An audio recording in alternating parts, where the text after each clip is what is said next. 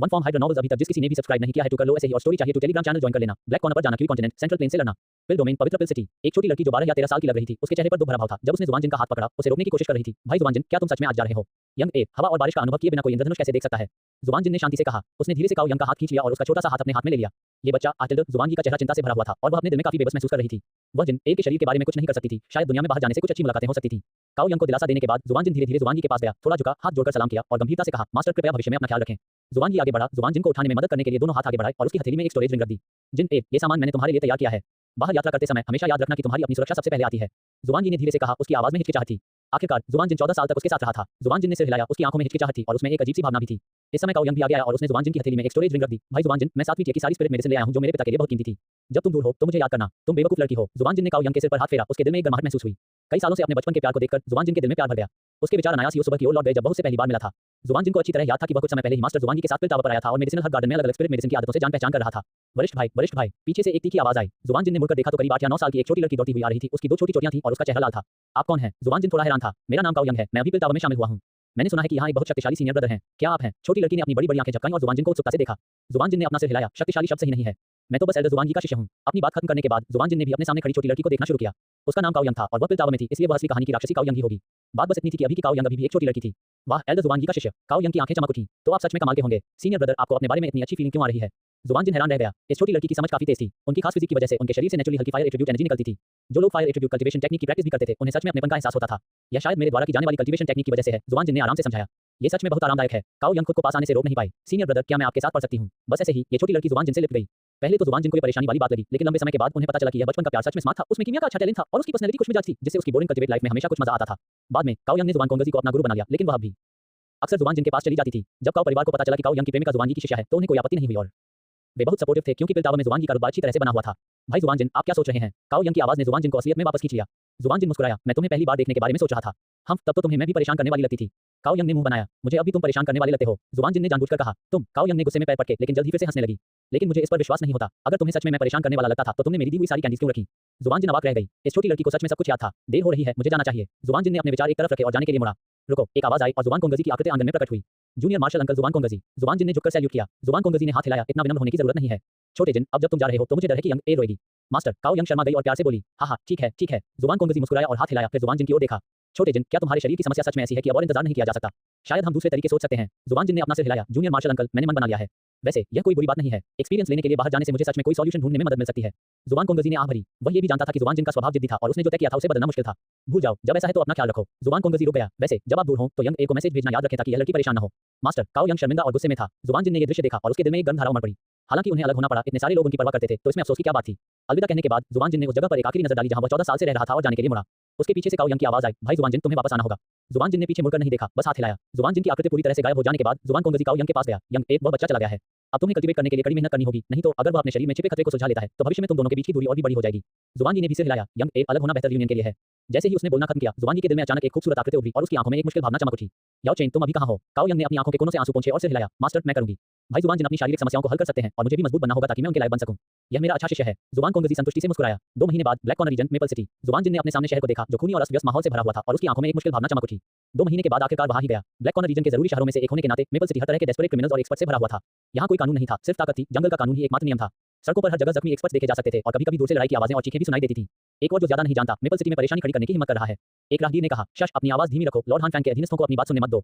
हान फैंग, जुवानजिन का दिल धड़क उठा। ऐसा लगा कि वह सही जगह पर आ गया है। तुम्हें मानना तुम्हारा काम नहीं है। इस बार ब्लैक कॉर्नर रीजन में उनके आने का मकसद हान फैंग के हाथों में अधूरी बर्निंग टेक्निक थी। जहां तक जुवानजिन को यह जानकारी पता थी तो जाहिर है कि ऐसा इसलिए था क्योंकि जुवानजिन एक ट्रांसमाइग्रेशन यूजर था। वह जानता था कि हान फैंग के पास बर्निंग टेक्निक का एक टुकड़ा और सी हॉट फ्लेम भी है और ये 2 चीजें ही उनकी फिजिकल बॉडी की दिक्कतों को हल करने की चाबी थी। हालांकि जुवानजिन अपने टीचर जुवानजी को यह जानकारी बताकर आसानी से मामला सुलझा सकता था, लेकिन ट्रांसमाइग्रेशन यूजर होने का राज सामने नहीं आ सका, नहीं तो इसके नतीजे कभी खत्म नहीं होते। जुवानजिन की फिजिक खासी और फायर एलिमेंट के साथ बहुत ज्यादा कंपैटिबल थी, जिससे वह बहुत तेज स्पीड से कल्टीवेट कर पाते थे, लेकिन उनके शरीर में हमेशा कई अलग-अलग फायर एट्रिब्यूट एनर्जी होती थी। जुवानजी ने एक बार कहा था कि अगर वह एनर्जी को बैलेंस नहीं कर पाए तो भविष्य में आगे बढ़ना मुश्किल होगा और उनकी जान को भी खतरा हो सकता है। अपनी स्थिति के बारे में जानने के बाद जुवानजिन के दिमाग में सबसे पहले बर्निंग टेक्निक आई। ये कल्टीवेशन टेक्निक अलग-अलग लपटों को खा सकती थी और उन्हें अपने इस्तेमाल के लिए बदल सकती थी, जो उसे अपने शरीर के अंदर टकराव वाली एनर्जी की समस्या को हल करने के लिए चाहिए था। इसलिए वह होली पिल सिटी छोड़कर ब्लैक कॉर्नर रीजन में आ गए। जहां तक पहला टारगेट हान फैंग का सवाल है, न कि हीरो शियाओयांग का। जुवानजिन के अपने विचार थे। जाहिर है, निचोड़ने के लिए सबसे नर्म परसिमन चुनना चाहिए। आजकल जियाओयांग के साथ न सिर्फ पुराने खानदान की जवान औरत थी, बल्कि उसके स्टोरेज रिंग में एक बूढ़े दादा भी थे, जिससे उनसे मिलना मुश्किल हो गया था। इसके अलावा जुआन जिन को जियाओयांग की सही स्थिति का पता नहीं था और जियामा एम्पायर जाने के लिए ब्लैक कॉर्नर रीजन से गुजरना पड़ता था। जाहिर है पहले हान फैंग को हराना बेहतर था। बर्निंग टेक्निक पाना बहुत मुश्किल था। याओ चेन जैसा कोई इंसान जो एक बार मर चुका था, बहुत सावधान रहता था और कभी किसी पर आसानी से भरोसा नहीं करता था। जब तक जुआन जिन को विंड आइडल नहीं मिल जाता। लेकिन जुआन जिन को क्या कहना चाहिए। बेशक जुआन जिन का अपना भी ख्याल था, उसके मालिक को याओ चेन बहुत समय से पसंद था, लेकिन इसे कभी कुछ नहीं हुआ। और खुद सभी लोगों के स्वार्थी इरादे होते हैं और जुआन जिन भी इससे अलग नहीं थे। इसकी तुलना में हान फैंग से निपटना बहुत आसान था। एक पीक डू हुआंग अल्केमिस्ट जो ब्लैक कॉर्नर रीजन में घमंड से काम करता था, लेकिन उसके जैसे डूजोंग की नजर में वह थोड़ी ज्यादा ताकतवर चीज से ज्यादा कुछ नहीं था। रहने के लिए एक सराय मिलने के बाद जुआन जिन ने हान फैंग के बारे में खुफिया जानकारी इकट्ठा करना शुरू कर दिया। जल्द ही उसे हान फैंग के घर और डेली रूटीन का पता चल गया। हान फैंग का मेपल सिटी में बहुत ऊंचा रुतबा था और उन्हें मेडिसिन एम्परर के नाम से जाना जाता था। उनके कमांड में कई एक्सपर्ट थे, लेकिन ज्यादातर डुवांग लेवल के थे, जिससे जुआन जिन को कोई खतरा नहीं था। यह आज रात होगा। जुआन जिन ने रात होते हुए देखा, उसकी आंखों में जान लेने का इरादा चमक रहा था। देर रात हान फैंग के घर पर जुआन जिन का शरीर भूत की तरह अंदर घुस आया। उसकी डूजोंग लेवल की ताकत ने उसे ऐसे अंदर आने दिया जैसे वहां कोई था ही नहीं। जल्द ही उसे हान फैंग का कल्टीवेशन रूम मिल गया। दरवाजा खोलकर अंदर घुसते ही उसने देखा कि एक जवान आदमी प्रार्थना की चटाई पर पालथी मारकर बैठा है और साधना कर रहा है। आसपास आग की एनर्जी इतनी घनी थी कि वह लगभग ठोस लग रही थी। कौन है भाई? हान फैंग ने अचानक अपनी आंखें खोली और जैसे ही उसने जुआन जिन को देखा, उसका एक्सप्रेशन एकदम बदल गया। आप कौन है? वह जो तुम्हारी जान लेने आया है। जुआन जिन ने बेपरवाही से कहा। उसका डूजोंग और पूरी तरह से फूट पड़ा। ए डूजोंग, हान फैंग का चेहरा पीला पड़ गया। आप किस ग्रुप के एक्सपर्ट हैं? मुझे हान फैंग को आपसे कोई शिकायत नहीं है। बहुत ज्यादा बकवास। जुआन जिन उससे ज्यादा कुछ कहने की जहमत नहीं उठा सका। विलेन ज्यादा बोलने से मर जाते हैं। जुआन जिन की आवाज तेज नहीं थी, लेकिन इससे हान फैंग का पूरा शरीर कांप उठा। पूरे कल्टीवेशन रूम में भयानक दबाव महसूस होने पर उसके माथे पर ठंडा पसीना बहने लगा। ब्लैक कॉर्नर रीजन में एक पीक डू हुआंग पहले से ही एक ओवरलॉर्ड था, लेकिन एक सच्चे डूजोंग के सामने वे कुछ भी नहीं थे। से सीनियर, हान फैंग ने एक ऐसी मुस्कान निकाली जो रोने से भी ज्यादा बदसूरत थी। उसकी आवाज कांप रही थी।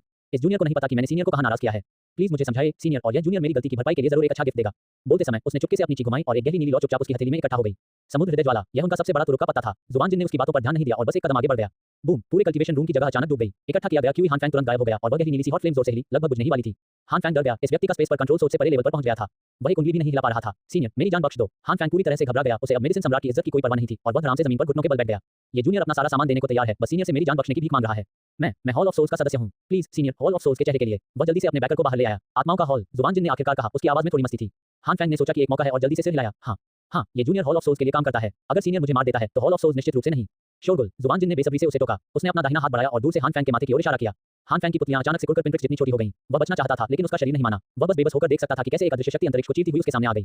पफ! एक हल्की आवाज। हान फैंग ने अनिच्छा से अपनी आंखें बड़ी कर ली। उसकी ताकत तेजी से कम हो रही थी और उसका शरीर धीरे से नीचे गिर गया। पीक डू हुआंग मेडिसिन सम्राट हान फैंग डूजोंग के सामने एक भी कदम नहीं रख सका। जुआन जिन ने बिना किसी भाव के हान फैंग की लाश को देखा, अपनी उंगली हिलाई और एक स्टोरेज रिंग हान फैंग की उंगली से उड़कर उसकी हथेली में आ गिरी। उसकी आत्मा की शक्ति ने अंदर तक खोज की और जुआन जिन को जल्दी ही वह मिल गया जो वह चाहता था। एक पुराना स्क्रॉल, बर्निंग टेक्निक। जैसे ही जुआन जिन ने स्क्रॉल को रखा, एक अनचाहा बदलाव हुआ। हान फैंग की लाश से अचानक एक झूठी आत्मा निकली, गहरे नीले सी हॉट फ्लेम के गुच्छे को लपेट लिया और बाहर की ओर भागने ही वाली थी। आत्मा पर एक अजीब सी काली चीख की झलक छाई रही। हॉल ऑफ सोल्स की सीक्रेट टेक्निक काफी दिलचस्प है। जुआन जिन ने हंसते हुए कहा, जैसे उसे इसकी उम्मीद थी।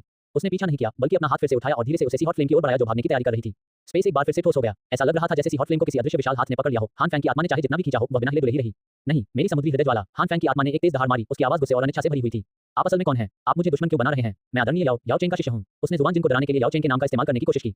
याओ चेन, जुआन जिन को ऐसा लगा जैसे उसने कुछ मजेदार सुना हो। क्या याओ चेन तुम्हारे ही हाथों नहीं मारा गया था? जैसे ही ये शब्द निकले, जुआन जिन ने अचानक अपनी हथेली भींच ली। हान फैंग की आत्मा ने एक तीखी चीख निकाली। उसके और सी हॉट फ्लेम के बीच का कनेक्शन एक बहुत बड़ी ताकत ने जबरदस्ती तोड़ दिया। काली ची में लिपटी हुई भ्रामक आत्मा की किरण रोशनी की एक धारा में बदल गई और तुरंत रात में गायब हो गई। उसकी हिम्मत नहीं हुई और वह रुक सका। इस रहस्यमयी डूजोंग के तरीके बहुत डरावने थे। वह न सिर्फ उसका बैकग्राउंड जानता था, बल्कि उसके राज भी जानता था। जुआन जिन ने हान फैंग की भागती हुई आत्मा की परवाह नहीं की। एक आत्मा जिसने अपनी स्वर्गीय लौ और भौतिक शरीर खो दिया था, वह कोई बड़ी लहर नहीं उठा सकती थी। सबसे जरूरी बात यह थी कि ऐसे हंगामे से हॉल ऑफ सोल्स का ध्यान जरूर जाएगा। सबसे जरूरी था कि वहां से निकल जाएं। 3 अधूरी बुक ऑफ बर्निंग का ट्रांसफॉर्मेशन और रिप्रोडक्शन। जुआन जिन के सामने एक गहरी नीली लौ चुपचाप तैर रही थी। सी हॉट फ्लेम अजीब आग रैंकिंग लिस्ट में 15वें स्थान पर है। जुआन जिन को आग से निकलने वाले प्रतिरोध का एहसास हो रहा था। उसने हाथ बढ़ाया और हल्की आग जैसी एनर्जी निकली जिसने सी हॉट फ्लेम को घेर लिया। अचानक जब उसकी एनर्जी का संपर्क सी हॉट फ्लेम से हुआ, तो विरोध की वह भावना असल में काफी कमजोर हो गई। जुआन जिन का दिल धड़क उठा। ऐसा लगा कि उसकी खास फिजिक में भी अजीब आग के लिए एक नेचुरल अट्रैक्शन था। एक विचार के साथ उसने सी हॉट फ्लेम को रोका और फिर जल्दी से वहां से चला गया। जुआन जिन के जाने के कुछ ही समय बाद काले कपड़ों में लिपटी 2 आकृतियां कल्टीवेशन रूम में भूतों की तरह दिखाई दी। उनमें से एक हान फैंग की लाश को देखने के लिए नीचे झुका और भारी आवाज में बोला, वह मर चुका है, एक ही बार में मारा गया और उसकी आत्मा को भी भारी नुकसान हुआ है और वह बच गई है। दूसरे व्यक्ति ने उस जगह को देखा। उनकी नजर खाली जगह पर टिकी हुई थी। सी हॉट फ्लेम चला गया है। एक ही बार में हान फैंग को मारने और अजीब आग को आसानी से पकड़ने के लिए दुश्मन कम से कम एक डूजोंग है और वह भी कोई आम डूजोंग नहीं। पहला ब्लैक रोब वाला आदमी खड़ा हुआ। उसकी आवाज गंभीर थी। जांच करो, चाहे वह कोई भी हो, जो कोई भी हमारे हॉल ऑफ सोल्स की नजर में कुछ भी छीनने की हिम्मत करेगा, उसे मरना होगा। हान फैंग की आत्मा भाग गई है। उसे हमसे संपर्क करना चाहिए। चलो पहले उसे ढूंढते हैं। इस मामले की रिपोर्ट प्रोटेक्टर जुआन को करो। दोनों ने कुछ और शब्द फुसफुसाए, फिर वे फिर से काली धुंध में बदल गए और कमरे से गायब हो गए। मेपल सिटी छोड़ने के बाद जुआन जिन पूर्व की ओर ब्लैक कॉर्नर क्षेत्र की सुनसान पहाड़ी श्रृंखलाओं में चले गए।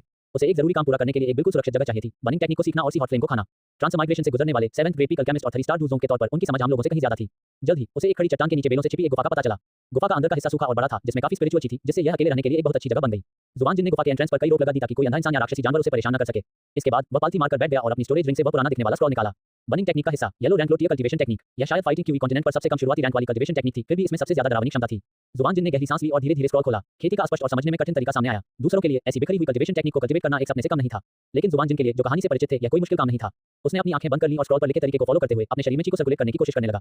यह एक दर्दनाक और खतरनाक प्रोसेस था। अपनी साधना को नष्ट करना। एक नई कल्टीवेशन टेक्निक सीखने के लिए सबसे पहले अपनी ओरिजिनल टेक्निक को छोड़ना होगा, अपनी सारी प्योर ची को खत्म करके उसे नए सिरे से गाढ़ा करना होगा। अगर कोई आम इंसान ऐसा करे तो उसकी ताकत जरूर कम हो जाएगी और हो सकता है कि वह अपनी सारी साधना भी खो दे। फिर भी जुबान जिन ने जरा भी संकोच नहीं किया। उसके शरीर के अंदर आग वाली एनर्जी के कई स्ट्रैंड पहले से ही आपस में टकरा रहे थे और उसकी पुरानी कल्टीवेशन टेक्निक अब उन्हें दबा नहीं पा रही थी। तोड़कर ही स्थापना हो सकती है। जैसे ही जुबान जिन के मन में विचार आया, जो कि शुरू में उसके शरीर में आसानी से घूम रही थी, वह तेजी से उड़ने लगी। बहुत तेज दर्द तुरंत उसके पूरे शरीर में फैल गया। उसके मेरिडियन को ऐसा लग रहा था जैसे अनगिनत स्टील की सुइयों से उनमें छेद हो रहा हो और उसके डेंटिन में मौजूद क्यूबिक क्रिस्टल में दरारें पड़ने लगी। जुबान जिन का चेहरा तुरंत पीला पड़ गया और सोयाबीन के बराबर पसीने की बूंदें उसके माथे पर लुढ़क गईं। लेकिन उसने दांत पीस लिए, उसकी नजर स्थिर थी। उन्होंने फैलती हुई ची को कंट्रोल किया, उसे अपने शरीर से बाहर नहीं निकलने दिया, बल्कि उसे बर्निंग टेक्निक के एकदम नए लेकिन बहुत नाजुक रास्ते के हिसाब से सर्कुलेट होने के लिए गाइड किया। एक बार, दो बार, तीन बार, हर चक्कर ऐसा लगता था जैसे चाकू से मेरिडियंस में एक नया रास्ता बनाया जा रहा हो। इस तरह का दर्द कमजोर इच्छाशक्ति वाले किसी भी व्यक्ति को पागल करने के लिए काफी था। पता नहीं कितना समय बीत गया था जब बर्निंग टेक्निक की आभा वाली एकदम नई ची की पहली किरण उसके मेरिडियन में पैदा हुई तो आखिरकार जुबान जिन के पीले चेहरे पर मुस्कान आ गई। सफलता। इसके बाद उस अजीब आग को बुझाने का समय आ गया। जुबान जिन की नजर सील बंसी हॉट फ्लेम पर गई। उसने हाथ की सील बनाई और सील को छोड़ दिया। अगले ही पल गुफा की दीवारों पर चट्टानें इतनी तेजी से लाल हो गईं कि उन्हें नंगी आंखों से भी देखा जा सकता था। लेकिन अजीब बात यह थी कि हवा में समुद्र की लहरों जैसी लहरें दिखाई देने लगीं। गर्जन। जुबान जिन के मन में एक अदृश्य गर्जना फूट पड़ी। जेड बोतल से एक गहरी नीली लौ निकली जो एक खतरनाक फ्लेम ड्रैगन में बदल गई। अपने नुकीले दांत और पंजे दिखाते हुए जुबान जिन पर झपटा। उस अजीब आग में एक आत्मा थी, उसे खा जाने का खतरा महसूस हुआ और उसने अपना सबसे हिंसक विरोध शुरू कर दिया। जुबान जिन के चेहरे पर कोई बदलाव नहीं आया क्योंकि बर्निंग टेक्निक जो उसने अभी अपने शरीर में सीखी थी तेजी से घूम रही थी, जिससे एक भंवर बन गया जो फ्लेम ड्रैगन से मिला। बूम। गहरी नीली लौ जुबान जिन के शरीर से टकराई। भयानक गर्मी ने तुरंत उसके कपड़े जलाकर राख कर दिए। उसकी त्वचा को झुलसने का बहुत ज्यादा दर्द महसूस हुआ। इससे भी ज्यादा डरावनी बात यह थी कि वह तेज आग की एनर्जी उसके रोम छिद्रों से होते हुए उसके मेरिडियन में तेजी से घुस गई। उसी समय उसके शरीर में पहले से मौजूद आग की एनर्जी की कई अलग-अलग किस्में, जैसे शार्क खून सूंघ लेती हैं, भी दंगा करने लगी। उसके शरीर के अंदर तीन ताकतों ने एक भयंकर और क्रूर लड़ाई शुरू कर दी। जुबान जिन को ऐसा लगा जैसे उसका शरीर फटने वाला है और उसकी चेतना धुंधली होने लगी। मेरे लिए खाओ। जुबान जिन ने अपनी जीभ जोर से काटी। तेज दर्द की वजह से उसे थोड़ी साफ समझ आई। उन्होंने तेजी से बर्निंग टेक्निक को घुमाया और उनके डेंटिन में भंवर तेज स्पीड से घूमने लगा और एक जबरदस्त सक्शन फोर्स के साथ फट गया। चाहे वह उसके शरीर के अंदर भड़की हुई सी हॉट फ्लेम हो या दंगाई प्राइमल फायर एनर्जी की कुछ किस्में, सभी इस सक्शन फोर्स से खींची जा रही थी और अनजाने में ही भंवर की ओर इकट्ठा हो रही थी। इस समय बर्निंग टेक्निक का जबरदस्त नेचर बिना किसी शक के सामने आ गया। यह एक बिना गहराई वाले ब्लैक होल जैसा था जो सब कुछ ले रहा था और सारी फ्लेम एनर्जी को निगलने और उस पर फ्यूजन करने का इरादा रखता था। ये प्रोसेस बहुत ज्यादा दर्द से भरा था। जुबान जिन का शरीर बारूद के ढेर जैसा था जो फटने वाला था, लेकिन उसके पास कोई चारा नहीं था। वह सिर्फ बर्निंग टेक्निक के सर्कुलेशन को बनाए रखने के लिए अपना सब कुछ दे सकता था और तीनों सेनाओं के फ्यूजन को गाइड कर सकता था। समय सेकंड दर सेकंड बीतता गया। गुफा के अंदर गहरी नीली लौ की रोशनी जल बुझ रही थी। जुबान जिन के शरीर की सतह पर गहरे लाल रंग के पैटर्न दिखाई देते, फिर गहरे नीले रंग में बदल जाते। दोनों रंग लगातार आपस में मिलते और टकराते रहते। आखिरकार किसी समय सारी हिंसा शांत हो गई। आग वाली एनर्जी की कई किस्में जो उसे 10 साल से ज्यादा समय से परेशान कर रही थी और साथ ही खतरनाक सी हॉट फ्लेम उसके डेंटिन के भंवर में पूरी तरह से खत्म हो गई। गहरी नीली लौ भंवर के बीच में चुपचाप जल रही थी। एक बिल्कुल नई ची जो पहले से कई गुना ज्यादा ताकतवर थी, भंवर से बाहर निकली और उसके पूरे शरीर में फैल गई। जुबान जिन ने धीरे से अपनी आंखें खोली। उसकी पुतलियों में गहरे नीले रंग की लौ की एक लौ चमकी और गायब हो गई। उसने अपनी हथेली खोली और एक विचार के साथ एक गहरी नीली लौ उसकी हथेली में खुशी से नाचने लगी, एक पालतू जानवर की तरह शांत। तो ये सी हॉट फ्लेम है। जुबान जिन इस लौ में मौजूद भयानक शक्ति को महसूस कर सकता था। उसने अपने अंदर देखा, शुरू में जो एनर्जी आपस में टकरा रही थी वह गायब हो गई थी और उसकी जगह एकदम नई और भी ज्यादा शुद्ध और ज्यादा शक्तिशाली ची आ गई थी जिसमें सी हॉट फ्लेम की खासियतें थी। बर्निंग टेक्निक के हिस्से को भी प्रोफाउंड रैंक के हाई टियर लेवल पर अपग्रेड किया गया था। आखिरकार सी हॉट फ्लेम को 15वीं रैंक मिली थी जो ग्रीन लॉर्ड्स हॉट फ्लेम से कई जगहों पर थी। हालांकि उनकी साधना 3 स्टार डू जोन पर ही रही, लेकिन अजीब आग के बढ़ने से जुबान जिन की लड़ने की ताकत कम से कम आधी बढ़ गई थी। बर्निंग टेक्निक फ्रैगमेंट पर स्विच करने से उसकी कल्टीवेशन कम हो गई, लेकिन सी हॉट फ्लेम को एक जॉट करने के बाद इसकी भरपाई हो गई। उसके शरीर में छिपे खतरों का भी शुरू में समाधान हो गया था। डू जोन तक पहुंचने से पहले जब तक वह पूरी बर्निंग टेक्निक हासिल कर लेता, ये समस्या पूरी तरह खत्म हो सकती थी। जुबान जिन ने एक लंबी सांस छोड़ी और खड़ी हो गई। उन्होंने अपनी अभी की उपलब्धियों को देखा और बहुत खुश महसूस किया। ब्लैक कॉर्नर रीजन के मामले खत्म हो गए हैं। अब इस दुनिया के हीरो से मिलने का समय है। जुबान जिन ने साफ काला चोगा पहना और गुफा से बाहर निकल गया। उसने उत्तर पश्चिम की ओर देखा। जियामा साम्राज्य, भूतान शहर, जियो परिवार, वहां उसे अपनी जरूरत की बर्निंग टेक्निक का पूरा वर्जन मिल जाएगा। 4 भूतान शहर में आगमन खुफिया जानकारी इकट्ठा करना। ब्लैक कॉर्नर रीजन को छोड़कर जुबान जिन पूर्व की ओर बढ़े और जियामा साम्राज्य की दिशा में आगे बढ़े। आधे दिन बाद एक ठीक ठाक आकार के शहर की आउटलाइन क्षितिज पर दिखाई दी। भूतान शहर, ब्लैक कॉर्नर रीजन की अव्यवस्था की तुलना में यहाँ ज्यादा व्यवस्था थी। शहर के गेट पर गार्ड तैनात थे और कारवां और पैदल चलने वालों का आना जाना लगा रहता था। जुबान जिन ने एंट्री फीस दी और धीरे-धीरे शहर में चला गया। उसे जियाओ फैमिली को ढूंढने की कोई जल्दी नहीं थी। इसके बजाय उसने सबसे पहले शहर के सबसे बड़े ऑक्शन हाउस मिटेल ऑक्शन हाउस के पास एक रेस्टोरेंट ढूंढा। सर, कृपया अंदर आइए। आप क्या खाना चाहेंगे? वेटर ने उत्साह से उनका स्वागत किया। जुबान जिन ने आराम से खिड़की के पास एक सीट चुनी और सोने के सिक्कों की एक थैली बाहर फेंक दी। मुझे अपना सबसे अच्छा खाना और वाइन लाओ। वेटर ने पैसे की थैली का वजन किया और उसके चेहरे पर मुस्कान और भी तेज हो गई। अभी प्लीज 1 मिनट रुकिए सर। कुछ ही देर में जुबान जिन के सामने खाने और शराब की एक शानदार टेबल रखी गई। जुबान जिन ने अपने लिए वाइन का एक गिलास डाला और बिना हड़बड़ी के पूछा, वेटर, मैं आपसे कुछ पूछना चाहता हूँ। पूछिए सर। इस भूतान शहर में ऐसा कुछ भी नहीं है जो मैं नहीं जानता। वेटर ने भरोसा दिलाते हुए अपनी छाती थपथपाई। क्या इस शहर में कोई जियाओ परिवार है? शियाओ परिवार, वे हमारे भूतान शहर के 3 बड़े परिवारों में से एक हैं। सर, क्या आपका शियाओ परिवार से कोई काम है? वेटर ने जुबान जिन को कुछ उत्सुकता से देखा। उनके सामने बैठे यंग मास्टर का व्यवहार बहुत अच्छा था और वे अपने पैसे के मामले में बहुत खुले दिल वाले थे। वे कोई आम इंसान नहीं लगते थे। जुबान जिन ने अपनी वाइन की चुस्की ली। मैंने सुना है कि जियाओ फैमिली ने जियाओ यान नाम का एक जीनियस पैदा किया है। जियाओ यान का जिक्र करने पर वेटर का एक्सप्रेशन कुछ अजीब हो गया। अरे सर, आपकी जानकारी पुरानी हो चुकी है। वह थोड़ा और पास झुका और अपनी आवाज धीमी कर ली। जीनियस, ये सब 3 साल पहले की बात है। जियाओ फैमिली के इस तीसरे यंग मास्टर की किसी अनजान वजह से 3 साल पहले अचानक साधना कम हो गई। वही जीनियस से कचरा बन गया और अब पूरा भूतान शहर जियाओ फैमिली को खुद को बेवकूफ बनाते हुए देख रहा है। जुबान जिन का वाइन ग्लास पकड़े हुए हाथ रुक गया। 3 साल पहले उस मामले में साजिश तो अभी शुरू ही हुई थी। नाले न्यानरान अभी सगाई तोड़ने नहीं आया था। ओह, ऐसी कोई चीज है? जुबान जिन ने हैरानी दिखाते हुए पूछा। वास्तव में वेटर को इसमें दिलचस्पी हो गई और वह लगातार बोलने लगा। अब जियाओ फैमिली के दूसरे 2 बड़े परिवार जियाली फैमिली और ओबा फैमिली इस मामले पर जियाओ फैमिली का मजाक उड़ाने का कोई मौका नहीं छोड़ते। मैंने सुना है कि जियाओ फैमिली को आजकल मुश्किल हो रही है। जुबान जिन ने कुछ और सोने के सिक्के उछाले। बहुत धन्यवाद, आप बहुत विनम्र हैं सर। वेटर मुस्कुराया और पीछे हट गया। जुबान जिन अकेले शराब पी रहे थे। उनके विचार तेजी से चल रहे थे। क्योंकि जियाओ यान अभी भी कचरा था, इसलिए याओ लाओ को अभी खुद को सामने नहीं लाना चाहिए था। सबसे अच्छा तरीका तो यही होगा कि बोन फ्लेम रिंग के लिए ट्रेड किया जाए, लेकिन उसके इरादे बताए बिना ऐसा करना मुश्किल होगा, नहीं तो ये बहुत साफ हो जाएगा। कुछ देर सोचने के बाद जुबान जिन ने अपना मन बना लिया। जुबान जिन ने भूतान शहर में एक केमिस्ट के तौर पर अपनी पहचान बताने का प्लान बनाया था। इसके लिए बहुत ज्यादा पहचान दिखाने की जरूरत नहीं थी। 5वीं रैंक की ताकत दिखाना ही काफी होगा। एक युवा कम से कम 5वें रैंक का अल्केमिस्ट जियामा साम्राज्य में कहीं भी सनसनी मचाने के लिए काफी होगा। एक बार जब उसकी रेपुटेशन फैल गई तो उसे इस बात की चिंता करने की जरूरत नहीं थी कि जियाओ जान अपनी मर्जी से उसके पास नहीं आएगी। अपना मन बनाने के बाद जुबान जिन ने अपनी स्टोरेज रिंग में रखे सामान की लिस्ट बनाना शुरू कर दिया। उसके गुरु जुवान जी और काओ यंग ने उसे जो कुछ दिया उसमें से ज्यादातर 7वीं और 8वीं रैंक की ऊंची गोलियां और दवाइयां थीं जो इतनी छोटी जगह में बिल्कुल बेकार थीं। इसके बजाय हान फैंग से मिली स्टोरेज रिंग ने उसे कई सरप्राइज दिए। जैसा कि मेडिसिन सम्राट से उम्मीद थी, जिसने कई सालों तक ब्लैक कॉर्नर इलाके की खोज की थी, उसके पास कम दर्जे की दवाइयों का स्टॉक बहुत ज्यादा था। ये भूटान शहर में बिक्री के लिए सही चौथी और 5वीं रैंक की मेडिसिनल पिल्स के बैच को रिफाइन करने के लिए एकदम सही था। उदाहरण के लिए QE gathering powder, purple hot barrier तोड़ने वाली गोली और डूलिंग गोली जो डुवान को लेवल अप करने में मदद कर सकती है। बात बस इतनी थी कि चाहे पिछले जन्म में हो या इस जन्म में, जुवान जिन यह नहीं समझ पा रहा था कि ये गोली जो डुवान को लेवल अप करने में मदद कर सकती है, उसे डूलिंग गोली क्यों कहा जाता है। भूटान सिटी जैसी जगह पर चौथे दर्जे का क्यूई गैदरिंग पाउडर भी हंगामा मचाने के लिए काफी होगा। 5वें दर्जे की मेडिसिनल पिल की तो बात ही छोड़ दें। हालांकि एल्केमी को एक जगह की जरूरत थी। जुवान जिन ने शहर का चक्कर लगाया और पाया कि भूटान शहर में एल्केमिस्ट गिल्ड की कोई ब्रांच भी नहीं थी। ऐसा लग रहा था कि उसे उस जगह जाना ही होगा। जुवान जिन ने पास ही में सबसे शानदार इमारत की ओर देखा। मित्तल नीलामी घर, मित्तल ऑक्शन हाउस, भूटान शहर की सबसे शानदार इमारत। जैसे ही जुवान जिन एंट्रेंस पर पहुंचा, उसे मजबूत कपड़े पहने दो गार्ड ने रोक लिया। सर, कृपया अपना वीआईपी कार्ड दिखाएं। जुवान जिन के पास कोई नहीं था, उसने बस शांति से कहा, मैं एक अल्केमिस्ट हूं और मुझे आपके मैनेजर से मिलना है। एक अल्केमिस्ट। दोनों गार्ड एक दूसरे को देखते रहे, लापरवाही करने की हिम्मत नहीं कर पाए। फाइटिंग क्यूई कॉन्टिनेंट पर एक अल्केमिस्ट का रुतबा बहुत अच्छा था। यहां तक कि सबसे निचले रैंक वाले पहले रैंक के अल्केमिस्ट को भी वे नाराज नहीं कर सकते थे। एक गार्ड तुरंत अंदर गया और रिपोर्ट की। जल्द ही एक प्रोफेशनल सूट पहने और आकर्षक फिगर वाली एक नौकरानी बाहर आई और उसने सम्मानपूर्वक जुवान जिन को अंदर बुलाया। शानदार सामने वाले हॉल से गुजरते हुए नौकरानी जुवान जिन को एक शानदार रिसेप्शन रूम में ले गई। यंग मास्टर, कृपया एक मिनट रुकिए। स्टीवर्ड या फेई और ग्रेट मास्टर गुनी थोड़ी देर में यहां आएंगे। नौकरानी के खुशबूदार चाय परोसने के बाद वह झुककर पीछे हट गई। जुवान जिन ने चाय का कप उठाया और उसे धीरे से सूंघा। ये हाई क्वालिटी क्लाउड मिस्ट फेरी थी। थोड़ी ही देर में खुशबू की एक लहर और हल्के कदमों की आहट आ गई। दरवाजा खोला गया और एक टाइट लाल चौंगसम पहनी हुई महिला अंदर आई। चौंगसम ने उसके खूबसूरत कर्व्स को पूरी तरह से उभारा हुआ था। उसकी स्किन गोरी और चेहरे पर चाम था। उसकी बड़ी-बड़ी पानी जैसी आंखों में सही मात्रा में पूछताछ का अंदाजा था। वह मिडिल ऑक्शन हाउस की चीफ ऑक्शनर या फेई थी। उसके पीछे एक बूढ़ा आदमी था जो अल्केमिस्ट का चोगा पहने हुए था और उसकी छाती पर एक बैज लगा हुआ था जिस पर 2 चांदी की लहरें थीं। दूसरे दर्जे का अल्केमिस्ट गोनी, मैं या फेई हूं। क्या मैं पूछ सकती हूं कि आपको कैसे बुलाऊं, यंग मास्टर? या फेई के लाल होंठ थोड़े से खुले हुए थे। उसकी आवाज मीठी और दिल को छूने वाली थी। उसने अपने सामने खड़े जुवान जिन को देखा और उसके दिल में भावनाओं की लहर दौड़ गई। कितना हैंडसम यंग मास्टर था और उसका नेचर भी ठीक था, बहु यंग टैलेंट से बिल्कुल अलग था जिन्हें उसने पहले देखा था। या फेई जुवान जिन को परख रही थी और जुवान जिन भी या फेई को परख रहा था। वह ओरिजिनल कहानी की इस आकर्षक महिला को परख रहा था। उनकी नजरें चुपचाप एक दूसरे से मिल गईं। जुवान जिन ने या फेई की हड्डियों में छिपे आकर्षण को देखा। उसकी आंखों की हर हरकत आकर्षण से भरी थी। हालांकि सच्चा प्रलोभन वैराग्य के उस पूर्ण स्पर्श में निहित था। आकर्षक लेकिन अश्लील नहीं, सुंदर लेकिन अभिमानी नहीं। जुवान जिन ने मन ही मन सोचा कि यह एक ऐसी औरत है जो अपने चाम का इस्तेमाल करना जानती है। जुवान जिन ने अपना चाय का कप नीचे रखा और अपना नाम बताया। तो ये यंग मास्टर जुवान है। या फेई प्यार से मुस्कुराए और आगे बोलने ही वाली थी कि गुनी ने पहले बोल दिया। उसने जुवान जिन को सिर से पैर तक जांचा। उसकी आवाज में अल्केमिस्ट जैसा घमंड था। ए जवान दोस्त, मैंने नौकरानी से सुना है कि तुम एक अल्केमिस्ट हो। गुनी को इस पर विश्वास नहीं हुआ। उसके सामने वाला नौजवान सिर्फ 18 या 19 साल का लग रहा था। एक अल्केमिस्ट की ट्रेनिंग बहुत मुश्किल थी। इस उम्र में पहले या दूसरे दर्जे का अल्केमिस्ट होना पहले से ही टैलेंटेड माना जाता था। इसके अलावा उसने अल्केमिस्ट रोब भी नहीं पहना था। 5 कीमिया संदेश फैलाना। हाँ, जुवान जिन का जवाब सिर्फ एक शब्द था। गुनी ने भौहें चढ़ाईं। उसे लगा कि यह युवक कुछ घमंडी है। क्या मैं पूछ सकता हूं कि आप किस रैंक के अल्केमिस्ट हैं, यंग फ्रेंड? क्या आपके पास अल्केमिस्ट गिल्ड बैज है? नहीं। जुवान जिन ने फिर से अपना सिर हिलाया। जुवान जिन के पास असल में कोई लो रैंक बैज नहीं था। उसकी स्टोरेज रिंग के अंदर जो बैज था वह पिल टावर से मिला 7वीं रैंक का अल्केमिस्ट बैज था। इस पर गुनी का चेहरा पूरी तरह से उदास हो गया। हम तुम बिना बैज के खुद को अल्केमिस्ट कहने की हिम्मत करते हो? Young man, middle auction house तुम्हारे लिए बकवास करने की जगह नहीं है। उनके पास या फेई को कुछ अजीब सा महसूस हो रहा था और वह बस मामले को सुलझाने ही वाली थी। लेकिन जुवान जिन मुस्कुराया। उसने गुनी से बहस नहीं की, बल्कि अपनी कुर्सी पर सीधा बैठ गया, जैसे उसके शरीर के अंदर से एक अनदेखी शानदार ताकत फैल रही हो। ये डुक्यूई का दबाव नहीं था, बल्कि शुद्ध आत्मा की शक्ति थी। गुनी को बस अपना सिर भारी होकर नीचे गिरता हुआ महसूस हुआ, जैसे किसी बड़े पहाड़ ने उसे दबा दिया हो और उसकी आत्मा कांप उठी। उसने डर के मारे जुवान जिन को देखा। उसके चेहरे का घमंड तुरंत डर में बदल गया। उन्होंने इतनी तेज सोल पावर सिर्फ जियामा एम्पायर में अल्केमिस्ट गिल्ड हेडक्वार्टर के प्रेसिडेंट से ही महसूस की थी। वह व्यक्ति सच में 5वें रैंक का पीक अल्केमिस्ट था। हालांकि या फेई कोई अल्केमिस्ट नहीं थी, फिर भी उसे एक अजीब सी धड़कन महसूस हुई, जैसे उसका अपना मन पूरी तरह से दूसरे व्यक्ति के कंट्रोल में था। उसने जुवान जिन की तरफ देखा। उसकी पहले की आकर्षक आंखों में सिर्फ गहरा सदमा रह गया था। जुवान जिन ने अपनी सोल पावर वापस ले ली। पूरे रिसेप्शन रूम में दबाव वाली भावना तुरंत गायब हो गई। गुनी हौंफने लगा। उसका पूरा शरीर ठंडे पसीने से भीगा हुआ था। उसने जुवान जिन को देखा। अब उसमें जरा भी बेइज्जती दिखाने की हिम्मत नहीं थी। सेन सीनियर, उसकी आवाज कांप रही थी और उसके बोलने का तरीका भी बदल गया था। जुवान जिन पहले की तरह ही शांत और बेपरवाह बने रहे। अब क्या मेरे पास क्वालिफिकेशन है? हाँ सीनियर, आप मजाक कर रहे हैं। गुनी ने जल्दी से सिर झुकाया। उसका रवैया बहुत ज्यादा सम्मानजनक था। या फेई ने गहरी सांस ली और खुद को शांत करने की कोशिश की। वह जानती थी कि उसका सामना किसी खास व्यक्ति से हुआ होगा। एक रहस्यमय पावर हाउस जो बहुत छोटा था, फिर भी उसके पास 5वें रैंक के अल्केमिस्ट के बराबर सोल पावर थी। यंग मास्टर जुवान, प्लीज पहले की गलती माफ कर दीजिए, या फेई ने माफी मांगते हुए कहा और चुपके से गुनी को घूरा। जुवान जिन ने हाथ हिलाया। इसका कोई महत्व नहीं है। उसने या फेई की ओर देखा और सीधे अपना उद्देश्य बताया। मुझे एक शांत अल्केमी रूम चाहिए और मुझे मेडिसिनल पिल्स के एक बैच को ऑप्शन करने में आपकी मदद चाहिए। बेशक, कोई प्रॉब्लम नहीं। या फेई तुरंत मान गई। मुझे बस यह नहीं पता कि आप किस रैंक की मेडिसिनल पिल ऑप्शन करना चाहते हैं, यंग मास्टर। जुवान जिन ने सीधे जवाब नहीं दिया। एक शांत कमरा ढूंढो। तुम दोनों मुझे साइड से एल्केमी करते हुए देख सकते हो। मौके पर ही कीमिया करें। या फेई और गुनी ने फिर से एक दूसरे को देखा। दोनों ने एक दूसरे की आंखों में हैरानी देखी। ये रहस्यमय यंग मास्टर जुवान उनके सामने अपनी ताकत साबित करना चाहता था। बहुत बढ़िया, यंग मास्टर जुवान, कृपया मेरे पीछे आइए। या फेई ने अब कोई हिचकिचाहट नहीं दिखाई। वह खुद आगे बढ़ी और जुवान जिन को ऑक्शन हाउस के सबसे कॉन्फिडेंशियल एल्केमी रूम में ले गई। उसे पहले से ही अंदाजा था कि आज वह एक सच्चे जीनियस को देखेगी। एक ऐसा जीनियस जो जियामा एम्पायर की सोच से भी कहीं ज्यादा बड़ा होगा। मिडिल ऑक्शन हाउस के अंदर खास पत्थर से बना एक सीक्रेट चैम्बर था। ये ऑक्शन हाउस का सबसे खास एरिया था, जिसे इस्तेमाल करने की क्वालिफिकेशन आमतौर पर सिर्फ ग्रेट मास्टर गुनी के पास ही थी। या फेई ने खुद जुवान जिन के लिए भारी पत्थर का दरवाजा खोला। युवा मास्टर जुवान, ये जगह बिल्कुल शांत है, कोई आपको परेशान नहीं करेगा। जुवान जिन ने सिर हिलाया और अंदर चला गया। सीक्रेट चैम्बर के बीच में एक कांसे की दवा की कड़ाही रखी थी और उसके बगल में औषधीय जड़ी बूटियों की शानदार रेंज से भरी अलमारियां थीं। गुनी पीछे पीछे आया। उसका चेहरा थोड़ा अजीब सा था। उसने अपना पहले वाला घमंड पूरी तरह खो दिया था और उसकी जगह वह एक ऐसे अप्रेंटिस जैसा लग रहा था जो किसी सीनियर को एल्केमी करते हुए देखने वाला हो, नर्वस और उम्मीद से भरा हुआ। जुवान जिन ने कांसे की दवा की कड़ाही पर नजर डाली और अपना सिर हिलाया। अपने हाथ के एक झटके से उसने एक पुरानी दिखने वाली मेडिसिन कॉल्ड्रॉन को बुलाया, जो पूरी तरह से गहरे लाल रंग की थी और सितारों के पैटर्न से ढकी हुई थी, जो अचानक हवा में प्रकट हुई और सीक्रेट चैम्बर के बीच में जा गिरी। बूम! मेडिसिन कॉल्ड्रॉन एक दबी हुई आवाज के साथ नीचे गिरा, जिससे पूरा सीक्रेट चैम्बर थोड़ा कांप उठा। कमरे में एक पुरानी और गहरी आभा फैली हुई थी। ये है। गुनी की सांस अचानक रुक गई जब वह उस गहरे लाल मेडिसिन कॉल्ड्रॉन को घूर रहा था। हालांकि वह इस मेडिसिन कॉल्ड्रॉन की शुरुआत को नहीं पहचान सका, लेकिन उसे लग रहा था कि उसकी अपनी कांसे की कॉल्ड्रॉन इसके सामने असल में स्क्रैप मेटल का एक टुकड़ा थी। या फेई ने भी वाहनों की आभा महसूस की। उसने अपने लाल होंठ ढक लिए। उसके दिल में एक तूफानी समुद्र उमड़ रहा था। जुबान जिन ने उनके शौक को नजरअंदाज कर दिया। वह मेडिसिन कॉल्ड्रॉन के पास गया और अपनी उंगली हिलाई, जिससे गहरी नीली लौ की एक लपट कॉल्ड्रॉन में उछल पड़ी। समुद्र हृदय ज्वाला। सीक्रेट चैम्बर के अंदर का तापमान तेजी से बढ़ गया और हवा में लहरें भी उठने लगीं। यह कोई स्वर्गीय ज्वाला नहीं हो सकती। इस बार गुनी सच में चिल्लाया। उसकी आवाज की पिच बदल गई। अगर मेडिसिन कॉल्ड्रॉन ने उसे सिर्फ चौंकाया था, तो हेवनली फ्लेम के दिखने से उसकी समझ पूरी तरह बदल गई। हेवनली फ्लेम एक बहुत बड़ा खजाना था जिसका अल्केमिस्ट सपना देखते थे।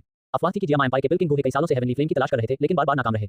और फिर भी उसके सामने वाले युवक के पास सच में एक स्वर्गीय ज्वाला थी। या फिर पहले से ही बोल नहीं पा रही थी, उसका दिमाग पूरी तरह खाली था।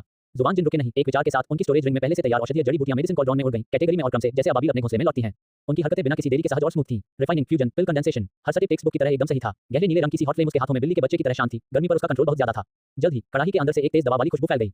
ये क्यूई गैदरिंग पाउडर के लिए जड़ी बूटियां हैं। नहीं, ये ज्यादा पुरानी है। और पर्पल हॉट बैरियर तोड़ने वाली गोली। गूनी ने अपनी आंखें बड़ी कर लीं और खुद से बुदबुदाया।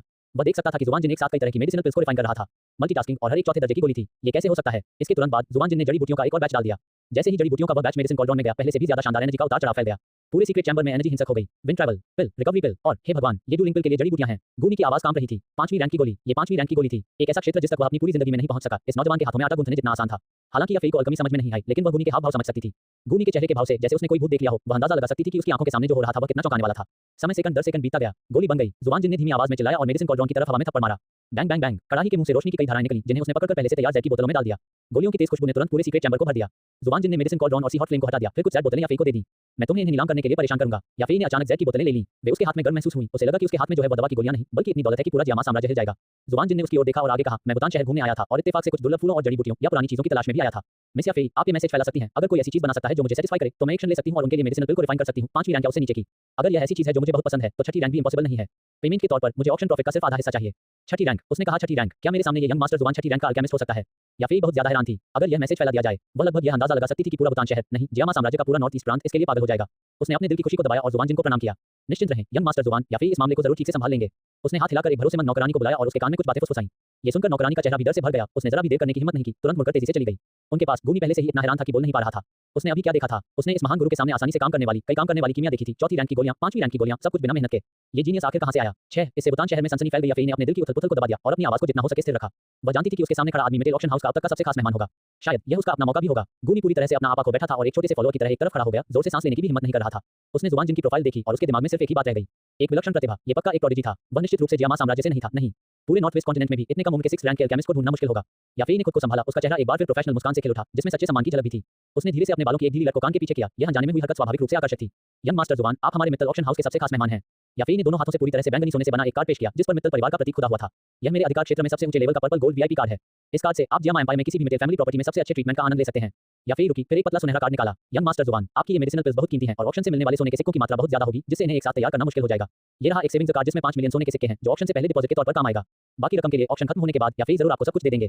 5 मिलियन सोने के सिक्के। एक तरफ खड़े गूनी ने महसूस किया कि उसकी पलकें फिर से फड़क रही हैं। पूरे जियामा एम्पायर को देखते हुए भी इस लेवल का खर्च निश्चित रूप से एक बड़ा इशारा था। प्रोफाउंड रैंक कल्टीवेशन टेक्निक की नीलामी से सिर्फ कुछ लाख सोने के सिक्के ही मिलेंगे।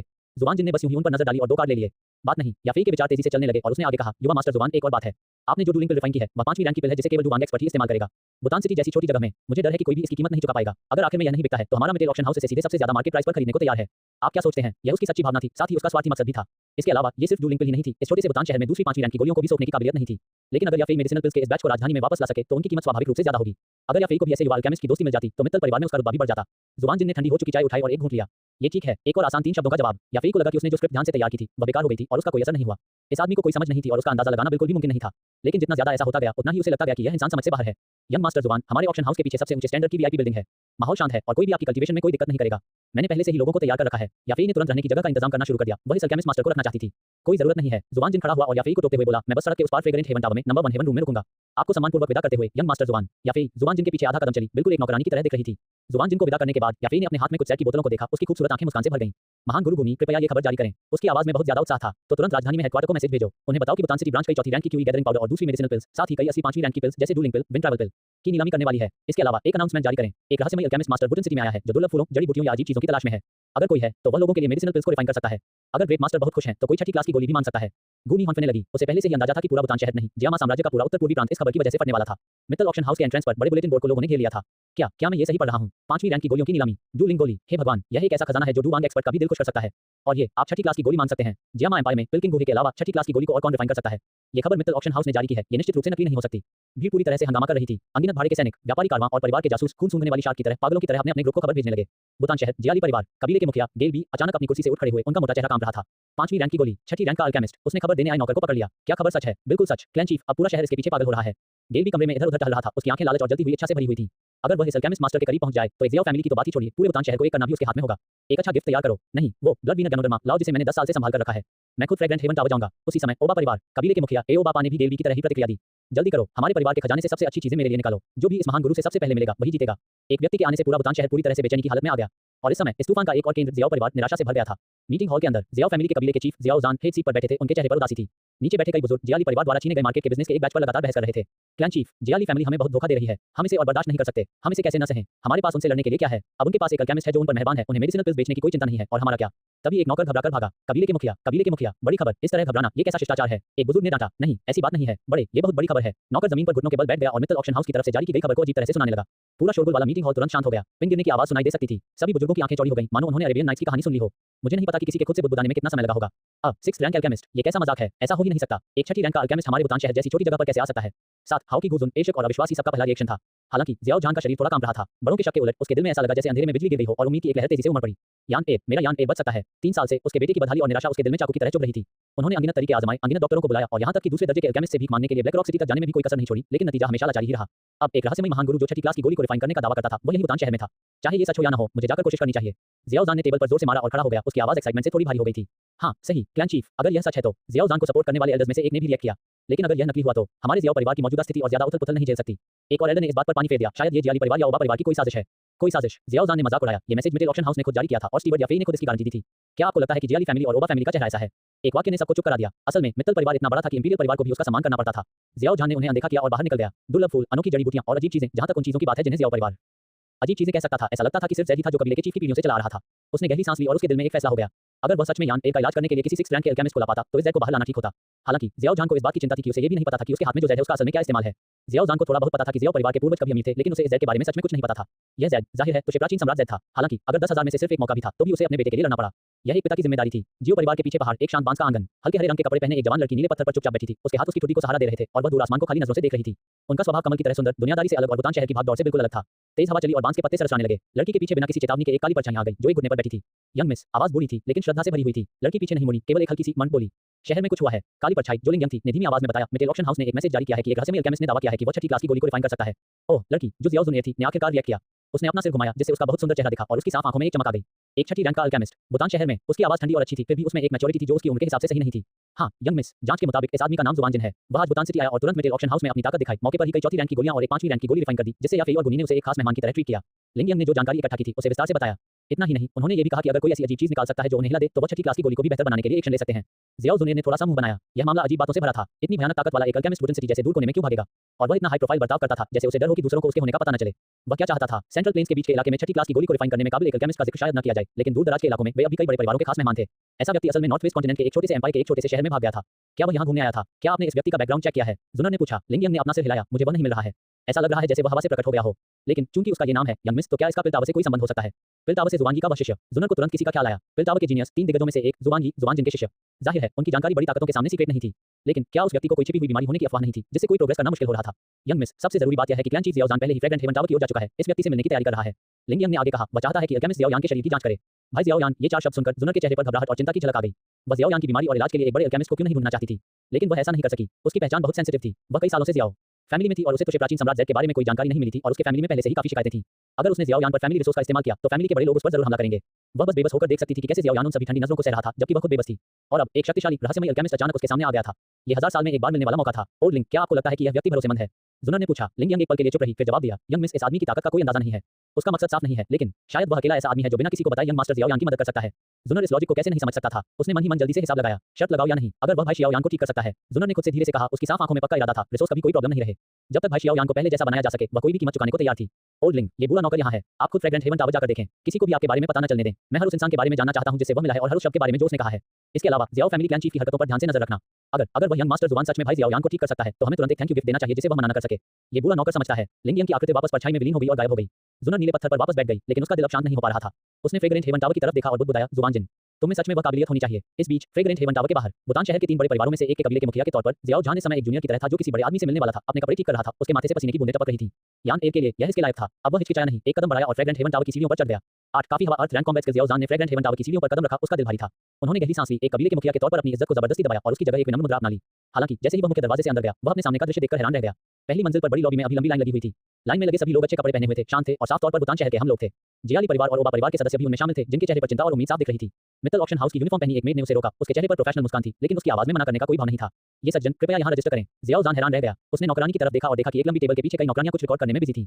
पंजीकरण करवाना? हाँ, नौकरानी ने समझाया। मास्टर जुबान का रुतबा बहुत अच्छा है और उनका समय कीमती है, इसलिए हर कोई उनसे मिलने की रिक्वेस्ट नहीं कर सकता। जो लोग ऑडियंस के लिए रिक्वेस्ट कर रहे हैं, उन्हें पहले उन रेयर आइटम्स या रेयर फूल और पौधों की जानकारी रजिस्टर करनी होगी जो वे दे सकते हैं, जिसे हम समराइज करके मास्टर जुबान को उनके रिव्यू के लिए देंगे। अगर ग्रेट मास्टर को आपकी चीजों में दिलचस्पी है, तो वह अपने आप किसी को भेजकर आपको मिलने के लिए बुला लेंगे। ये सुनकर जियाओ जान के दिल की हल्की सी उदासी तुरंत गायब हो गई। ये ठीक था। अगर कोई टॉम, डिक या हैरी छठी क्लास की गोली को रिफाइन करने में काबिल किसी महान गुरु को परेशान कर सके तो यह अजीब बात होगी। वह लंबी टेबल की तरफ गया और अपने सामने बैठे लोगों को एक-एक करके अपने परिवार के खजाने के बारे में बताते हुए देखा और उसे बेचैनी होने लगी। जब उसकी बारी आई तो वह काफी देर तक हिचकिचाया और आखिर में उसने अपनी आवाज धीमी कर ली। जियाओ फैमिली, जियाओ जान, मैं ग्रेट मास्टर को एक पुराने ज़ैद के साथ देखना चाहता हूं। नौकरानी ने उसकी तरफ देखा, कोई और सवाल नहीं पूछा और बस जल्दी से उसे रिकॉर्ड कर लिया। ठीक है, क्लैन लीडर जियाओ अब वापस जा सकते हैं। अगर कोई खबर होगी तो हम आपको बताने के लिए किसी को भेजेंगे। जियाओ जान ने अपना मुंह खोला, कुछ और कहना चाहता था, लेकिन अपने आसपास इंतजार कर रहे लोगों को देखकर वह आखिरकार आह भरकर चला गया। वह बस इंतजार ही कर सकता था। जियाओ परिवार के पिछवाड़े में बांस का जंगल शांत था। लिंगियन की आकृति एक बार फिर चुपचाप प्रकट हुई। युवा मिस, कैसा है? जियाओ जुनियर ने अपना सिर नहीं घुमाया, उसकी आवाज ठंडी थी। मित्तल ऑक्शन हाउस ने फ्रेग्रेंट हेवन टावर बुक कर लिया है। जो भी लोग ऑडियंस चाहते हैं, उन्हें पहले रजिस्टर करना होगा ताकि जुबान उन्हें दिखा सकें। लिंगियन ने विस्तार से बताया कि उसने क्या देखा और क्या सुना था। एक मामूली छठे दर्जे का अल्केमिस्ट, बहुत बढ़िया। जियाओ जुनियर ने हल्की आवाज में कहा, उसकी आवाज में मजा था। लेकिन इस नॉर्थ वेस्ट कॉन्टिनेंट में एक 6th रैंक अल्केमिस्ट के पास सच में ऐसा दिखावा करने की काबिलियत है। बेशक ऐसा इसलिए था क्योंकि जियाओ जुनियर को जुबान जिन की उनका पता नहीं था, नहीं तो वह ऐसा नहीं कहती। आखिरकार न तो जियाओ जुनियर और न ही लिंगियन को यकीन था कि यह व्यक्ति सेंट्रल प्लेन से जुबान का शिष्य था। जियाओ जुनियर खड़ी हुई और आंगन में टहलने लगी। अंकल जियाओ जान के पास किस तरह की चीजें हो सकती थी? अगर वह जुबान जिनका ध्यान नहीं खींच पाए तो क्या भाई जियाओ यान यह मौका नहीं खो देंगे? जियाओ जुनियर के विचार तेजी से चलने लगे। एक पल बाद उसने अपना मन बना लिया। उसके हाथ में एक स्क्रॉल दिखा जिसमें से हल्की रोशनी निकल रही थी। ओल्ड लिंग, ये बुरा नौकर यहाँ है। ये लो। जियाओ जुनियर ने स्क्रॉल लिंगियन को दिया। यह एक D rank low level 2 technique 1000 illusions Phoenix flame finger का स्क्रॉल है। लिंगियन ने स्क्रॉल लिया, उसका शरीर जोर से कांप रहा था। एक डी रैंक 2 तकनीक। यंग मिस सच में ऐसा खजाना देने को तैयार थी। अगर अंकल जियाओ जान और जुबान जिनको इंप्रेस नहीं कर सकते तो उन्हें इस 2 टेक्निक के बारे में जानकारी देने का कोई तरीका ढूंढो। जियाओ जुनियर की आवाज गंभीर हो गई। मुझे नहीं लगता कि एक 6th रैंक अल्केमिस्ट एक डी रैंक 2 टेक्निक के लालच को मना कर सकता है। ये बुरा नौकर समझता है। लिंगियन ने जोर से सिर हिलाया, उसका चेहरा एक बार फिर छिप गया। बांस के जंगल में केवल जियाओ जुनियर ही रह गया था। उसने खुशबूदार स्वाद टॉवर की तरफ देखा और खुद से कहा, भाई जियाओ यान, तुम्हारे लिए सब कुछ कीमती है। इस बीच फ्रेग्रेंट हेवन टॉवर के सबसे ऊपरी फ्लोर पर जुबान जिन खिड़की के पास खड़ी होकर नीचे की हर चीज को देख रही थी। उन्होंने या के इंतजाम देखे और उन्हें रोका नहीं, क्योंकि उन्होंने हाई प्रोफाइल एक्टिंग करने का फैसला किया था, इसलिए उन्हें जाहिर है कि रोल के हिसाब से दिखना भी था। सब कुछ खुद करने से उनकी इमेज कम हो जाती। उनकी सोल पावर एक अंधे की लहर की तरह थी जिसने पूरे बतान शहर को घेर लिया था। अभी उसने जियाओ फैमिली के पिछले पहाड़ और फ्रेग्रेंट हेवन टावर के बीच एक अजीब सी आभा को आगे पीछे घूमते हुए महसूस किया था। वह आभा बहुत अच्छी तरह से छिपी हुई थी और एक आम दूसरों के लिए उसे खोजना मुश्किल हो सकता था। दुर्भाग्य से नश्वर लोक की महान पूर्णता पर उनकी आत्मशक्ति के सामने यह अंधेरी रात में जुगनू की तरह था। पीक जुहुआन छिपाने में माहिर, ये लिंग यंग ही होगा। जुबान जिन समझ गया। ऐसा लग रहा था कि जियाओ जुनियर ने उसे पहले ही देख लिया था। ये ठीक था, इससे उनकी काफी मेहनत बच गई। वह भूटान शहर आया और बड़े जोर शोर से ऐलान किया कि वह छठी क्लास की गोली को बेहतर बना सकता है। उसका मकसद सिर्फ जियाओ परिवार नहीं था। तो प्राचीन सम्राट ज़ैड शियाओ परिवार के हाथों में था। बर्निंग टेक्निक याओ चेन के हाथों में थी और याओ चेन बोन फ्लेम रिंग के अंदर रहता था। जहां तक जियाओ जुनियर की बात है, वह तो प्राचीन सम्राट ज़ैड को खोजने के मिशन के साथ आई थी। अब शतरंज के मोहरे अपने आप चलने लगे थे। उसे बस चुपचाप देखना था और सही समय पर अपना मोहरा रखना था। जुबान जिन ने अपनी नजरें हटा ली और पालती मारकर बैठ गए। टीचर जुबान की दी हुई सोल गाइडिंग आर्ट धीरे-धीरे फैलने लगी और ठंडी एनर्जी की कुछ किरणें उसकी आत्मा को पोषण देने लगी। नश्वर लोक से लेकर आत्मा लोक तक एक प्राकृतिक खाई थी। उसे एक मौके की जरूरत थी। अगली सुबह एक लुभावनी खुशबू ने जुबान जिन के दरवाजे पर दस्तक दी। या फिर शान से अंदर आई। आज उसने साफ तौर पर बहुत ध्यान से कपड़े पहने थे। चांद जैसी सफेद टाइट फिटिंग लंबी ड्रेस उसके पहले से ही कर्वी फिगर को और भी खूबसूरत बना रही थी। स्कर्ट के हाई स्लिट के नीचे उसके गोरे और पतले ज़ैड पैर हल्के से दिख रहे थे। उसने अपने चेहरे पर हल्का मेकअप किया हुआ था और उसकी हमेशा प्यारी लगने वाली आंखों में अब सही सम्मान और नरमी का एहसास था। उसके हाथ में एक चांदी की ट्रे थी जिस पर एक करीने से रखी हुई फाइल और एक कप साफ चाय थी जिससे एक अनोखी खुशबू आ रही थी।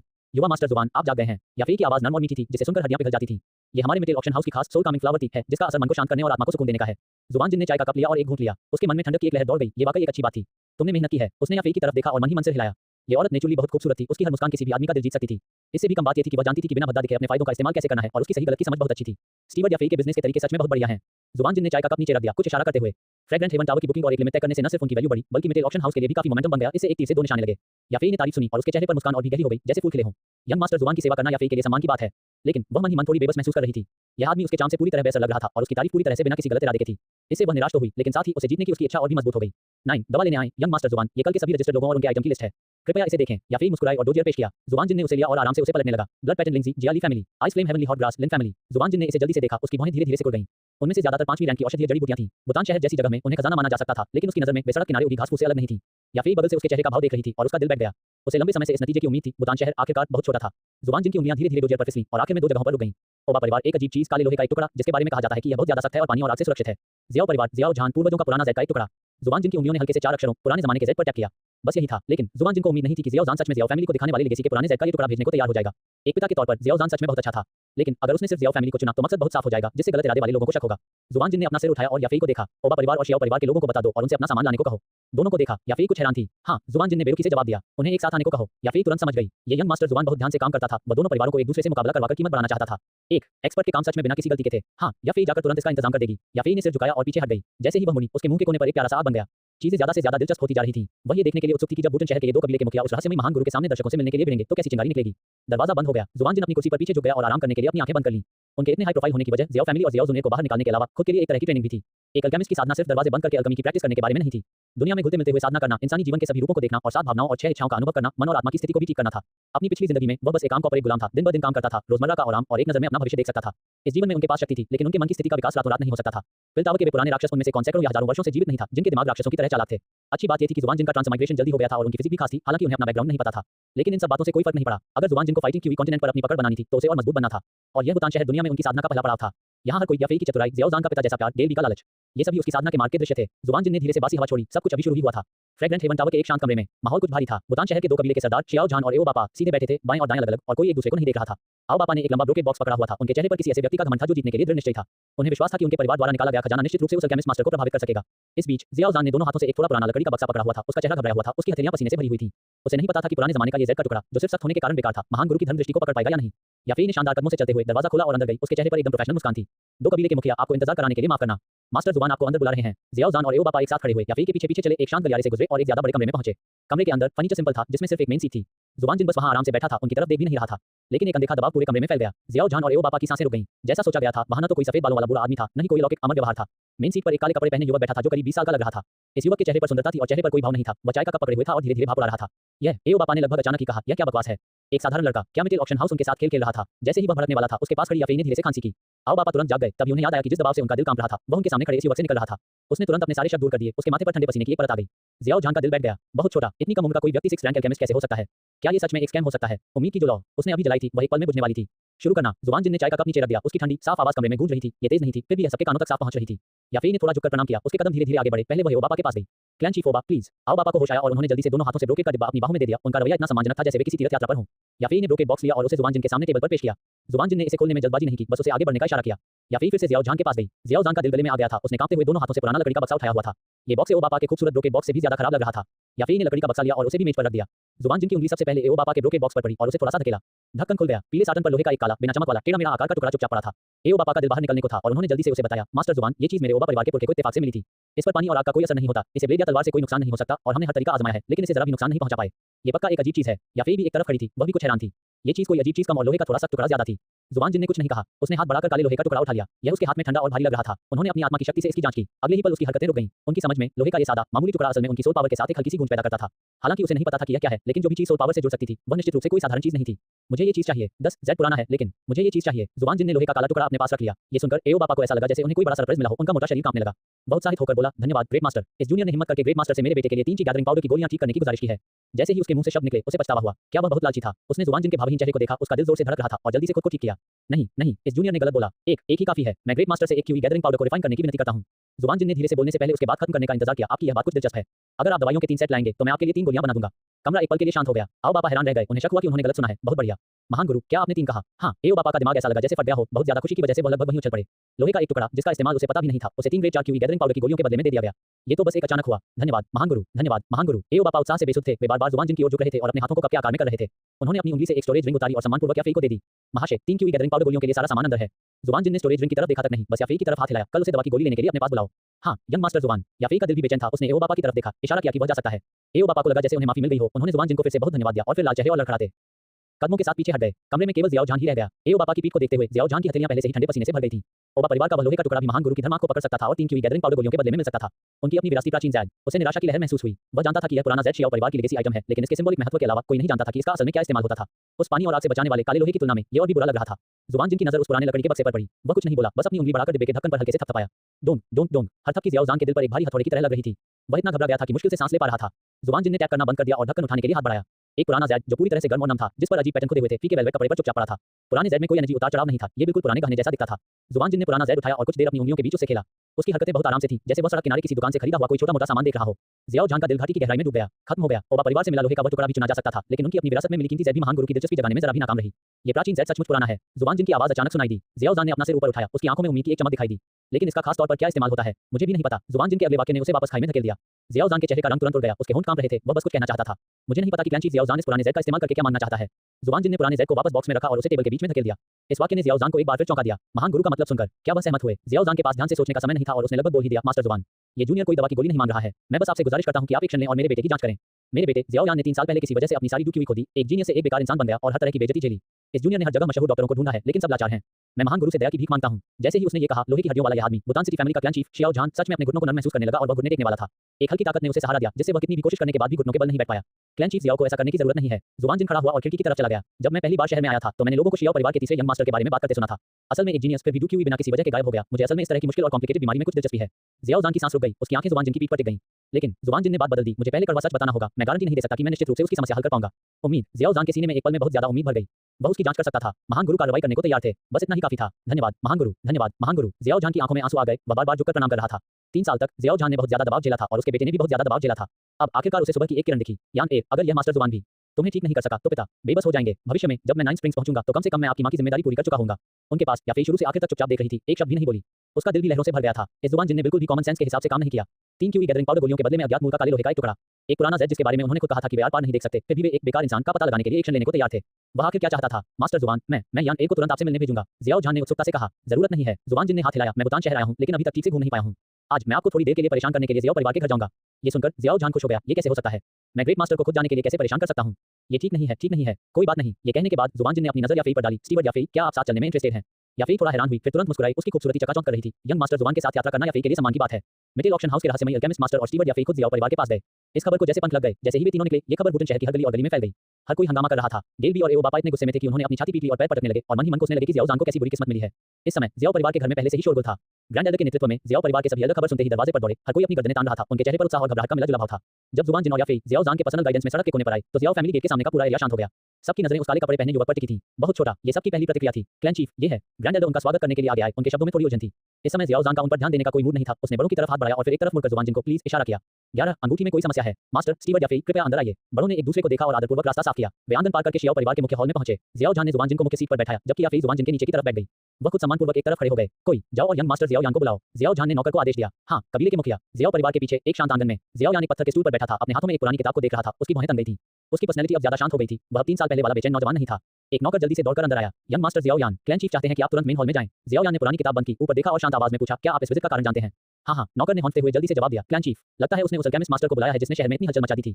उसने कहा कि वह तुम्हारी हालत देखना चाहता है। जियाओ यान की हरकतें अचानक अकड़ गईं। वह अचानक खड़ा हो गया। उसके दिल में एक मुश्किल भावना उमड़ रही थी। वह अल्केमिस्ट मास्टर। तभी कमरे के अंदर से एक तीखी और मधुर आवाज आई। भाई जियाओ यान, क्योंकि यह तुम्हारी हालत की जांच करने के लिए है, चलो हम जाकर देखते हैं। दरवाजा खुला और हल्के हरे रंग की ड्रेस पहने जियाओ जुनेर बाहर निकली। उसका स्वभाव सुंदर था और उस पर धूल का कोई दाग नहीं था। उसने नौकर की बातें भी सुनी थी। हालांकि उसे शक था, लेकिन अपनी हालत देखो शब्दों से उसका दिल और भी ज्यादा हिल गया। उसने सिर्फ सुना था कि एक रहस्यमयी और समझ से परे अल्केमिस्ट मास्टर शहर में आया है और उसने उसका असली रूप नहीं देखा था। लेकिन इस समय उसके लिए सबसे जरूरी बात यह थी कि क्या ये व्यक्ति भाई जियाओ यान को उसके पहले वाले रूप में वापस ला सकता है। जियाओ यान ने जुनर की ओर देखा और सिर हिलाया। किसी भी हालत में यह एक मौका था। जैसे ही वे हॉल में दाखिल हुए, लगभग सभी की नजरें उन पर टिक गईं। जुबान जिन ने भी अपना सिर उठाया। उसने सबसे पहले जियाओ यान को देखा। काली शर्ट पहने, सुंदर चेहरे वाले, उनकी मुंह पर एक तरह का घमंड और जिद थी जो उनकी उम्र से मेल नहीं खाती थी। जियाओ यान के पास उस जवान लड़की ने उसे दोबारा देखने पर मजबूर किया। हल्के हरे रंग की ड्रेस पहने, कमल जैसे स्वभाव वाली, उसके खूबसूरत चेहरे पर साफ आंखें उसे ध्यान से और पूछताछ से देख रही थी। जियो जुनेर। जब जुबान जिन जियाओ जुनेर को देख रहा था, तब जियाओ जुनेर भी उसे देख रही थी। जब उसने मेन सीट पर बहुत ज्यादा जवान चेहरा देखा, तो उसका दिल जोर से कांप उठा। ये व्यक्ति असल में बहुत छोटा है। उसने जल्दी से अपने मन में सोचा, इतनी कम उम्र में अल्केमिस्ट मास्टर का टाइटल मिलना, क्या सच में वह पिलटावा का जुबान जिन हो सकता है? लेकिन अफवाह थी कि उस व्यक्ति को कोई छिपी हुई बीमारी थी और उसकी साधना रुक गई थी, जो सामने वाले व्यक्ति के स्वभाव से बिल्कुल अलग था। जियाओ जुनेर के मन में एक पल में अनगिनत विचार कौंध गए और वह जुबान जिन की पहचान और ताकत के बारे में और भी ज्यादा उत्सुक हो गई। पिता। जियाओ यान ने जियाओ जान को पुकारा, फिर उसकी नजर जुबान जिन पर पड़ी। वह भी हैरान रह गया। क्या ये वही 6th रैंक अल्केमिस्ट है जिसके बारे में वुडन सिटी में चर्चा है? क्या मजाक? वह मुझसे कुछ ही साल बड़ा लगता है। जियाओ यान के दिल की गहराई से एक अजीब और विरोध की भावना उठी। यान ए, बदतमीजी मत करो। जियाओ जान ने धीमी आवाज में डांटा और जल्दी से अपना परिचय दिया। यह मास्टर जुबान जिन है। यह मेरी भतीजी जुन ए है और यह मेरा निकम्मा बेटा जियाओ यान है। नमस्ते मास्टर जुबान। जियाओ यान ने अपने दिल में हैरानी दबा ली और हाथ जोड़कर झुक गया। जियाओ जुनेर ने प्यार से सिर झुकाया। उसकी आवाज ठंडी और साफ थी। जुन ए, मास्टर जुबान को नमस्ते करती है। जुबान जिन को जियाओ यान के रवैये की परवाह नहीं थी और उसने बस बेपरवाही से सिर हिला दिया। एक क्षण बाद जुबान जिन ने कहा, आगे कदम। ये सुनकर जियाओ यान धीरे से आगे बढ़ा। दोनों के बीच 3 फीट से ज्यादा की दूरी नहीं थी। अगले ही पल जुबान जिन के शरीर से एक अदृश्य, विशाल और शक्तिशाली शक्ति तुरंत फैल गई और उसने जियाओ यान को ज्वार की लहर की तरह घेर लिया। ये रुकी हुई नहीं है। जियाओ यान हैरान रह गया। उसे बस ऐसा महसूस हुआ कि उसकी आत्मा को किसी अदृश्य विशाल हाथ ने जकड़ लिया है और उसकी सोच भी सुस्त हो गई। उसके शरीर में जूझी की तुरंत जम गई। वह हिल नहीं पा रहा था।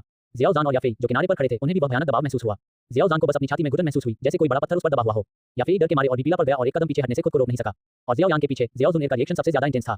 उसके शरीर में मौजूद सुनहरी डुबकी हुई अपने आप बेकाबू होकर काम कर रही थी और उस बढ़ती हुई ताकत का विरोध कर रही थी। उसके खूबसूरत चेहरे पर पहली बार गहरे सदमे का भाव दिखा। इतनी मजबूत आत्मा शक्ति, उसकी क्या उम्र है? वह इतनी भयानक आत्मा साधना कैसे कर सकता था? युवा मिस। जियाओ जुनेर के मन में एक बुरी आवाज जोर से गूंजी। इस व्यक्ति की आत्मा साधना समझ से परे है और वह इतना छोटा है। वह निश्चित रूप से अफवाहों में छिपी बीमारी वाला पिलटावा शिष्य नहीं है। लिंगियम की आवाज में बहुत गंभीरता थी। ऐसा लग रहा था जैसे कपड़े बर्फ में फेंक दिए गए हों, कोई भी रहस्य छिपा नहीं रह सकता था। हालांकि इस समय सबसे ज्यादा हैरान वे नहीं थे, लेकिन जियाओ यान की उंगली पर उस पुरानी काली अंगूठी के अंदर अंधेरे के शून्य में एक काल्पनिक बूढ़े व्यक्ति ने अचानक उसकी आंखें खोल दी। ये है नश्वर क्षेत्र महान पूर्णता आत्मा शक्ति। याओ चेन की आत्मा तेजी से ऊपर नीचे हो रही थी। वह कुछ देर से जागा हुआ था, लेकिन सिर्फ जियाओ यान को देख रहा था और चुपके से डुकी हुई को महसूस कर रहा था, खुद को दिखाए बिना। लेकिन आज वह पूरी तरह से जाग गया था। 20 साल से कम उम्र का एक युवा जिसके पास model real great perfection soul power है। ये तो बस एक कल्पना है। अपने जमाने में भी उसने पिलटावा में तथाकथित प्रोडिजी जीनियस लोगों के बीच भी ऐसी अजीब चीज कभी नहीं देखी थी। नहीं, याओ चेन ने तुरंत कुछ असामान्य बात नोटिस की। उस विशाल सोल पावर में उसे एक बहुत ही स्पष्ट फिर भी अविश्वसनीय रूप से जानी पहचानी आभा का पता चला। क्या ऐसा हो सकता है? वह पिल टावर से है। याओ चेंग का मन जोर से कांप उठा। उसने तुरंत अपनी सारी आभा को एकदम रोक लिया। एक असली पत्थर की तरह जरा सी भी हिलने की हिम्मत नहीं हुई। बाहर जुबान जिनकी सोल पावर जियाओ यान के शरीर में एक सर्कल तक घूमती रही और फिर द्वार की तरह पीछे हट गई।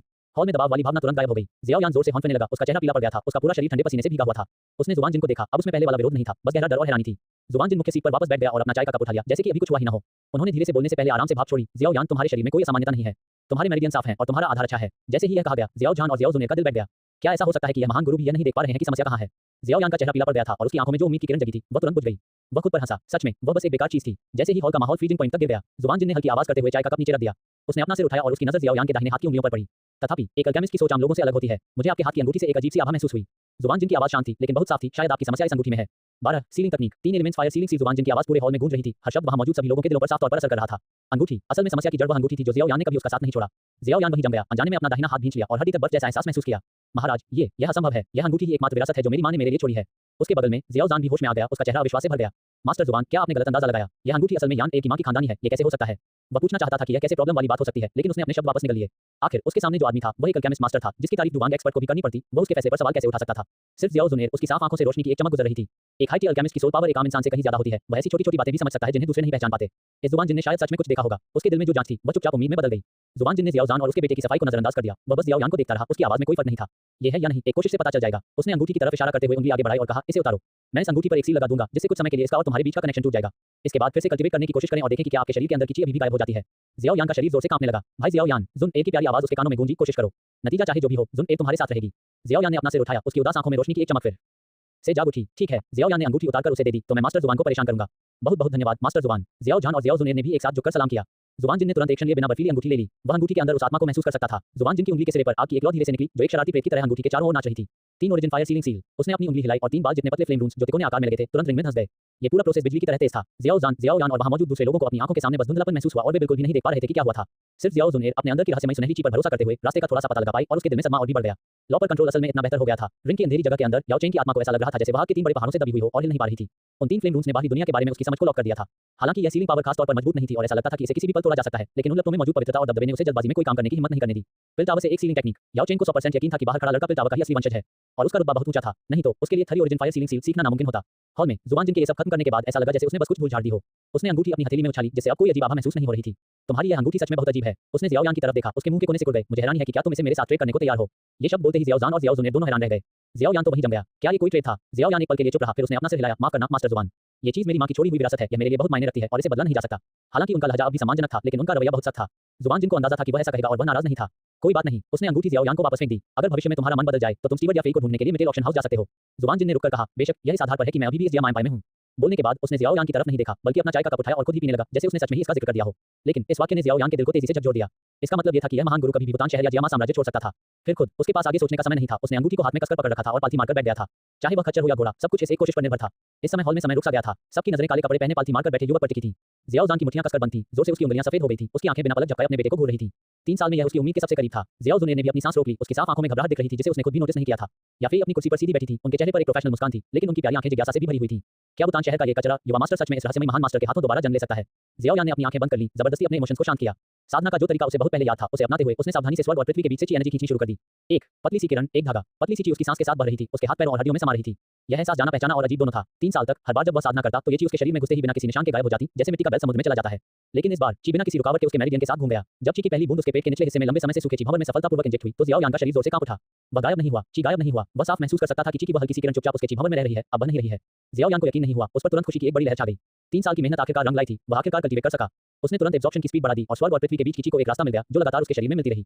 सूखे हुए क्यूई भंवर ने, जैसे लंबे सूखे के बाद मीठी बारिश से मिलने वाली जमीन ने, लालच से एनर्जी का हर कण सोख लिया। हालांकि यह यूजेड क्यूई स्टेज 1 का सिर्फ एक हल्का उतार चढ़ाव था, लेकिन क्यूई को अपने शरीर में रख पाने का एहसास बेशक उसके लिए सबसे बड़ी खुशखबरी थी। उसने अपने शरीर में खोई हुई उम्मीद को वापस पाया और महसूस किया कि क्यूई भंवर धीरे-धीरे भर रहा है। 3 साल का अपमान, 3 साल की अनिच्छा, 3 साल का दर्द और निराशा। इस पल ये सब गर्म आंसुओं में बदल गया, जो अनियंत्रित रूप से उसकी आंखों से बह रहे थे।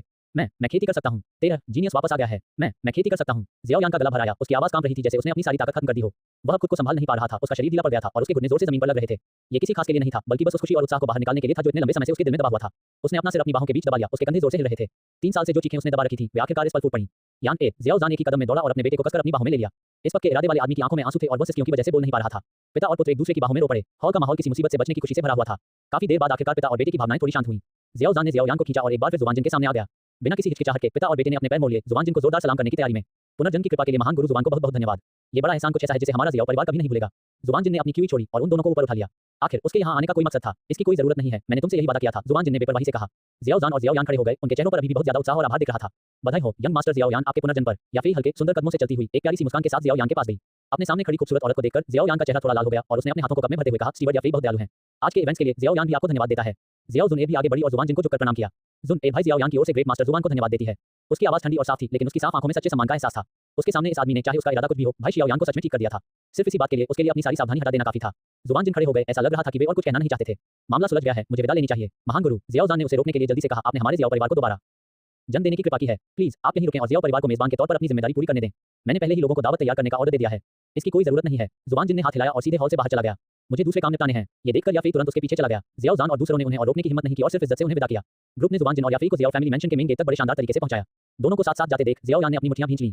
आज का एहसान वह भविष्य में जरूर चुकाएगा। ज़ियाओ यान ने अपने हाथ में अंगूठी की तरफ देखा और फिर अपने शरीर में कमजोर लेकिन अब खत्म न होने वाली ची को महसूस किया। उसका दिल जोश से जल रहा था। आज से वह ज़ियाओ यान का चरा नहीं रहेगा। बुतान सिटी, मैं वापस आ गया हूं। ज़ियाओ फैमिली की हवेली के एंट्रेंस पर भीड़ धीरे-धीरे तितर-बितर हो गई। ग्रैंड एल्डर और ज़ियाओ फैमिली एल्डर्स के एक ग्रुप ने उन्हें घेर लिया। हर किसी के चेहरे पर हैरानी थी। क्लैन चीफ यंग मास्टर यान, क्या वह सच में ठीक हो गया है? ग्रैंड एल्डर की आवाज कांप रही थी। उन्हें यकीन नहीं हो रहा था कि बेकार शियाओ यान ने सच में कल्टीवेट करने का अपना टैलेंट वापस पा लिया है। बस ठीक होने से कहीं ज्यादा। ज़ियाओ ज़ान जोर से हंसा, उसकी हंसी आंसुओं से भर गई। ग्रेट मास्टर ज़ुबान ने कहा कि यान ए का टैलेंट पहले से भी ज्यादा है। ये सुनकर सभी बुजुर्ग हैरान रह गए। पहले से भी ज्यादा? क्या इसका मतलब यह नहीं है कि उनका ज़ियाओ परिवार एक और सुप्रीम जीनियस पैदा करने वाला था? मेरा ऑर्डर आगे बढ़ाओ। ज़ियाओ जान ने भीड़ को देखा और एक-एक शब्द कहा, ये खबर बुतान शहर के कोने-कोने में फैला दो। मैं चाहता हूं कि हर कोई जान जाए कि मेरा बेटा शियाओ परिवार का किलिंग वापस आ गया है। हाँ, कबीले के मुखिया बड़ों ने एक साथ जवाब दिया। उनके चेहरे खुशी से लाल हो गए थे। वे मुड़े और बाहर भागे, ये देखने के लिए इंतजार नहीं कर पा रहे थे कि जियाली परिवार और ओबा परिवार के लोग ये खबर सुनकर क्या कहेंगे। भीड़ तितर-बितर हो गई और एंट्रेंस पर सिर्फ ज़ियाओ जान, उसका बेटा और ज़ियाओ जुन ही रह गए। ज़ियाओ यान ने अपने पिता के खोए हुए जोश को देखा और उसके दिल में एक गर्म लहर दौड़ गई। उसने अपना सिर घुमाकर अपने बगल में बैठी जवान लड़की को देखा। जुन ए धन्यवाद। ज़ियाओ जुन ने बस हल्के से मुस्कुराई, धूप से भी ज्यादा गर्म मुस्कान। भाई ज़ियाओ यान, हमारे बीच ऐसी चीजों की कोई जरूरत नहीं है। ये खबर पूरे बुतान शहर में आंधी की तरह फैल गई। क्या तुमने सुना? ज़ियाओ फैमिली का वह घटिया नौजवान मास्टर अब कल्टीवेट कर सकता है।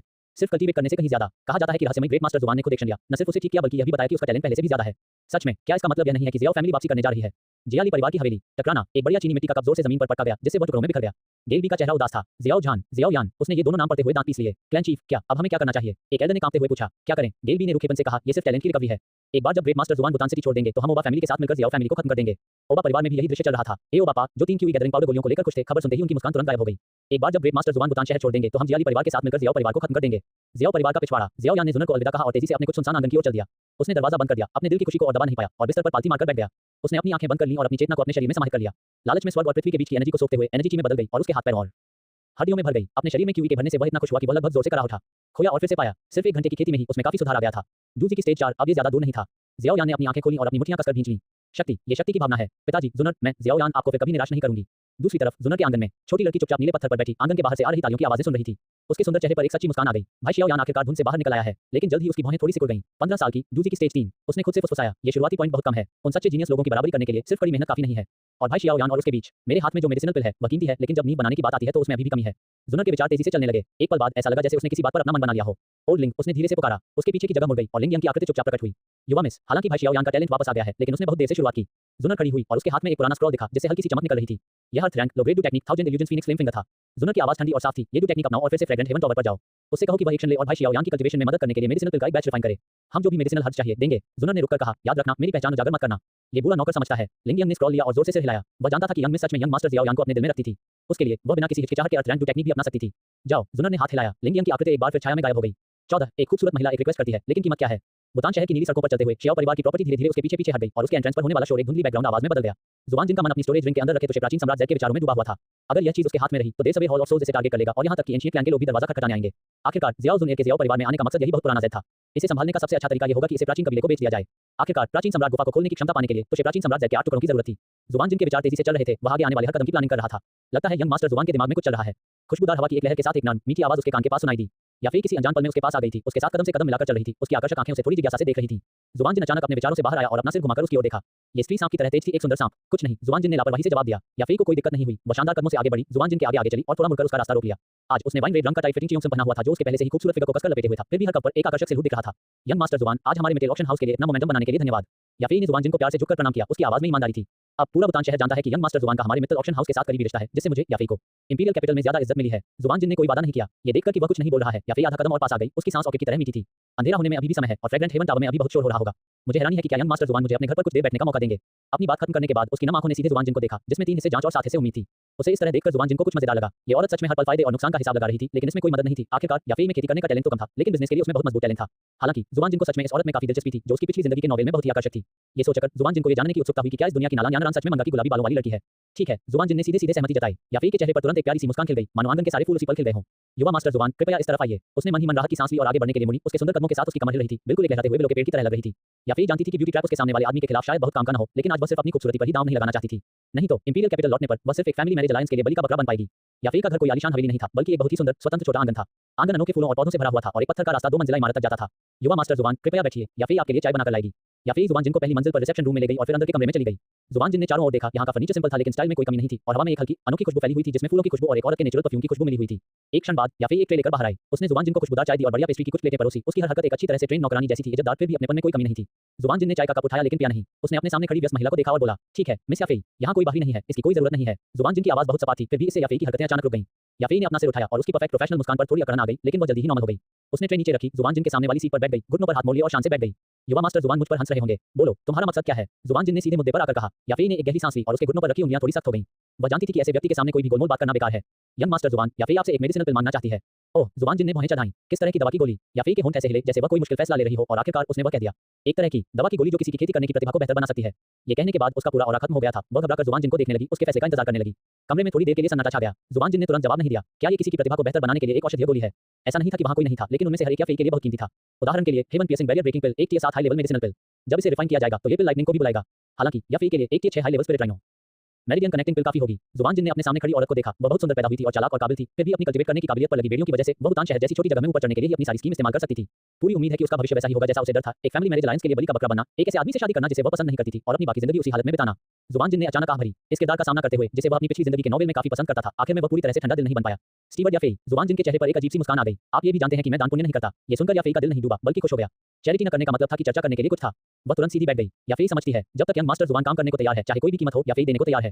उसकी आवाज में पक्का इरादा था, जैसे उसके पीछे कोई नाव चल रही हो। कीमत से कोई फर्क नहीं पड़ता। जुबान जिन ने दोहराया, उसके चेहरे पर मुस्कान और गहरी हो गई। क्या तुम ये कीमत दे सकते हो? याफेई कुछ पल के लिए चुप हो गई। उसे नहीं पता था कि दूसरी पार्टी क्या चाहेगी। धन, हालांकि मित्तल परिवार अमीर था, लेकिन वह जो जुटा पाई वह सागर में एक बूंद के बराबर था। सुंदरता, वह अपने लुक्स को लेकर कॉन्फिडेंट थी, लेकिन उसे लग रहा था कि उसके सामने खड़े इस आदमी को उसके शरीर में ज्यादा इंटरेस्ट नहीं है। यंग मास्टर जुबान, याफेई, मेरे पास जो कुछ भी है वह सब देने को तैयार है। जुबान जिन ने अपने सामने खड़ी औरत को देखा। उसकी आंखें धुंध से भरी थी, उसका चेहरा पक्का था, जैसे कोई जुआरी अपनी सारी चिप्स जुए की टेबल पर डाल रहा हो। उसने अपना सिर हिलाया, एक उंगली आगे बढ़ाई और धीरे से उसे याफेई के चिकने माथे पर दबाया, जिससे उसका थोड़ा आगे की ओर झुका हुआ शरीर पीछे की ओर हो गया। 15 पिंकी का फैसला, सगाई तोड़ने का। तुम एक जुआरी की तरह हो। अगर मैं तुम्हारा शरीर ले लूं और फिर अपनी बात से मुकर जाऊं तो तुम क्या करोगे? जुबान जिन ने धीरे से कहा। यंग मास्टर ऐसा नहीं करेंगे, याफेई ने शांति से कहा। जुबान जिन ने आह भरी और धीरे से कहा, तो फिर मुझे अपनी वफादारी दो। इसके साथ ही जुबान जिन ने अपनी स्टोरेज रिंग से चरणपत्र का एक टुकड़ा निकाला। याफेई ने जल्दी से पार्चमेंट उठाया और अपनी नजर उस पर डाली। छठी टियर की हाई ग्रेड मेडिसिनल पिल, स्पिरिट मेरिडियन अनब्लॉकिंग पिल। टेक्स्ट की पहली लाइन से ही उसकी सांस अटक गई। छठी क्लास का हाई ग्रेड, इस रैंक की एक मेडिसिनल पिल पूरे जियामा एम्पायर में भी अनगिनत एक्सपर्ट्स को पागल कर देगी। उसकी नजर नीचे गई और उसने कागज पर लिखी दुर्लभ दवाइयों की एक लाइन देखी, जिससे उसके सिर में झुनझुनी होने लगी। कोर सोल एसेंस, 7 लीफ जुबान vein flower, 60 water attributed magical बीज core, 1000 year blood spirit milk. ये गोली आपके मेरिडियन को नया आकार दे सकती है, आपके मैरों को साफ कर सकती है और आपके कल्टीवेशन टैलेंट को पूरी तरह से एक नए लेवल पर ले जा सकती है। जुबान जिन की आवाज धीरे से आई। इसे लेने के बाद जब तक तुम मर नहीं जाते, डू प्रैक्टिशनर पीक तक पहुंचने में कोई दिक्कत नहीं होनी चाहिए। डू प्रैक्टिशनर पीक, याफेई का शरीर जोर से कांपने लगा, डर से नहीं बल्कि बहुत ज्यादा एक्साइटमेंट से। डू प्रैक्टिशनर, यह एक ऐसा दायरा था जिसके बारे में उसने पहले कभी सोचने की हिम्मत भी नहीं की थी। जियामा साम्राज्य में एक डू प्रैक्टिशनर ही एक क्षेत्रीय शक्ति बनने के लिए काफी था। अगर आप डू एम्परर बनना चाहते हैं तो यह अभी भी आपके अपने मौके पर निर्भर करता है, जुबान जिन ने कहा। फिर भी एक डू प्रैक्टिशनर इस जियामा एम्पायर में एक बड़ी ताकत है। याफेई ने गहरी सांस ली और अपने दिल की खुशी और उत्साह को जबरदस्ती दबा लिया। उसने ध्यान से उस चरणपत्र को रख दिया, जो 1000 पाउंड जितना भारी लग रहा था, और जुबान जिन को प्रणाम किया। आपकी उदारता के लिए धन्यवाद यंग मास्टर। याफेई यंग मास्टर की पूरी ताकत से सेवा करने को तैयार है। वह बहुत चालाक थी, उसका संबोधन यंग मास्टर जुबान से बदलकर यंग मास्टर हो गया था, एक शब्द का अंतर जो मालिक और नौकर के बीच का अंतर बताता था। जुबान जिन उसके रिएक्शन से खुश था। यह महिला सच में जल्दी समझ गई। आपके मिडिल ऑप्शन हाउस की काबिलियत के साथ इन दवाइयों को इकट्ठा करना मुश्किल नहीं होना चाहिए, है ना? याफेई सीधी खड़ी हो गई, उनके चेहरे पर एक कॉन्फिडेंस और शांत मुस्कान लौट आई। हालांकि इस बार उसमें सच्चे सम्मान की झलक थी। निश्चिंत रहें यंग मास्टर, ज्यादातर सामान फैमिली के खजाने में होना चाहिए। अगर नहीं भी है तो भी याफेई आपके लिए उन्हें ढूंढने के लिए अपने सभी तरीकों का इस्तेमाल करेगी। बहुत अच्छा, जुबान जिन ने सिर हिलाया और उनके बोलने का तरीका भी बदल गया। याफी, तुम बहुत इंप्रेसिव हो। यंग मास्टर का बोझ बांटना याफेई का कर्तव्य है। याफेई की मुस्कान और भी प्यारी हो गई। उसने धीरे से जुबान जिन की चाय फिर से भर दी। देर हो रही है, अगर यंग मास्टर को कोई दिक्कत न हो तो याफेई आपके स्वागत के लिए एक अच्छा खाना तैयार कर दे। जुबान जिन ने मना नहीं किया। जब तक जुबान जिन याफेई के आंगन से निकलकर फ्रेग्रेंट हेवन टॉवर पर वापस आया, तब तक रात गहरा चुकी थी। याफेई खुद उसे बिल्डिंग के एंट्रेंस तक छोड़ने आई। उसकी नम आंखों में प्यार था और वह तभी मुड़ी जब जुबान जिन की शक्ल सीढ़ियों के कोने से गायब हो गई। अब से वह याफेई मित्तल परिवार की याफेई नहीं रही, बल्कि यंग मास्टर जुबान जिन की याफेई बन गई। जुबान जिन अपने कमरे में वापस आया और अभी बैठा था। कमरे के अंधेरे में बिना किसी वार्निंग के एक काली परछाई दिखाई दी, फिर धीरे-धीरे एक बुरे आदमी में बदल गई जो पूरी तरह से काले कपड़े में लिपटा हुआ था। महामहिम देर रात आते हैं, क्या मैं पूछ सकता हूं कि आपको क्या काम है? जुबान जिन ने अपना सिर नहीं घुमाया, बस अपने लिए एक कप चाय डाली और उसकी हरकतें थोड़ी रुक गईं।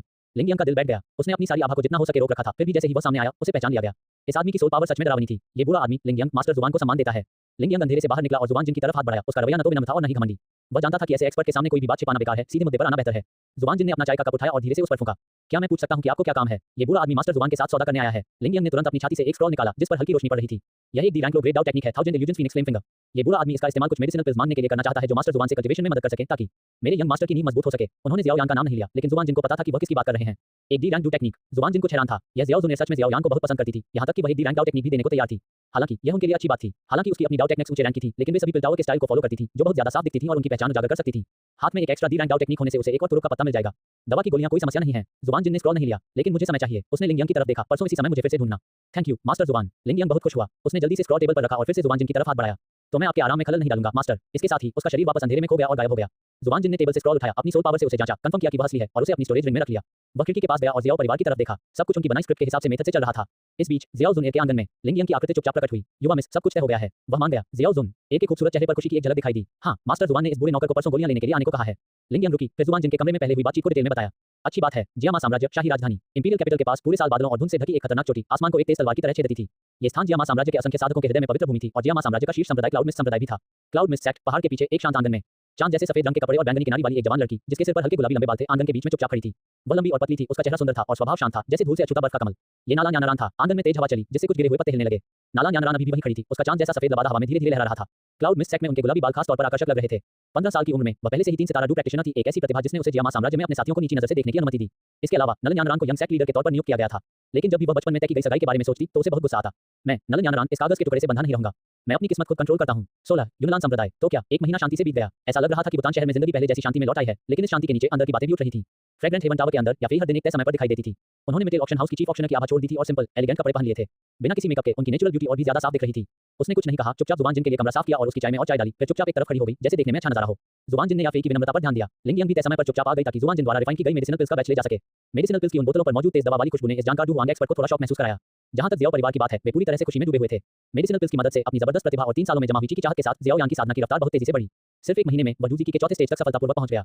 इस दिन मौसम साफ और चमकीला था। जुबान जिन ने एल्केमी और कल्टीवेट के लिए अपना 1 महीने का एकांतवास पूरा किया। डू जोंग के लिए साधना हर कदम पर बहुत मुश्किल होती है। इसे बाहरी ताकत या बड़े मौके के बिना जल्दी हासिल नहीं किया जा सकता। उसने दरवाजा खोला और शहर के बाहर टहलने जाने का फैसला किया। याफे तुरंत उनके पास आया। यंग मास्टर, क्या आपको गाड़ी तैयार करवानी है? कोई जरूरत नहीं है। जुबान जिन ने हाथ हिलाया। अकेले फ्रेग्रेंट हेवन टावर से नीचे उतरे और धीरे धीरे शहर के बाहर की ओर चल पड़े। भूटान शहर मैजिकल बीस्ट माउंटेन रेंज के पीछे था और शहर के बाहर हरी भरी पहाड़ियों का एक इलाका था। जुबान जिन पहाड़ों की ओर जाने वाली मेन सड़क पर चल रहा था। उसे बहुत पहले खोई हुई धूप और हवा महसूस हो रही थी और उसका मूड काफी हल्का हो गया। जैसे ही वह पहाड़ी रास्ते के एक कोने पर पहुंचा, आगे से कुछ बातचीत की आवाज आई। पहाड़ी रास्ते के दूसरे छोर से 3 लोग आ रहे थे। उनके आगे एक बूढ़ा आदमी था जिसने बादलों के डिजाइन वाली कढ़ाई वाला नीला चोगा पहना हुआ था। उसकी छाती पर 7 चमकते तारे साफ दिख रहे थे जो एक 7 सितारा ग्रेड डू मास्टर के तौर पर उसकी ताकत दिखा रहे थे। बूढ़े आदमी के बगल में लगभग 20 साल का एक नौजवान था जिसने वही cloud mist sect disciple dress पहनी हुई थी और उसका cultivation level 5 star do practitioner जैसा था। उसके चेहरे पर थोड़ा घमंड था। सबसे पीछे एक जवान लड़की चल रही थी। लड़की करीब 15 या 16 साल की थी। उसने चांद जैसी सफेद टाइट फिटिंग ड्रेस पहनी हुई थी जो उसके खूबसूरत फिगर को एकदम सही दिखा रही थी जो अभी बनना शुरू ही हुआ था। उसकी छाती पर 3 चमकदार सुनहरे तारे चमक रहे थे। उसकी स्किन बर्फ से भी ज्यादा गोरी थी। उसका चेहरा सुंदर था और खासकर उसके मुलायम गुलाबी लंबे बाल धूप में हल्की चमक के साथ चमक रहे थे जिससे वह बहुत आकर्षक लग रही थी। लड़की के कानों पर हरे जैड के पेंडेंट लगे हुए थे जो उसके कदमों के साथ धीरे धीरे हिल रहे थे और हल्की झंझनाहट कर रहे थे।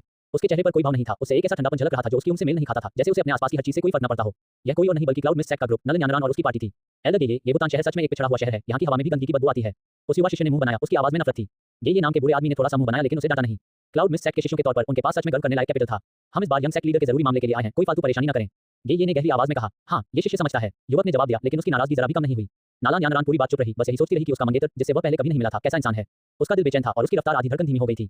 तभी उन्होंने जुबान जिन को अकेले आगे चलते देखा। जुबान जिन ने अपनी रफ्तार नहीं रोकी। उसने अपनी ओर आ रहे 3 लोगों को देखा। उसके दिल में समझ आ गई, ये नाला न्यानारान और क्लाउड मिस्ट सेक्ट का एक और शिष्य जिसका नाम उसे याद नहीं आ रहा था। वे आखिरकार आ ही गए। उसने मन ही मन सोचा कि कहानी के गिया आखिरकार तय रास्ते पर घूमने लगे हैं। हालांकि इस जीवन में जियाओ यान के पास याओ चेन के रूप में कोई धोखेबाज नहीं था। वह 3 साल की नियुक्ति से कैसे निपटेंगे? उस समय वह जियाओ यान के लिए सबसे बड़ी रुकावट होगा। तब तक बोन फ्लेम रिंग आसानी से उसकी पहुंच में होगी। अगर याओ चेन ने साथ दिया तो ये बहुत आसान होगा, अगर नहीं। याओ चेन अभी अपनी थरी ओरिजिन फायर सीलिंग सील से सील था और अब जियाओ यान की क्यूई को सोख नहीं सकता था। तब तक उसमें कितनी ताकत होगी? जैसे ही जुबान जिन सोच रहा था, दोनों पार्टियों के बीच की दूरी कम हो गई। 5 स्टार डू प्रैक्टिशनर युवक ने जुबान जिन को अकेले और सादे कपड़े पहने देखकर अपने चेहरे पर साफ नफरत दिखाई। अरे तुम जो आगे हो, एक तरफ हटो। क्या तुम देख नहीं सकते कि क्लाउड मिस्ट सेक्ट का एक कैले यहाँ है?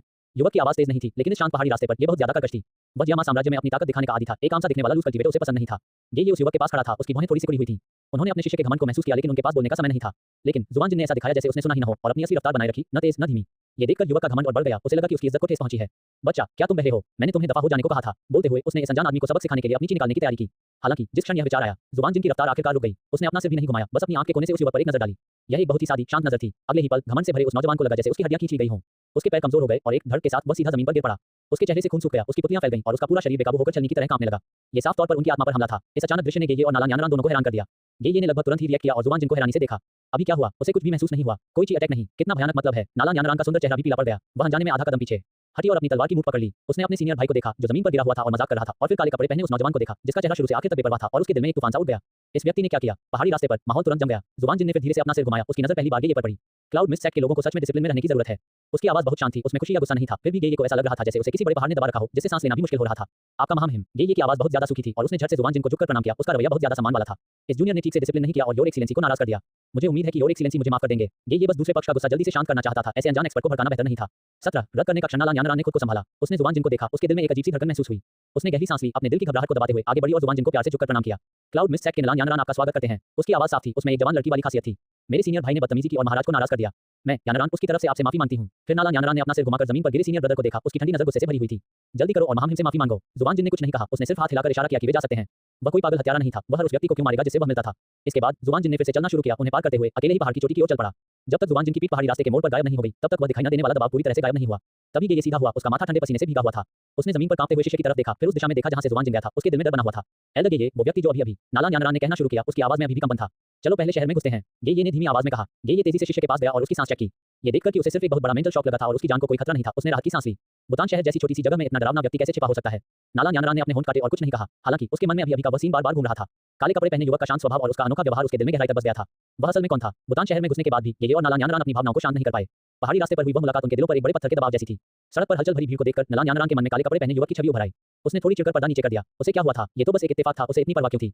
एल्डर जी, चलो पहले जियाओ फैमिली की सिचुएशन के बारे में पता करते हैं। नाला यानरान ने कहा और अपने विचारों को वापस मेन काम पर लगा दिया।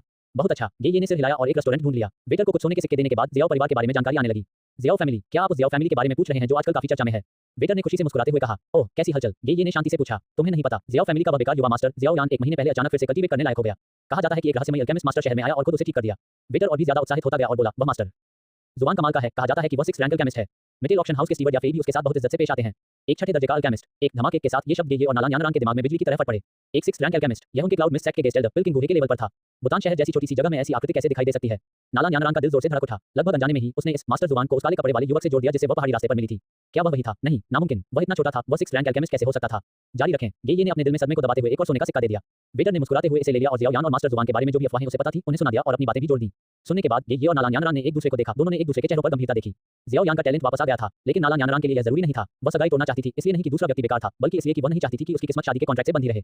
इससे भी जरूरी बात यह है कि एक 6 रैंक अल्केमिस्ट असल में वुडन सिटी में छिपा हुआ था। अगर वे इस व्यक्ति को क्लाउड मिस्ट सेट में शामिल कर पाते। नाला यानरान के विचार एक्टिव हो गए। यंग सेक्ट लीडर हम। ये ने नाला यानरान को देखा, उसके फैसले का इंतजार करते हुए। पहले जियाओ फैमिली के पास चलते हैं। नाला यानरान की आवाज फिर से ठंडी और साफ हो गई। सगाई तोड़ने का मामला सुलझाना होगा। अगले दिन जियाओ फैमिली के गेट पर जब ये ने क्लाउड मिस्ट सेट के एक एल्डर के तौर पर अपनी पहचान बताई तो पूरा जियाओ फैमिली हिल गया। जियाओ जान ने खुद उन तीनों का मेन हॉल में स्वागत किया, हालांकि उसका दिल कंफ्यूजन से भरा हुआ था। क्लाउड मिस्ट सेट के लोग अपने जियाओ फैमिली में क्या कर रहे थे? मुझे हैरानी है कि एल्डर ये हमें अपनी मौजूदगी से सम्मानित करने के लिए क्यों आए हैं? जियो जान ने प्यार से पूछा। ये ने कुछ नहीं कहा, उसने बस नाला यानरान को देखा। नाला यानरान खड़ी हो गई, उसकी नजर वहां मौजूद जियाओ परिवार के बड़ों पर गई और आखिर में जियाओ जान पर पड़ी। अंकल जियाओ, मैं इस बार एक काम से आई हूं। वह रुकी और ठंडी साफ आवाज में बोली, मुझे उम्मीद है कि जियाओ फैमिली के साथ शादी का कॉन्ट्रैक्ट खत्म हो जाएगा। जैसे ही ये शब्द बोले गए, पूरा हॉल तुरंत शांत हो गया। जियाओ जान के चेहरे की मुस्कान तुरंत गायब हो गई। उसे अपने कानों पर यकीन नहीं हो रहा था। शादी का कॉन्ट्रैक्ट खत्म कर दो। भतीजी यानरान, तुम्हारा इससे क्या मतलब है? तुम्हारी और मेरे बेटे जियाओ यान की शादी तुम्हारे दादा और मेरे पिता ने खुद तय की थी। जियाओ जान की आवाज में पहले से ही गुस्सा था। ये सिर्फ बड़ों के बीच का मजाक था, इसे सीरियसली नहीं लिया जा सकता। नाला यानरान ने बेपरवाही से कहा। बदतमीज। जियाओ जान ने टेबल पर जोर से मारा और खड़ा हो गया। क्या मेरे जियाओ परिवार की इज्जत ऐसी चीज है जिसे तुम अपनी मर्जी से छोड़ सकते हो? हॉल में मौजूद जियाओ परिवार के बड़े बुजुर्ग भी गुस्से से भरे हुए थे और नाला यानरान को घूर रहे थे। ये तो बहुत ज्यादा बदमाशी थी। जैसे ही हॉल का माहौल टेंशन भरा हुआ, दरवाजे से एक शांत आवाज आई, उसे इसे खत्म करने दो। सबने आवाज की तरफ देखा और देखा कि काले कपड़े पहने जियाओ यान दरवाजे के बाहर से धीरे-धीरे अंदर आ रहा है। 1 महीने में हालांकि उसकी साधना सिर्फ जूजी के चौथे स्टेज तक ही पहुंची थी, लेकिन उसके पूरे व्यवहार में आसमान पलटने वाला, धरती हिला देने वाला बदलाव आ गया था। उन काली आंखों में अब कोई पतन नहीं था, सिर्फ शांति और पक्का इरादा था। यान ए, जियाओ जान परेशान और गुस्से में था। जियाओ यान ने अपने पिता की बात अनसुनी कर दी। वह एक कदम करके हॉल के बीच में गया और नाला यानरान के सामने खड़ा हो गया। उसने अपने सामने सुंदर लेकिन ठंडे चेहरे को देखा। उसके दिल में कोई गुस्सा नहीं था, बस राहत की भावना थी। नाला यानरान, अगर तुम सगाई तोड़ना चाहते हो तो तोड़ सकते हो, लेकिन मेरी जियाओ यान की भी अपनी इज्जत है। उन्होंने अपने सीने से शादी का कॉन्ट्रैक्ट निकाला और उस पर रोकें अस्वीकार करें लिख दिया। आज ये तुम नहीं हो नलन यानरान जो हमारी सगाई तोड़ रहे हो, यह मैं जियाओ यान तुम्हें मना कर रहा हूं। उसने शादी का कॉन्ट्रैक्ट जिस पर रेप्यूडिएट शब्द भारी शब्दों में लिखा था मेज पर पटक दिया। तुम नलन यानरान का चेहरा तुरंत खराब हो गया। उसे उम्मीद नहीं थी कि यह पहले का बेकार इंसान उसके साथ ऐसा बर्ताव करने की हिम्मत करेगा। जियाओ यान ने उसकी तरफ नहीं देखा, बल्कि अपना सिर उठाया और भीड़ की तरफ देखा। उसकी आवाज तेज नहीं थी, लेकिन हर शब्द गूंजता हुआ और मजबूत था। नदी के पूरब में 30 साल, नदी के पश्चिम में 30 साल, बच्चों को इसलिए मत सताओ क्योंकि वे गरीब हैं। मैं जियाओ यान आज की बेइज्जती याद रखूंगा। आज से 3 साल बाद मैं खुद क्लाउड मिस्ट सेट के पास जाऊंगा और तुम्हें चैलेंज करूंगा। नाला यानरान, उस समय तुम्हारे और मेरे बीच की शिकायतें सुलझ जाएंगी। 18 3 साल का समझौता पूरा हॉल शांत था। जियाओ यान की बातों से हर कोई हैरान रह गया। नाला यानरान का चेहरा पीला पड़ गया और फिर हरा हो गया। उस डिवोर्स कैरेक्टर को देखकर उसे लगा कि यह बहुत ज्यादा चमकीला था। नाला यानरान ने गहरी सांस ली और अपने दिल के गुस्से को दबा लिया। अच्छा, 3 साल बाद मैं क्लाउड मिस्ट सेट में तुम्हारा इंतजार करूंगा। ये कहने के बाद नाला यानरान ने 3 क्यूवी गैदरिंग पाउडर पीछे छोड़ दिए, फिर ये को लिया और अपनी आस्तीनें झटकते हुए चली गई। शादी रद्द करने का मकसद पूरा हो गया था, फिर भी उसके दिल में जरा भी खुशी नहीं थी, बल्कि वह बेइज्जती और अनिच्छा से भरा हुआ था। जियाओ फैमिली के गेट से बाहर निकलते हुए ये ने सावधानी से कहा, युवा संप्रदाय के नेता आगे क्या? मित्तल ऑक्शन हाउस जाओ। नाला यानरान का चेहरा फिर से बर्फीला हो गया। मैं उस मास्टर जुबान से मिलना चाहता हूं। मित्तल नीलामी घर या फिर टॉप फ्लोर ऑफिस में बैठी फाइलों का ढेर देख रही थी। पिछले 1 महीने से जुबान जिन अकेले रह रही थी। रोज फ्रेग्रेंट हेवन टावर जाकर उसकी सेवा करने के अलावा उसने अपना बचा हुआ सारा समय बुतान शहर के आसपास मित्तल परिवार की सेना के रिसोर्स को इकट्ठा करने में लगाया। न केवल मित्तल ऑक्शन हाउस के विकास के लिए, बल्कि किसी समय एक नौकरानी ने दरवाजा खटखटाया और अंदर चली आई। मैनेजर, बाहर कुछ लोग हैं जो क्लाउड मिस्ट सेट से होने का दावा कर रहे हैं और खास तौर पर आपसे मिलना चाहते हैं। क्लाउड मिस्ट सेट या फिर की हरकतें रुक गईं और उसके आकर्षक चेहरे पर हैरानी की झलक दिखी। क्लाउड मिस्ट सेट के लोग बुतान शहर में क्या कर रहे हैं और उसे ढूंढने आ रहे हैं। उन्हें अंदर आने दो। थोड़ी देर बाद नालन यानरान और ये को नौकरानी अंदर ले गई। ओह माय, मैं सोच रहा था कि यह कौन है, तो ये सिस्टर यानरान है। नालान यानरान को देखकर याफेई तुरंत खड़ी हो गई। उनके चेहरे पर एक प्यारी सी मुस्कान थी। वह और नलान यानरान पुराने जान पहचान वाले थे। इंपीरियल कैपिटल में वे एक दूसरे को बहनें कहकर बुलाते थे। बस उस समय नलान यानरान क्लाउड मिस्ट सेक की यंग सेक लीडर नहीं बनी थी। बहन याफेई, नालान यानरान ने याफेई का अभिवादन किया। सिस्टर यानरान इस छोटी सी जगह बुतान सिटी में क्यों आई हैं? क्या कुछ गड़बड़ है? याफेई ने मुस्कुराते हुए पूछा और दोनों को गेस्ट एरिया में बैठने के लिए ले गई। बहन याफेई, मैं गोलमोल बातें नहीं करूंगी। नालन यानरान सीधे मुद्दे पर आ गए। मैंने सुना है कि वुटन शहर में एक मास्टर जुबान आए हैं जो छठे रैंक के अल्केमिस्ट हैं और उनका आपसे बहुत करीबी रिश्ता है। मैं आपसे मेरा परिचय कराने के लिए कहना चाहूंगा। मास्टर जुबान शब्द सुनकर याफेई के चेहरे की मुस्कान थोड़ी फीकी पड़ गई। उसने नालान यानरान को ध्यान से देखा। उसके दिमाग में तुरंत अनगिनत विचार कौंध गए। क्लाउड मिस्ट सेक के लोग यंग मास्टर से क्या चाहते हैं? सिस्टर यानरान की जानकारी काफी अच्छी है। याफेई ने अपना चाय का कप उठाया और धीरे से एक घूंट लिया। लेकिन इस मामले में मैं फैसला नहीं ले सकती। मुझे पहले जाकर अपने यंग मास्टर की राय लेनी होगी। युवा मास्टर नालान यानरान और ये दोनों हैरान रह गए। उन्होंने जो अफवाहें सुनी थी वे सब मास्टर जुबान के बारे में थी। ये याफेई के मुंह में यंग मास्टर कैसे बन गया? सिस्टर याफेई, क्या आप कह रही हैं कि मास्टर जुबान बहुत छोटे हैं? नालान यानरान ने हिचकिचाते हुए पूछा। सिर्फ जवान ही नहीं। याफेई ने चाय का कप नीचे रख दिया। उसके मुंह के कोने पर गर्व से एक चाप बन गया। मेरे यंग मास्टर एक डैशिंग यंग मैन है। एक युवक। नालान यानरान और ये ने फिर से एक दूसरे को देखा। उनका शौक अपने पीक पर पहुंच गया। एक जवान आदमी, एक छठी रैंक का अल्केमिस्ट। ये कैसे संभव है? यहाँ तक कि पिलकिंग भी मिडिल एज के बाद ही 6th रैंक रेलियम में पहुंच पाए। नालान यानरान के मन में पहाड़ी रास्ते पर काले कपड़े पहने उस युवक की छवि एक बार फिर उभरी। क्या ये वही हो सकता है? यह विचार बहुत ज्यादा मजबूत हो गया। तो मुझे सिस्टर याफेई को परेशान करना होगा। नालान यानरान ने अपने दिल की उत्तेजना को दबाते हुए विनम्रता से कहा। बहुत आसान है, कृपया यहाँ थोड़ी देर रुकिए। ये कहकर याफेई खड़ी हुई और ऑफिस से चली गई। सुगंधित स्वर्ग टॉवर। याफेई सम्मानपूर्वक जुबान जिन के सामने खड़ी हुई और नालान यानरान की मुलाकात की रिक्वेस्ट के बारे में पूरी डिटेल में बताया। ओह, नालन यानरान, जुबान जिन को ये कुछ मजेदार लगा। ये औरत जो अभी शादी रद्द करवाने के लिए ज़ियाओ फैमिली के पास गई थी, मुझे ढूंढने आई है। वह क्या करना चाहती है? मुझे जीतना चाहती है। क्लाउड मिस्ट सेक के लिए गेस्ट एल्डर को रिक्रूट करना चाहती है। युवा मास्टर, आप क्या सोचते हैं? याफेई ने सावधानी से पूछा। उसे आने दो। जुबान जिन ने बेपरवाही से बात की। वह ये भी जानना चाहता था कि क्लाउड मिस्ट सेक का ये होने वाला सेक मास्टर क्या करने वाला है। जी यंग मास्टर। याफेई ने ऑर्डर मान लिया और जाने के लिए मुड़ी। जल्द ही याफेई ने नालान यानरान और बाकी दो लोगों को फ्रेग्रेंट हेवन टॉवर की सबसे ऊपरी मंजिल पर ले आया। जैसे ही कमरे का दरवाजा खोला गया, नालान यानरान और ये के कदम तुरंत वहीं रुक गए। कमरे के अंदर काला चोगा पहने एक युवक खिड़की के सामने उनकी तरफ पीट करके खड़ा था। वह फिगर वे इससे ज्यादा परिचित नहीं हो सकते थे। पहाड़ी रास्ते पर उनका सामना एक भयानक एक्सपर्ट से हुआ। ये के पैर कमजोर हो गए और वह लगभग वहीं घुटनों के बल बैठ गया। उसके चेहरे का रंग पूरी तरह उड़ गया। नालान यानरान का नाजुक शरीर भी कांपने लगा और उसकी सांस रुक गई। ये वही है, ये सच में वही है। वह रहस्यमय एक्सपर्ट जिसने उसके दिल को बेचैन कर दिया था। असल में वह 6th रैंक अल्केमिस्ट था जिसके बारे में वुटन सिटी में चर्चा थी। ये बहुत ही बेतुका है। जैसे ही दोनों हैरान हुए, याफेई आगे बढ़ी और उस व्यक्ति को सम्मान से झुककर प्रणाम किया। यंग मास्टर, नालान यानरान आ गया है। कमरा बहुत शांत था। नालान यानरान और ये दरवाजे पर जमे खड़े रहे। उनके पीछे वह क्लाउड मिस्ट सेक का शिष्य जो पहले पहाड़ी रास्ते पर बदतमीजी कर रहा था। जैसे ही उसने जुबान जिन का चेहरा देखा, उसने आंखें घुमाई और सच में डरकर वहीं बेहोश हो गया। लेकिन इस समय किसी को उसकी परवाह नहीं थी। ये के पैर जोर-जोर से कांप रहे थे, लगभग अपने शरीर का वजन नहीं संभाल पा रहे थे। ये वही है, पहाड़ी रास्ते का वह डरावना एक्सपर्ट जिसने एक तिरछी नजर से ही उसे लगभग मेंटल ब्रेकडाउन कर दिया था। और अब मित्तल परिवार की याफेई ने असल में उन्हें यंग मास्टर कहकर बुलाया। एक छठी रैंक का अल्केमिस्ट और साथ ही जबरदस्त ताकत वाला एक पावर हाउस। असल में इतना छोटा। ये का दिमाग पेस्ट की तरह जम गया था और ठंडा पसीना बूंद-बूंद करके उसके माथे से नीचे बह रहा था। नालान यानरान का शरीर भी सीधा तन गया था और उसने अपनी स्कर्ट को कसकर पकड़ लिया था। ये सच में वही है। क्या वह महान छठे रैंक के अल्केमिस्ट मास्टर जुबान है? इस बात का एहसास उसे पहले ज़ियाओ फैमिली में मिले डिवोर्स की बेइज्जती से भी ज्यादा हैरान और अजीब लगा। कोई और वजह नहीं थी, मुख्य रूप से इसलिए क्योंकि जुबान जिन बहुत छोटा था। वह ज्यादा से ज्यादा 20 साल का दिखता था। याफेई एक तरफ खड़ी होकर दोनों के रिएक्शन देख रही थी। तो क्या हुआ अगर वह क्लाउड मिस्ट सेक की यंग सेक लीडर है? यंग मास्टर के सामने क्या उसे भी डर से कांपना नहीं पड़ता? वह इस रहस्यमय यंग मास्टर पर सब कुछ दांव पर लगाने के अपने शुरुआती फैसले से बहुत खुश थी। यह उसकी जिंदगी का सबसे सही इन्वेस्टमेंट था। जुबान जिन धीरे से घुमा। उसने उस शिष्य पर ध्यान नहीं दिया जो जमीन पर बेहोश हो गया था और न ही उसने पीले चेहरे वाले ये की ओर देखा। उसकी नजर सीधे नालान यानरान पर पड़ी। मुझे आश्चर्य है कि क्लाउड मिस्ट सेक के यंग सेक लीडर का क्या काम है। 19 दूर की कोड़ी वाले विचार शांत कमरे में एक शांत आवाज गूंज रही थी। हर शब्द नालान यानरान के दिल पर साफ असर कर रहा था। नालान यानरान कांप उठा और तुरंत असलियत में वापस आ गया। उसने अपने दिल की उथल-पुथल भरी लहरों को जोर से दबाया। एक गहरी सांस ली, आगे बढ़ी और जुबान जिन को झुककर प्रणाम किया और एक जूनियर किसी सीनियर को सबसे ऊंचा सलाम कर सकता था। जूनियर नालान यानरान को नहीं पता था कि यह ग्रेट मास्टर जुबान खुद हैं। मैंने पहले पहाड़ी रास्ते पर आपको नाराज किया था और मैं ग्रेट मास्टर से अपने गुनाहों को माफ करने की गुजारिश करता हूं। ये ने भी रिएक्ट किया, जल्दी से झुककर अभिवादन किया। उसकी आवाज बेकाबू होकर कांप रही थी। जूनियर ये ठीक से डिसिप्लिन नहीं कर पाई और ग्रेट मास्टर को नाराज कर दिया। मुझे मरना चाहिए, प्लीज ग्रेट मास्टर, मुझे सजा दो। जुबान जिन ने हाथ हिलाया। इस मामले को यहीं खत्म करते हैं। इसे याफेई को कुछ इज्जत देने जैसा समझो। ये शब्द हल्के फुल्के अंदाज में कहे गए थे, फिर भी उन्होंने वहां मौजूद 3 लोगों के दिलों में अलग-अलग तरह की लहरें पैदा कर दी। ये और नालान यानरान ने राहत की सांस ली। अच्छी बात ये थी कि दूसरी पार्टी इस मामले को आगे नहीं बढ़ा रही थी। याफेई के दिल में बहुत ज्यादा खुशी की लहर दौड़ गई। यंग मास्टर उसका साथ दे रहा था, उसका स्टेटस बढ़ा रहा था। क्लाउड मिस्ट सेक के यंग सेक लीडर के ठीक सामने उसने कहा कि वह उसे फेस दे रहा है। अगर ये बातें बाहर आ गईं तो मित्तल परिवार और यहाँ तक कि पूरे जियामा साम्राज्य में उसका रुतबा काफी बढ़ जाएगा। उसने जुबान जिन की प्रोफाइल देखी और उस नजरिए से अब उसमें थोड़ी ज्यादा सच्ची तारीफ थी। बहुत बहुत धन्यवाद यंग मास्टर, याफेई ने धीरे से कहा और आगे बढ़कर जुबान जिन के चाय के कप को नेचुरल और करीबी हरकतों से फिर से भर दिया। नालन यानरान ने ये दृश्य देखा, उसका दिल मिली जुली भावनाओं से भर गया। उसे याद आया कि शाही राजधानी में ये सिस्टर याफेई हर तरह के लोगों से निपटने में माहिर थी। अनगिनत ताकतवर और अमीर लोगों के बीच घुलती मिलती थी। फिर भी उसने हमेशा खुद को पवित्र और बेदाग रखा। कोई भी उसके करीब नहीं आ सका। फिर भी अब उसने एक जवान आदमी के प्रति ऐसा व्यवहार दिखाया। नालान यानरान ने खुद को संभाला और फिर से बोली। इस बार उसने अपना पोस्टर और भी नीचे कर लिया। ग्रेट मास्टर की उदारता के लिए बहुत बहुत धन्यवाद। यानरान इस बार क्लाउड मिस्ट सेक को रिप्रेजेंट करने और ग्रेट मास्टर को हमारे सेक का गेस्ट एल्डर बनने के लिए इनवाइट करने आए हैं। उसने जुबान जिन की ओर देखा, उसका लहजा सच्चा था। हमारा क्लाउड मिस्ट सेक आपके साथ बहुत अच्छे से पेश आने को तैयार है। सेक के अंदर सभी कल्टीवेशन रिसोर्स जिसमें कल्टीवेशन टेक्निक, ड्यू टेक्निक और मेडिसिनल हर्ब शामिल हैं, आपके होंगे। आप जैसे चाहें इस्तेमाल कर सकते हैं। अगर ग्रेट मास्टर की कोई रिक्वेस्ट है तो जब तक हमारा क्लाउड मिस्ट सेक उसे पूरा कर सकता है, हम मना नहीं करेंगे। ये शब्द मामूली नहीं थे। जियामा साम्राज्य में नंबर 1 संप्रदाय के रूप में क्लाउड मिस्ट संप्रदाय ने पहले ही ऐसा वादा करके अपनी सबसे बड़ी ईमानदारी दिखाई थी। ये ने भी बार-बार से हिलाया। अगर वे इतने युवा 6th रैंक के अल्केमिस्ट को सेक में वापस बुला सकें तो यह वाकई एक बड़ी कामयाबी होगी। हालांकि ये सुनने के बाद जुबान जिन ने केवल धीरे से अपना सिर हिलाया। उसने अपना चाय का कप उठाया, भाप पर फूंका और कुछ शब्द बोले। जियामा साम्राज्य बहुत छोटा है। जियामा साम्राज्य बहुत छोटा है। ये 6 शब्द एक भारी हथौड़े की तरह थे जो नालान यानरान और ये के दिलों पर जोरदार प्रहार कर रहे थे। जियामा साम्राज्य में नंबर 1 संप्रदाय जिस पर उन्हें इतना गर्व था, उसे दूसरी पार्टी ने सिर्फ बहुत छोटा कहकर देखा। ये कैसी विशाल बुद्धि थी और कैसा अहंकार। फिर भी वे इसका खंडन नहीं कर सके। इतने कम उम्र में एक छठी रैंक का अल्केमिस्ट जरूर भविष्य में अनगिनत कामयाबियां हासिल करेगा। छोटा जियामा एम्पायर सच में उसे संभाल नहीं सकता था। पहली बार नालान यानरान के चेहरे पर निराशा का भाव दिखाई दिया। उसका सारा गर्व, उसकी सारी संपत्ति इस काले कपड़े पहने युवक के सामने बेकार हो गई थी। ऐसा लग रहा था कि जुबान जिन को उनसे और कुछ कहने में कोई दिलचस्पी नहीं थी। याफेई, युवा मास्टर, मैं यहाँ हूँ। याफेई ने तुरंत जवाब दिया। उन्हें बाहर तक छोड़ो। जुबान जिन ने बिना ध्यान दिए निर्देश दिया और उनकी तरफ देखना बंद कर दिया और अपनी चाय की चुस्की लेते रहे। जी यंग मास्टर। याफेई ने जुबान जिन को प्यार से नमस्ते किया, फिर मुड़कर नालान यानरान और ये को देखा और एक बार फिर अपनी प्रोफेशनल मुस्कान बिखेरी। सिस्टर यानरान एल्ड ये प्लीज। नालान यानरान ने अपने होंठ काटे, लेकिन आखिर में वह एक बार फिर जुवान जिन की पीठ की ओर झुकी। तो फिर यानरान अब ग्रेट मास्टर को और परेशान नहीं करेगा। बोलने के बाद वह मुड़ी और कमरे से बाहर चली गई। ये ने भी जल्दी से बेहोश शिष्य को फर्श से उठाया और अस्त व्यस्त दिखते हुए उसके पीछे पीछे चला गया। याफे ने दरवाजा धीरे से बंद कर दिया। जुवान जिन ने अपना चाय का कप नीचे रखा, खिड़की के पास गया और नालान यानरान और उसके ग्रुप को घबराकर नीचे जाते हुए देखा। क्लाउड मिस्ट एक्ट 3 साल का एग्रीमेंट, मुझे लगता है कि मैं जाकर मजा देख सकता हूं। तथापि याफे ने दरवाजा धीरे से बंद कर दिया, जिससे अंदर का हिस्सा बाहर से अलग हो गया। नालान यानरान और ये अपनी जगह पर जमे हुए थे। उनके पीछे बेहोश शिष्य सामान की बोरी की तरह था। ये के पैर अभी भी कांप रहे थे। वह बस तुरंत हुतान शहर छोड़ना चाहता था। ये दीवार से टिक गया। उसकी आवाज कमजोर थी। युवा संप्रदाय के नेता, हमें जल्दी से निकल जाना चाहिए। नालान यानरान हिले नहीं। वह बस चुपचाप खड़ी रही। उसकी चांद जैसी सफेद ड्रेस हॉलवे की हवा में हल्की हल्की लहरा रही थी। वह आमतौर पर ठंडा चेहरा अवसर में और निराशा के साथ साथ एक अजीब भावना से भी जुड़ा हुआ था, जिसका एहसास उसे खुद अभी तक नहीं हुआ था। काफी देर बाद नालान यानरान ने आखिरकार सांस छोड़ी। एल्डर जी, आप पहले सीनियर ब्रदर को वापस सराय में ले जाएं। उसकी आवाज में कुछ शांति आ गई थी। तो फिर आपका क्या, यंग सेक्ट लीडर? ये परेशान था। मैं यहाँ सिस्टर याफे का इंतजार करूंगा। नालान यानरान के फैसले पर कोई शक नहीं था। वह रेलिंग के सहारे झुक गई और फ्रेग्रेंट हेवन टॉवर के नीचे भीड़ को देखने लगी। ये उसे और मनाना चाहता था, लेकिन नालान यानरान का प्रोफाइल देखकर उसने अपने होठों तक आए शब्दों को निगल लिया। उसके पास बेहोश शिष्य को घसीटकर फ्रेग्रेंट हेवन टॉवर से भागने के अलावा कोई चारा नहीं था। वह लगभग हाथ पैर मार रहा था।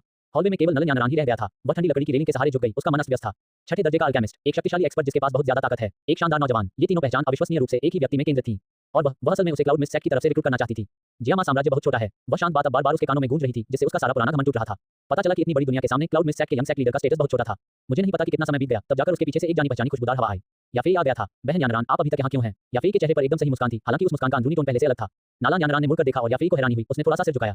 सिस्टर याफे, मैं आपसे यंग मास्टर के मामलों के बारे में पूछना चाहता हूँ। उसने बहुत चालाकी से अपने संबोधन का तरीका बदल दिया। याफे के चेहरे पर मुस्कान थोड़ी गहरी हो गई और वह नालान यानरान को सहारा देने के लिए आगे बढ़ी। चलो मेरे साथ थोड़ी देर बैठो। मित्तल ऑक्शन हाउस का सबसे ऊपरी फ्लोर। खुशबूदार चाय से भाप उठ रही थी। नालान यानरान सीधी बैठी थी। उनका पोस्चर विनम्र था, जैसे कोई जूनियर पहली बार गाइडेंस लेने आया हो। सिस्टर याफे, वह यंग मास्टर, असल में वह कौन है? याफे ने अपना चाय का कप उठाया, ढक्कन से झाग को धीरे से हटाया। उसकी हरकतें शानदार थीं।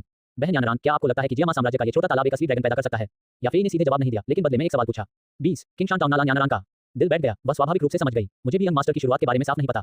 याफे ने अपना चाय का कप नीचे रख दिया। उसकी आवाज धीमी थी। लेकिन मुझे पता है कि हमारी आंखों में जो आसमान है, वह यंग मास्टर के पैरों के नीचे की जमीन हो सकती है। जब यंग मास्टर ने आज कहा कि वह मुझे कुछ फेस देंगे, तो वह मुझे कुछ बता रहे थे और क्लाउड मिस्ट सेक्ट को भी चेतावनी दे रहे थे। याफे ने नालान यानरान को देखा। बहन यानरान, आप एक समझदार इंसान हैं। आपको समझना चाहिए कि मेरा क्या मतलब है। नालान यानरान चुप हो गया। बेशक वह समझ गई। दूसरे पक्ष ने क्लाउड मिस्ट सेक्ट को बिल्कुल भी दिल पर नहीं लिया। उस कहावत याफे को कुछ चेहरा दो का मतलब था, अगर याफे का चेहरा न होता तो तुम आज इस दरवाजे से बाहर भी नहीं निकल पाते। एक छठी रैंक का अल्केमिस्ट जो इतना युवा है, उसके पीछे की शक्ति अकल्पनीय रूप से विशाल होगी। और उसने असल में उसे रिक्रूट करने की कोशिश की थी। नालान यानरान का चेहरा बारी बारी से लाल और पीला पड़ गया। सच में बहुत अजीब। मैं समझ गया। नालान यानरान खड़ी हुई और याफे को गंभीरता से प्रणाम किया। आपके मार्गदर्शन के लिए बहुत बहुत धन्यवाद सिस्टर याफे। नालान यानरान के चेहरे पर अब कोई उलझन नहीं थी। उसकी ठंडी साफ आंखों में एक नई लौ जल उठी। मैं तुरंत सेक्ट में वापस आ जाऊंगा। याफे उसे दरवाजे तक ले गई। उस जवान लड़की के मजबूत इरादे वाले पीछे हटे हुए शरीर को देख रही थी। उसके मुंह के कोने थोड़े ऊपर की ओर मुड़े हुए थे। नालान यानरान मित्तल ऑक्शन हाउस से बाहर निकले और बुतान शहर के ऊपर आसमान की ओर देखा। उसे अचानक लगा कि यह आकाश सचमुच बहुत छोटा है। 3 साल का एग्रीमेंट, उसने खुद से फुसफुसाया। बस जियाओ यान, वह कहावत, युवाओं को गरीबी में धकेलो मत, इस समय यह उसके दिल में ज्यादा हलचल नहीं पैदा कर सकता था। ये तो बस उसकी साधना के रास्ते में एक रुकावट थी जिसे सीधे तौर पर हटाने की जरूरत थी। उसका असली लक्ष्य उस बड़ी दुनिया को देखना था जिसके बारे में जुबान जिन ने बात की थी। जियो परिवार। जियाओ यान बिस्तर पर पालती मारकर बैठ गया। उसका पहले वाला जोश और गुस्सा धीरे धीरे ठंडा हो गया। इसे बदलना एक तरह का बहुत ज्यादा दबाव था। 3 स्टार डू प्रैक्टिशनर, जियाओ यान ने खुद से कहा। उसने आज नालान यानरान की छाती पर 3 चमकते हुए सोने के तारे बहुत साफ देखे थे। एक 15 साल का 3 स्टार डू प्रैक्टिशनर, यहाँ तक कि पूरे जियामा साम्राज्य में भी वह बिल्कुल टॉप टियर जीनियस थी। इसके अलावा नालान यानरान पहले से ही क्लाउड मिस्ट सेक्ट की यंग सेक्ट लीडर थी। अगले 3 सालों तक उसके रिसोर्स स्वाभाविक रूप से अंतहीन होंगे। 3 साल बाद वह किस दायरे में पहुंचेगी? जियाओ यान का दिमाग तेजी से घूमने लगा। क्लाउड मिस्ट सेक्ट के रिसोर्स और उसके टैलेंट के साथ 3 साल बाद डू मास्टर तक पहुंचना, हाई लेवल डू मास्टर तक पहुंचना या ग्रेट डू मास्टर रेंक की ओर बढ़ना भी नामुमकिन नहीं था। और खुद के बारे में क्या? डू जी की स्टेज 4। ये शुरुआती पॉइंट बहुत कम था। जियाओ यान ने अपनी हथेलियां फैलाई, अपने शरीर में कमजोर कीवी को महसूस किया। एक तेज बेचैनी ने उसे लहर की तरह डुबो दिया। काफी नहीं, काफी से बहुत दूर। उसने अपनी आंखें बंद कर ली। उसका मन उसके शरीर में डूब गया। तेजी से पूरे शरीर में चीको घुमाने लगा। लालच से स्वर्ग और पृथ्वी के बीच की एनर्जी को सोखने लगा। चीकी हर बढ़त से उसे मन की शांति का एहसास होता था। वह हार नहीं सकता था। ये लड़ाई न केवल उसके निजी सम्मान और अपमान से जुड़ी थी, बल्कि उसके पिता और पूरे शियाओ परिवार के चेहरे से भी जुड़ी थी। दरवाजे के बाहर जियाओ जुन चुपचाप खड़ी थी। जियाओ यान के कमरे का कसकर बंद दरवाजा देखकर उसके सुंदर चेहरे पर चिंता की लकीरें उभर आईं। वह किसी से भी बेहतर जानती थी कि जियाओ यान और नालान यानरान के बीच कितना बड़ा अंतर था। हालांकि ग्रेट मास्टर जुबान जिन की मेडिसिनल पिल का बहुत चमत्कारी असर था, फिर भी 3 साल के अंदर नालान यानरान के बराबर पहुंचना या उससे भी आगे निकल जाना स्वर्ग जाने जितना ही मुश्किल था। आखिरकार जियाओ यान का शुरुआती बिंदु बस बहुत कम था। भाई जियाओ यान, उसने आंगन का गेट खोला और अंदर चली गई। कमरे में जियाओ यान अभी भी बिना थके काम कर रहा था। पसीने से उसके कपड़े भीग चुके थे। उसकी सिकुड़ी हुई भौहें और पीला रंग देखकर जियाओ जुन के दिल में दर्द हुआ। उसने उसे परेशान करने के लिए कोई आवाज नहीं की, बस चुपचाप पीछे हट गई और दरवाजा बंद कर दिया। अपने आंगन में लौटकर जियाओ जुन एक नीले पत्थर के स्टूल पर बैठ गई। सिर्फ कड़वी साधना पर निर्भर रहने से काम नहीं चलेगा। जियाओ जुन ने खुद से फुसफुसाया। जियाओ यान को ज्यादा पावरफुल कल्टीवेशन टेक्निक, ज्यादा टॉप टियर मेडिसिनल पिल्स और ज्यादा जबरदस्त डू टेक्निक की जरूरत थी। एक पल बाद ऐसा लगा जैसे उसने कोई फैसला कर लिया हो। बुतान शहर में जीवन जियाओ यान की उन्नत साधना और विभिन्न शक्तियों की अंतर्धाराओं के बीच शांति से भर रहा था। जुबान जिन फ्रेग्रेंट हेवन टावर में और आधे महीने तक रहे। उन्होंने अपना ज्यादातर समय खेती करने में बिताया और कभी-कभी दवा की गोलियों को बेहतर बनाने में भी। और क्योंकि याफे ने अभी तक 6 rank spirit rhinoceros meridian clearing pill के लिए सभी दवाएं इकट्ठा नहीं की थी, इसलिए जुबान जिन का यहां रुकने का इरादा नहीं था। इस दिन जुबान जिन ने याफे को कमरे में बुलाया। जुबान जिन ने लापरवाही से याफे को कुछ ज़्यादा बोतलें फेंक दी। अंदर कुछ 4th रैंक की गैदरिंग पाउडर और 5th rank healing medicinal pills हैं। उन्हें ले लो और इस्तेमाल करो। चाहे तुम उन्हें खुद इस्तेमाल करो या नीलाम करो, ये तुम पर है। नीलामी के बाद मिलने वाले सोने के सिक्कों का इस्तेमाल हाई लेवल मेडिसिनल चीजें खरीदने में करें। याफे ने ज़ेड की बोतलें ली। बोतलों से निकलती गर्मी और दवा की खुशबू को महसूस किया। उसका दिल खुश हो गया। यंग मास्टर उसके भविष्य का रास्ता बना रहे थे। बहुत बहुत धन्यवाद यंग मास्टर। मैं कुछ समय के लिए बुतान शहर छोड़ने जा रहा हूं, जुबान जिन ने कहा। याफे का दिल अचानक से भारी हो गया। उसके चेहरे पर हिचकिचाहट के भाव दिखने लगे। यंग मास्टर कहां जा रहे हैं? जादुई जानवर पर्वत श्रृंखला को देखने के लिए। जुबान जिन ने इसे छिपाया नहीं। याफे ने सिर हिलाया और कोई और सवाल नहीं पूछा। वह जानती थी कि उसे क्या करना चाहिए और क्या नहीं करना चाहिए। मेरे जाने से पहले ये ले लो। जुबान जिन ने याफे को एक काली ज़ेड स्लिप दी जिस पर बारीक पैटर्न खुदे हुए थे। इसके अंदर मेरे एक वार की ताकत बंद है। अगर तुम्हें कोई ऐसा खतरा आए जिसे तुम हल नहीं कर सकते तो उसे सीधे कुचल दो। याफे ने ज़ेड स्लिप को दोनों हाथों से लिया। इसके भारी वजन ने उसे बहुत ज्यादा सुरक्षा का एहसास कराया। उसने ऊपर देखा। उन प्यारी आड़ू जैसी आंखों में पानी चिलमिला रहा था। यंग मास्टर, याफे यहीं होगी। आपके लौटने का इंतजार कर रही होगी। जुबान जिन ने गुनगुनाया। उसका शरीर टिमटिमाया और वह कमरे से गायब हो गया। याफे ने उस ठंडी ज़ेड स्लिप को काफी देर तक पकड़े रखा और फिर मुड़कर चली गई। क्योंकि जुआन जिन उसे बहुत मानता था, इसलिए उसे स्वाभाविक रूप से कड़ी मेहनत करनी पड़ी। इस दौरान उनके संपर्क से या फिर यह भी समझ गई कि जुआन जिन अभी भी कुछ समय के लिए इस नॉर्थ वेस्ट कॉन्टिनेंट में ही रहेगी। और जाहिर है, इस दौरान उसे जुआन जिन की जरूरतों का भी ध्यान रखना था। आखिर ऐसी हंसी हर चीज का पर्सनली ध्यान नहीं रख सकती थी। आधे दिन बाद किंगशान टाउन, भूटान शहर की खुशहाली के उलट ये छोटा सा शहर ज्यादा ऊबड़-खाबड़ लगता था। क्योंकि यह मैजिकल बीस्ट माउंटेन रेंज के पास था, इसलिए शहर में बहुत सारे मर्सिडी थे। सड़कों पर कोई भी बड़े-बड़े आदमियों को अपनी पीठ पर तलवारें लिए और हर जगह जबरदस्त एनर्जी से भरे हुए देख सकता था। जुआन जिन धीरे-धीरे नीले पत्थर वाली सड़क पर चल रहा था और सीधे शहर के पूर्वी छोर पर वान याओ फार्मेसी की ओर बढ़ रहा था। वान याओ फार्मेसी का स्टोर फ्रंट बड़ा नहीं था, लेकिन वह हर तरह की दवाइयों से भरा हुआ था और जड़ी बूटियों की हल्की खुशबू हवा में फैली हुई थी। एक जवान लड़की जो सिंपल लिनन ड्रेस पहनी थी, काउंटर के पीछे खड़ी थी और हरे रंग के एक अधेड़ उम्र के आदमी के घाव पर ध्यान से पट्टी बांध रही थी। वह लड़की लगभग 16 या 17 साल की लग रही थी। उसने हल्के सफेद कपड़े पहने हुए थे। हालांकि उसका लुक बेमिसाल नहीं था, फिर भी उसे एक अनोखी सुंदरता कहा जा सकता था। उसके शांत मुस्कुराते गालों से एक ताजा और प्यारा स्वभाव झलक रहा था। इस अनोखे स्वभाव ने तुरंत उसके आकर्षण को काफी बढ़ा दिया। यह ज़ियाओ यीजियान था, 21, छोटी परी डॉक्टर ओरिजिनल काम में ज़ियाओ यीजियान ने कभी अपना नाम नहीं लिया। वह हमेशा एक अल्केमिस्ट बनना चाहती थी, लेकिन अपनी फिजिक की वजह से वह पॉइजन मास्टर के रास्ते पर चली गई। जब वह छोटी थी तो उसके शरीर के फटने की वजह से उसके प्रियजन उसकी आंखों के सामने मर गए, जिससे ज़ियाओ यीजियान को बहुत दर्द हुआ। जुआन जिन तुरंत आगे नहीं बढ़ा, बल्कि दरवाजे पर टिककर चुपचाप देखता रहा। ज़ियाओ यीजियान की हरकतें नर्म और ध्यान से थी और उसकी भौहों के बीच थोड़ी दया भरी कोमलता थी। ये सोचना मुश्किल था कि ऐसे बोधिसत्व जैसे दिल वाले शरीर के अंदर सब कुछ नष्ट करने में सक्षम एक भयानक शक्ति बनती। ठीक है अंकल, आपके घाव का इलाज हो गया है। ये डिटॉक्सिफाइंग पाउडर है, याद रखें इसे दिन में 3 बार तय समय पर लें। ज़ियाओ यीजियान ने अधेड़ उम्र के आदमी को दवा का एक पैकेट दिया। उसकी आवाज नर्म और अच्छी थी। बहुत धन्यवाद ज़ियाओ यीजियान, बहुत धन्यवाद ज़ियाओ यीजियान। अधेड़ उम्र का आदमी बहुत शुक्रिया अदा करते हुए चला गया। वान याओ फार्मेसी के अंदर केवल जुआन जिन और ज़ियाओ यीजियान ही बचे थे। ज़ियाओ यीजियान ने ऊपर देखा और तभी दरवाजे पर जुआन जिन को देखा। उसने अपने सामने काले कपड़े पहने युवक को देखा। उसका स्वभाव इस छोटे से शहर के लिए बिल्कुल अलग था। लंबे समय से बनी हुई वह शान शौकत बहुत अनोखी थी। युवा मालिक, आप यहाँ डॉक्टर को दिखाने आए हैं या दवा खरीदने? ज़ियाओ यीजियान ने शांत आवाज में कहा। जुआन जिन की नजर उसके चेहरे पर नहीं टिकी, बल्कि उसकी खुली कलाइयों पर पड़ी। वहाँ की स्किन गोरी थी, फिर भी उसमें हल्का सा अजीब सा ग्लेपन दिख रहा था। ज़ियाओ यीजियान ने उसकी नजर का पीछा किया और अनजाने में अपने हाथ वापस अपनी आस्तीन में डाल लिए। उसके अंदर के खतरे की घंटी जोर से बजने लगी। शहर के भाड़े के सैनिक उसे ज्यादातर इच्छा और लालच से देखते थे, लेकिन उसके सामने खड़ा यह आदमी अलग था। उसकी नजर शांत थी, फिर भी इतनी तेज थी कि उसके शरीर को भेद सके, मानो उसके छिपे हुए सबसे गहरे राज खोल रही हो। इस एहसास ने उसे बहुत असहज कर दिया। मैं यहाँ डॉक्टर को दिखाने नहीं आया हूँ, न ही दवा खरीदने आया हूँ, जुआन जिन ने धीरे से कहा।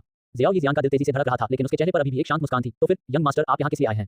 मैं तुम्हें ढूंढने आया हूँ। जुआन जिन का लहजा बिना किसी झिझक के सीधा था। ज़ियाओ यीजियान हैरान रह गया। पिछले कुछ सालों में उसके लुक की वजह से कई आदमी अलग-अलग बहाने बनाकर वान याओ फार्मेसी में उसके पास आते थे, लेकिन वह मक्खियों की तरह बेपरवाही से उन्हें भगा देती थी। लेकिन उसके सामने यह आदमी था, इसलिए वह उसे भगाने के बारे में सोच भी नहीं पा रही थी। इसके बजाय उसे टारगेट किए जाने का घुटन भरा एहसास हो रहा था। मैं समझ नहीं पाया कि आपका क्या मतलब है, यंग मास्टर। उसने अपनी आंखें नीचे कर लीं और काउंटर पर रखी जड़ी बूटियों को ठीक किया, अपनी घबराहट छिपाने की कोशिश की। उसका दाहिना हाथ काउंटर के नीचे गया और उसने चुपचाप दवाई के पाउडर का एक पैकेट पकड़ लिया। आपकी फिजिक बहुत खास है। जुआन जिन ने उसकी टालमटोल पर ध्यान नहीं दिया। एक ही वाक्य में ज़ियाओ यीजियान का दवा वाला पाउडर पकड़ने वाला हाथ तुरंत कस गया। उसने अचानक ऊपर देखा, उसके चेहरे का सारा रंग उड़ गया था। उन बैंगनी आंखों में अब डर और अविश्वास साफ दिख रहा था। ये रहस्य उसने कभी किसी से जिक्र नहीं किया था। इस आदमी को कैसे पता चला? मुझे नहीं पता तुम क्या कह रहे हो। घबराहट से उसकी आवाज कांपने लगी और उसकी हमेशा की नरमी पूरी तरह खत्म हो गई। जुआन जिन ने उसकी हालत देखी और आगे कुछ नहीं कहा। कुछ चीजों को इशारा ही रहने देना सबसे अच्छा होता है। वह मुड़ा और धीरे-धीरे दरवाजे की ओर चला गया। आज रात चूहे के समय पूरब की तरफ बड़े पेड़ के पास। मैं समय के बाद इंतजार नहीं करूंगा, आप आए या नहीं, यह आपको तय करना है। जैसे ही उसकी आवाज धीमी हुई, उसका शरीर वान याओ फार्मेसी के दरवाजे से गायब हो चुका था। ऐसा लगा जैसे ज़ियाओ यीजियान के शरीर से सारी ताकत निकल गई हो। वह काउंटर से टिकी और धीरे-धीरे फर्श पर फिसल गई। उसकी छाती जोर-जोर से धड़क रही थी। शारीरिक बनावट, ज़ियाओ यीजियान को याद आया कि जब वह छोटी थी तो पहली बार उसका फिजिक फटा था। उसकी माँ और जिस गांव में वह रहती थी, वहां के सभी लोग बदकिस्मती से जहर से मर गए थे। इस वजह से ज़ियाओ यीजियान अनाथ हो गई। उसका शरीर हमेशा उसके दिल में दर्द का कारण रहा था। लेकिन अब एक अजनबी ने एक ही वाक्य में उसके सबसे बड़े डर के बारे में बता दिया था। पूर्व दिशा में बड़े पेड़ के पास। उसे जाना चाहिए या नहीं? जाने का मतलब हो सकता है किसी ऐसी खाई में जाना जिसका अंदाजा न हो। न जाने का मतलब था कि वह हमेशा इस राज को अपने साथ रखेगी, इस डर में जिएगी कि वह किसी भी पल दूसरों को चोट पहुंचा सकती है, जब तक कि वह इस अजीब शरीर में पूरी तरह से खो न जाए। जैसे ही ज़ियाओ यीजियान में उथल-पुथल मची हुई थी, फार्मेसी के कोने में एक पतला छोटा आदमी जो दवा वाली जड़ी बूटियां चुनने का नाटक कर रहा था, चुपचाप बाहर निकल गया। उसने परेशान ज़ियाओ यीजियान की तरफ देखा, फिर पहले वाले काले कपड़े पहने अनोखे युवक के बारे में सोचा। उसकी आंखों में लालच की चमक थी। वह जल्दी से सड़क पार करके सीधे शहर के पश्चिमी छोर पर वुल्फ हेड मर्सिडी ग्रुप के हेडक्वार्टर की ओर बढ़ गया। यंग लीडर म्यूली लंबे समय से ज़ियाओ यीशियान को चाहता था। ये जानकारी उसे जरूर एक अच्छा इनाम दिलाएगी। वान याओ फार्मेसी छोड़ने के बाद जुआन जिन शहर में ज्यादा देर तक नहीं रुके।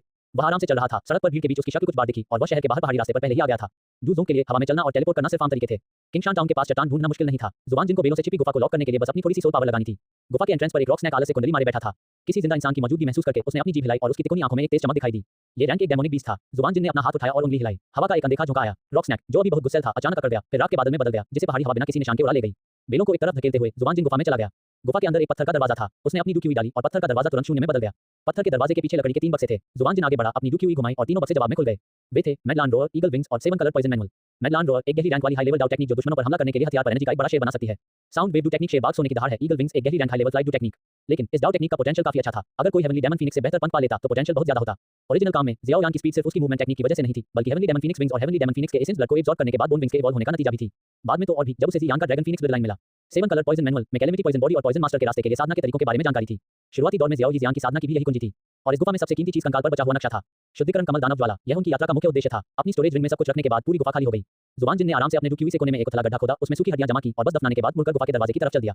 धीरे-धीरे रात ने धरती को घेर लिया। पेड़ों की चोटियों पर आधा चांद लटका हुआ था और ठंडी चांदनी नीचे फैल रही थी। ठीक इसी समय एक पतली सफेद आकृति धीरे-धीरे वान याओ फार्मेसी से निकली और पूरब की ओर बड़े पेड़ की ओर चली गई। 22 मेरे जैसे दुखी इंसान का क्या उपयोग है। वुल्फ हेड मर्सिडी ग्रुप का स्टेशन खूब रोशन था। मेन हॉल के अंदर एक उदास सा दिखने वाला नौजवान हाथ में शराब का प्याला लिए अपने नीचे काम करने वालों की रिपोर्ट सुन रहा था। वह कोई और नहीं बल्कि वुल्फ हेड मर्सिडी ग्रुप का यंग लीडर म्यूली था। यंग लीडर, मैंने अपनी आंखों से देखा है। काले कपड़े पहने उस लड़के में एक अलग ही अंदाज है। एक नजर में ही आप बता सकते हैं कि वह कोई आम इंसान नहीं है।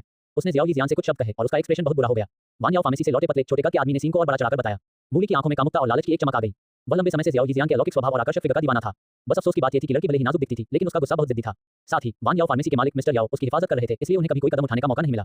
शहर के बाहर से आया एक मोटा भेड़ एक ऐसी औरत पर नजर डालने की हिम्मत कैसे कर सकता है जिसे मैं मूली पसंद करता हूं। म्यूली ने उपहास किया। तभी नौकरानी के कपड़े पहने एक जवान लड़की घबराकर बाहर से दौड़कर आई। युवा नेता वह ज़ियाओ यीजियांग की नौकरानी ज़ियाओ कुई थी, जिसे म्यूली ने बहुत पहले सोने के सिक्कों से खरीद लिया था। यंग मिस, वह अभी चली गई। वह अकेली पूरब में बड़े पेड़ के पास चली गई। थप्पड़। म्यूली ने वाइन का कप जमीन पर पटक दिया और अचानक खड़ा हो गया। अच्छा, बहुत अच्छा। उसके चेहरे पर बहुत ज्यादा खुशी का भाव आ गया। एक आदमी और एक औरत आधी रात को जंगल में अकेले में मिल रहे हैं, ये सच में स्वर्ग है जो मेरी मदद कर रहा है। ऑर्डर नीचे भेजो। सब लोग अपना सामान उठाओ और इस क्लिफ तक मेरे पीछे आओ। म्यूली ने अपने होंठ चाटे, उसकी आंखें साफ वासना से भरी हुई थी। आज रात वह इंसान और दौलत दोनों मेरे पास होंगे। उस बच्चे के खजाने मेरे हैं और ज़ियाओ यीजियान भी मेरी है। रात स्याही की तरह काली थी। किंगशान टाउन के पूर्वी छोर पर एक अकेले पुराने पेड़ के नीचे ज़ियाओ यीजियान एक कदम आगे बढ़ी। उसकी सफेद ड्रेस रात की हवा में हल्के से लहरा रही थी। उसका दिल रात से भी ज्यादा अस्त व्यस्त था। जैसे ही ज़ियाओ यीजियान पुराने पेड़ के पास पहुंची, उसके कदम अचानक रुक गए। उम्मीद के मुताबिक उदासी और डर नहीं दिखा। पेड़ के नीचे किसी अनजान समय पर एक छोटी लकड़ी की मेज और दो गोल स्टूल रखे गए थे। मेज पर साफ चाय के बर्तन से गर्म भाप निकल रही थी। काले कपड़े पहने युवक एक स्टूल पर आराम से बैठा था, खुद ही चाय बना रहा था और चख रहा था। उसकी हरकतें इतनी शांत थी जैसे वह अपने ही आंगन में हो। ये दृश्य सुनसान रात से बिल्कुल अलग था, जिससे ज़ियाओ यीजियान एक पल के लिए हैरान रह गया। उसने खुद को संभाला, अपना सिर नीचे किया और धीरे-धीरे टेबल की तरफ चली गई। मैं यहाँ हूँ। उसकी आवाज़ मच्छर की तरह धीमी थी, जिसमें एक कंपन था जिसे उसने खुद महसूस नहीं किया था। जुबान जिन ने ऊपर नहीं देखा, बल्कि अपने सामने खाली स्टूल की ओर इशारा किया। पहले एक कप चाय पी लो। उसकी आवाज़ बहुत शांत थी, उसमें कोई भावना नहीं थी। ज़ियाओ यीजियान कुछ उलझन में थी, लेकिन वह बताए अनुसार बैठ गई। उसने देखा कि जुबान जिन ने चायदानी उठाई, पहले उसके सामने खाली कप भरा, फिर अपना कप भरा। पूरा प्रोसेस आसान और आसान था, जिसमें दुनियावी अश्लीलता का जरा भी एहसास नहीं था। ये व्यक्ति, क्या वह सच में उससे बात करने आया था? उसने चाय का कप उठाया, उसकी उंगलियों से आ रहे गर्म स्पर्श ने उसके मन की उलझन को थोड़ा शांत किया।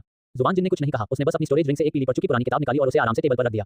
पुरानी किताब के कवर पर पुराने फॉन्ट में 4 बड़े अक्षर लिखे थे, 7 कलर पॉइजन मैनुअल। ज़ियाओ यीजियान की सांस तुरंत रुक गई। एक जहर मैनुअल? क्या मैं पूछ सकती हूँ कि आप कौन हैं, यंग मास्टर? आखिरकार उसने पूछने की हिम्मत जुटाई। जुबान जिन ने ऊपर देखा, उसकी नजर पहली बार उसे मिली। मेरा नाम जुबान जिन है, बस मुझे यंग मास्टर कहो। वह रुका, फिर मुस्कुराते हुए बोला, अगर आप चाहें तो आप मुझे ब्रदर भी कह सकते हैं। ज़ियाओ यीजियान पूरी तरह से चुप थी। ऐसे समय में वह ऐसा कुछ कैसे कह सकता है? उसकी बात से टेंशन और डर का माहौल काफी कम हो गया, बल्कि उसके मन में अजीब सा एहसास पैदा हो गया। ऐसा लगा कि जुबान जिन उसकी सोच समझ गए और उन्होंने इस टॉपिक को आगे नहीं बढ़ाया। इस पर एक नजर डालें। जुबान जिन की उंगलियों ने 7 रंग के जहर की पुस्तिका पर हल्के से टैप किया। इसे पढ़ने के बाद आप सब कुछ समझ जाएंगे। ज़ियाओ यीजियान की उंगलियों के सिरे थोड़े ठंडे लग रहे थे। उसने गहरी सांस ली, फिर भी हाथ बढ़ाकर वह पुरानी किताब उठा ली। पन्ने बहुत पतले थे, जिन पर सालों की खामोशी थी। उसने पहला पेज खोला। स्वर्ग और पृथ्वी के बीच कुछ लोग ऐसे होते हैं जिनकी एक अजीब फिजिक होती है, जिसे कैलेमिटी पॉइजन बॉडी के नाम से जाना जाता है। कैलेमिटी पॉइजन बॉडी वाले लोग, चाहे वह इनेट हो या एक्वायर्ड, सभी के पेट के निचले हिस्से में 7 रंगों की छिपी हुई महीन लाइनें होती हैं। शुरू में रंग रेशम की तरह हल्का होता है, जो स्किन के नीचे छिपा होता है। पहले ही वाक्य से ज़ियाओ यीजियान का शरीर हिंसक रूप से कांप उठा। उसके निचले पेट के नीचे 7 रंगों की बारीक रेखाएं वह नीचे पड़ती रही। जिनके पास कैलेमिटी पॉइजन बॉडी है, वे नेचुरली दुनिया के सभी जहरों के करीब होते हैं। कल्टीवेट करने के लिए जहर खाकर वे जानलेवा जहर को अपने पॉइजन क्यूब में बदल सकते हैं और उनकी कल्टीवेशन स्पीड बहुत तेजी से बढ़ेगी। लेकिन ये शरीर स्वर्ग का श्राप है। जितना ज्यादा जहर खाया जाएगा, शरीर में टॉक्सिन उतने ही ज्यादा जमा होते जाएंगे, जब तक कि शरीर उसे दबा नहीं पाता। आखिर में बहुत सारे जहर शरीर को खा जाएंगे, जिससे धमाका होगा और मौत हो जाएगी। वे जहां भी गुजरेंगे, जहरीली गैस फैल जाएगी और जीव जंतु तबाह हो जाएंगे। हर शब्द और हर वाक्य एक तेज चाकू की तरह था, जो उसके दिल में तेजी से चुभ रहा था। वह और तेजी से पढ़ने लगी। उसका चेहरा और अधिक सफेद होता गया। किताब में कैलेमिटी पॉइजन बॉडी की अलग-अलग खासियतों, फैलने के दौरान के सीन और आखिर में दुखद अंत के बारे में डिटेल में बताया गया है। हर जानकारी उसके अपने अनुभवों से मिलती-जुलती थी। ज़ियाओ यीजियान को आखिरकार समझ आ गया कि बचपन से ही उसे अलग-अलग जड़ी बूटियों से इतना लगाव क्यों था और जिन जहरों को दूसरे लोग जानलेवा मानते थे, उनका उस पर कोई असर क्यों नहीं हुआ। आखिरकार उसे ये भी समझ में आ गया कि उस समय उसकी मां और पूरे गांव के लोगों की अचानक और रहस्यमय तरीके से मौत क्यों हो गई थी। यह कोई दुर्घटना नहीं थी, यह कोई प्लेग नहीं था, वह ये थी, यह उसके शरीर के अंदर का जहर था जो अनजाने में फूट पड़ा था और सब कुछ ले गया। हे, ज़ियाओ यीजियान के कंधे जोर से कांपने लगे। वह कुछ धीमी, अजीब सी हंसी हंस पड़ी। वह हंसी निराशा और खुद का मजाक उड़ाने से भरी थी। मैं तो बस एक राक्षस हूँ, एक राक्षस जो मेरे आसपास के सभी लोगों के लिए मुसीबत लाता है। आंसू चुपचाप उसके गालों से नीचे बहते हुए पीले पन्नों पर टपकने लगे, जिससे पानी का एक छोटा सा दाग बन गया। उसका सपना हमेशा से एक अल्केमिस्ट बनने का था, जो घायलों को ठीक करे और मरने वालों को बचाए। लेकिन असलियत ने उसे सबसे बुरा झटका दिया था। वह कोई परी नहीं, बल्कि शैतान थी। उसका अस्तित्व ही एक आपदा था। जुबान जिन उसे दिलासा देने के लिए बिना कुछ बोले चुपचाप उसे देखता रहा। वह जानता था कि इस तरह के दर्द का सामना उसे खुद ही करना होगा और उसे सहना होगा। पिछले जन्म में उन्हें ये किरदार बहुत पसंद था। ये लड़की, जिसकी जिंदगी उतार चढ़ाव भरी थी, लेकिन उसके दिल में हमेशा दया की एक झलक थी। उसने सबसे मुश्किल सालों में ज़ियाओ यान का साथ दिया था, फिर भी उसे कभी परफेक्शन वाला अंत नहीं मिला। इस जीवन में मुझे इसे संभालने दो। काफी देर बाद ज़ियाओ यीजियान का रोना धीरे-धीरे बंद हो गया। उसने ऊपर देखा, उसकी खूबसूरत बैंगनी आंखें रोने से सूज गई थी और अंदर सिर्फ एक मौत जैसा खोखला खालीपन था। उसने 7 रंग का जहर मैनुअल नीचे रखा, खड़ी हुई और जुबान जिन को प्रणाम किया। धन्यवाद यंग मास्टर, मेरी उलझन दूर करने के लिए और मुझे साफ-साफ मरने देने के लिए। उसने फिर ऊपर देखा, उसके चेहरे पर राहत की एक उदास मुस्कान थी।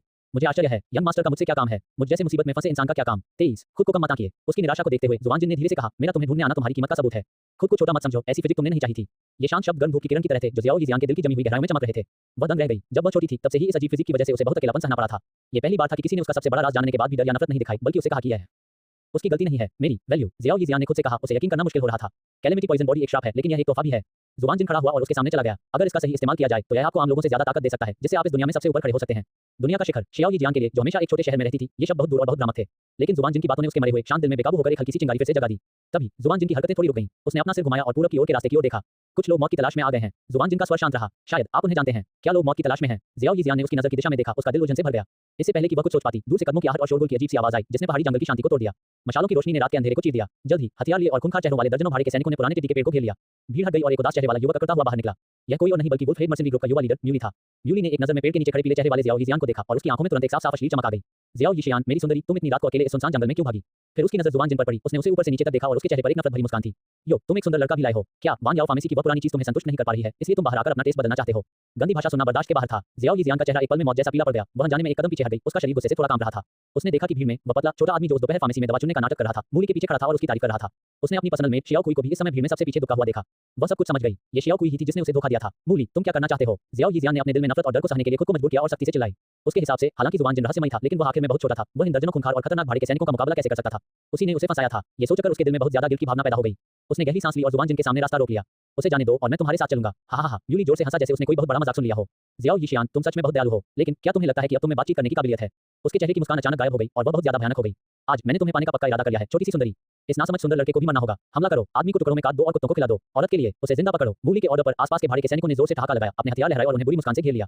जियाओ यीजियान ने निराशा में अपनी आंखें बंद कर लीं। तभी एक गर्म हथेली ने धीरे से उसके कंधे पर थपथपाया। ये कुछ भी नहीं है क्या? जुबान जिनकी आवाज शांति से उसके कानों में गूंजी। बस चींटियों का झुंड। जियाओ यीजियान ने अचानक अपनी आंखें खोली और उसकी ओर देखा। चांदनी में उस जवान आदमी का चेहरा इतना सुंदर लग रहा था कि वह किसी इंसान जैसा नहीं लग रहा था। उसका शांत और स्थिर शरीर ऐसा लग रहा था कि उनके सामने खड़े दर्जनों तलवार चलाने वाले भाड़े के सैनिक सच में चींटियों का एक झुंड थे जिन्हें कभी भी कुचला जा सकता था। जुबान जिन उसके पास से गुजरा और उसके सामने खड़ा हो गया। उसने भाड़े के सैनिकों की तरफ तेजी से आते हुए भी नहीं देखा। उसने धीरे से अपना दाहिना हाथ उठाया। उसके शरीर के अंदर से एक बहुत ही भयानक आभा निकली। हा हा बच्चे, जब मौत सामने है तब तुम नाटक करने की हिम्मत कर रहे हो। युवा नेता, इस सुंदर लड़के की त्वचा नाजुक है और शरीर कोमल है, क्यों न इसे मेरे लिए छोड़ दिया जाए ताकि मैं कुछ मजा कर सकूं। भाड़े के सैनिकों की गंदी भाषा और गंभीर मुस्कान उस समय अचानक बंद हो गई जब उन्होंने जुबान जिन को अपना हाथ उठाते देखा। एक अजीब हड्डियां कंपा देने वाली ठंड ने तुरंत पूरे पहाड़ी जंगल को घेर लिया। आगे की तरफ हमला कर रहे कुछ भाड़े के सैनिकों के चेहरों की मुस्कान गायब हो गई। उनके शरीर आगे की ओर बढ़ते रहे, लेकिन वे अब एक इंच भी आगे नहीं बढ़ सके। जुबान जिनकी हथेली में एक गहरी नीली लौ चुपचाप जल उठी। लौ सिर्फ मुट्ठी के आकार की थी जो चुपचाप तैर रही थी, लेकिन यह अजीब नीली लौ थी जिसने वहां मौजूद हर किसी को अंदर से डर महसूस कराया। ये किस तरह की भूतिया चीज है? यूली के चेहरे पर अश्लीलता और घमंड की जगह डरने ले ली थी। एक डू प्रैक्टिशनर के तौर पर वह साफ महसूस कर सकता था कि उस नीली लौ में कितनी भयानक शक्ति थी। यह एक ऐसी शक्ति थी जिसे वह न तो समझ सकता था, न ही उसका विरोध कर सकता था।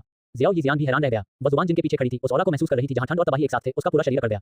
उसने अपना मुंह खोला, लेकिन आवाज नहीं निकाल सकी। जुबान जिन ने सबकी घबराहट को नजरअंदाज कर दिया। उसने बस धीरे से अपनी उंगली हिलाई। उसकी हथेली में नीली लौ तुरंत दर्जनों छोटी-छोटी चिंगारियों में बन गई, जैसे रात के आसमान में जुगनू जो आसपास के भाड़े के सैनिकों की ओर हल्के से तैर रहे हों।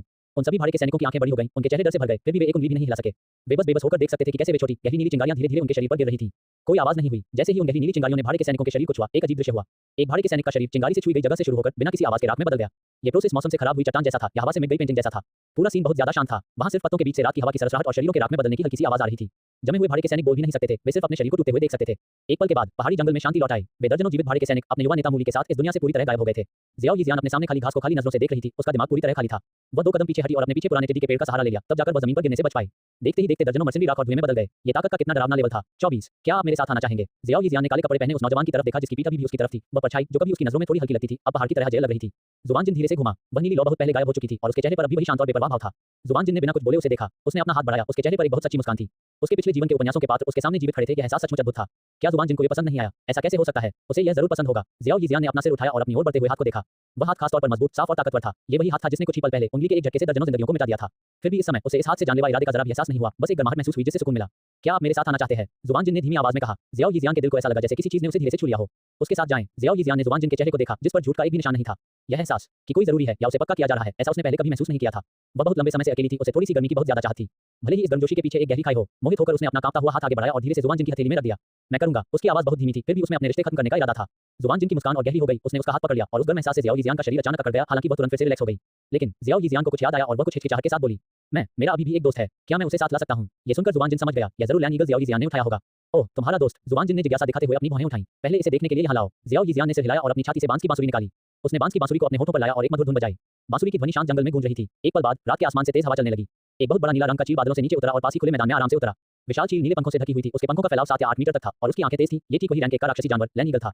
लैन ईगल ने प्यार से अपना सिर जियाओ यीजियान के कंधे पर रगड़ा और धीमी आवाज में चिल्लाया, भाई जुबान जिन, यह मेरी दोस्त जियाओ लैन है। जियाओ यीजियान ने लैन ईगल के पंखों को सहलाया। उसके चेहरे पर एक हल्की सी मुस्कान आ गई। जुबान जिन ने इस लैन ईगल को देखा। उसके 3 स्टार डू जोंग प्रेशर का एक निशान अनजाने में लीक हो रहा था। लैन ईगल जो अभी जोश से भरा था, उसके सारे पंख तुरंत खड़े हो गए। उसका बड़ा शरीर जमीन पर कांपते हुए गिर गया और उसकी चीखों में भीख मांगने का लहजा था। जियाओ यीजियान चौंक गई और जल्दी से उसे दिलासा दिया, जियाओ लैन, डरो मत। जुबान जिन ने अपना ऑरा वापस ले लिया और अपना सिर थोड़ा हिलाया। जियान, इस लैन ईगल में लिमिटेड टैलेंट है और इसका पोटेंशियल खत्म हो चुका है। अगर यह हमारे साथ भी रहे तो भी इसे कोई मदद नहीं मिलेगी। जुबान जिन सच बोल रहा था। अब उसके लिए रैंक 1 का राक्षसी जानवर मुर्गी के थोड़े ज्यादा मजबूत टुकड़े से अलग नहीं था। ये सुनकर जियाओ यीजियान के चेहरे पर हिचकिचाहट का भाव आ गया। वह कैसे नहीं जान सकती थी कि जियाओ लैन की ताकत कम थी, लेकिन वह उसका एकमात्र साथी था। क्या सच में कोई रास्ता नहीं है? जियाओ यीजियान की आवाज थोड़ी उदास थी। जियाओ यीजियान को इस तरह देखकर जुबान जिन का दिल पिघल गया। अच्छा, उसने यूं ही अपनी स्टोरेज रिंग से कुछ मेडिसिनल पिल्स निकाल ली। ये लो ग्रेड मेडिसिनल पिल्स थी जिन्हें उसने यूं ही रिफाइन किया था, जो डेमोनिक बीस्ट को खिलाने के लिए बिल्कुल सही थी। उसने अपनी उंगली हिलाई और दवा की गोलियां रोशनी की लकीरों में बदल गईं, जो ठीक लैन ईगल के मुंह में जा लगी। दवा की गोलियां उसके मुंह में जाते ही पिघल गईं और शुद्ध ऊर्जा का एक उछाल तुरंत लैन ईगल के शरीर में फैल गया। लैन ईगल ने खुशी से चिल्लाते हुए कहा और डर से मुरझाया हुआ ऑरा असल में और मजबूत हो गया। इसने जुबान जिन को जो नजर दी उसमें अब डर नहीं था, बल्कि उसकी जगह एक तरह का डर और अपनापन था। ये देखकर जियाओ यीजियान के चेहरे पर भी सुखद आश्चर्य का भाव आ गया। धन्यवाद भाई जुबान जिन।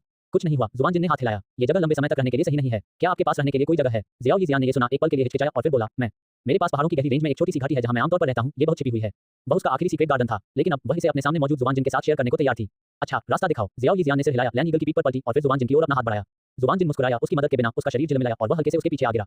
लैन ईगल ने ऊंची आवाज में चीख मारी, अपने पंख फड़फड़ाए आसमान में उड़ गया और पलक झपकते ही रात में गायब हो गया। सिर्फ अकेला पुराना टिड्डे का पेड़ और रात की हवा से उड़ी राख का एक टुकड़ा बचा था, जो सब कुछ साबित कर रहा था जो कभी यहाँ हुआ था।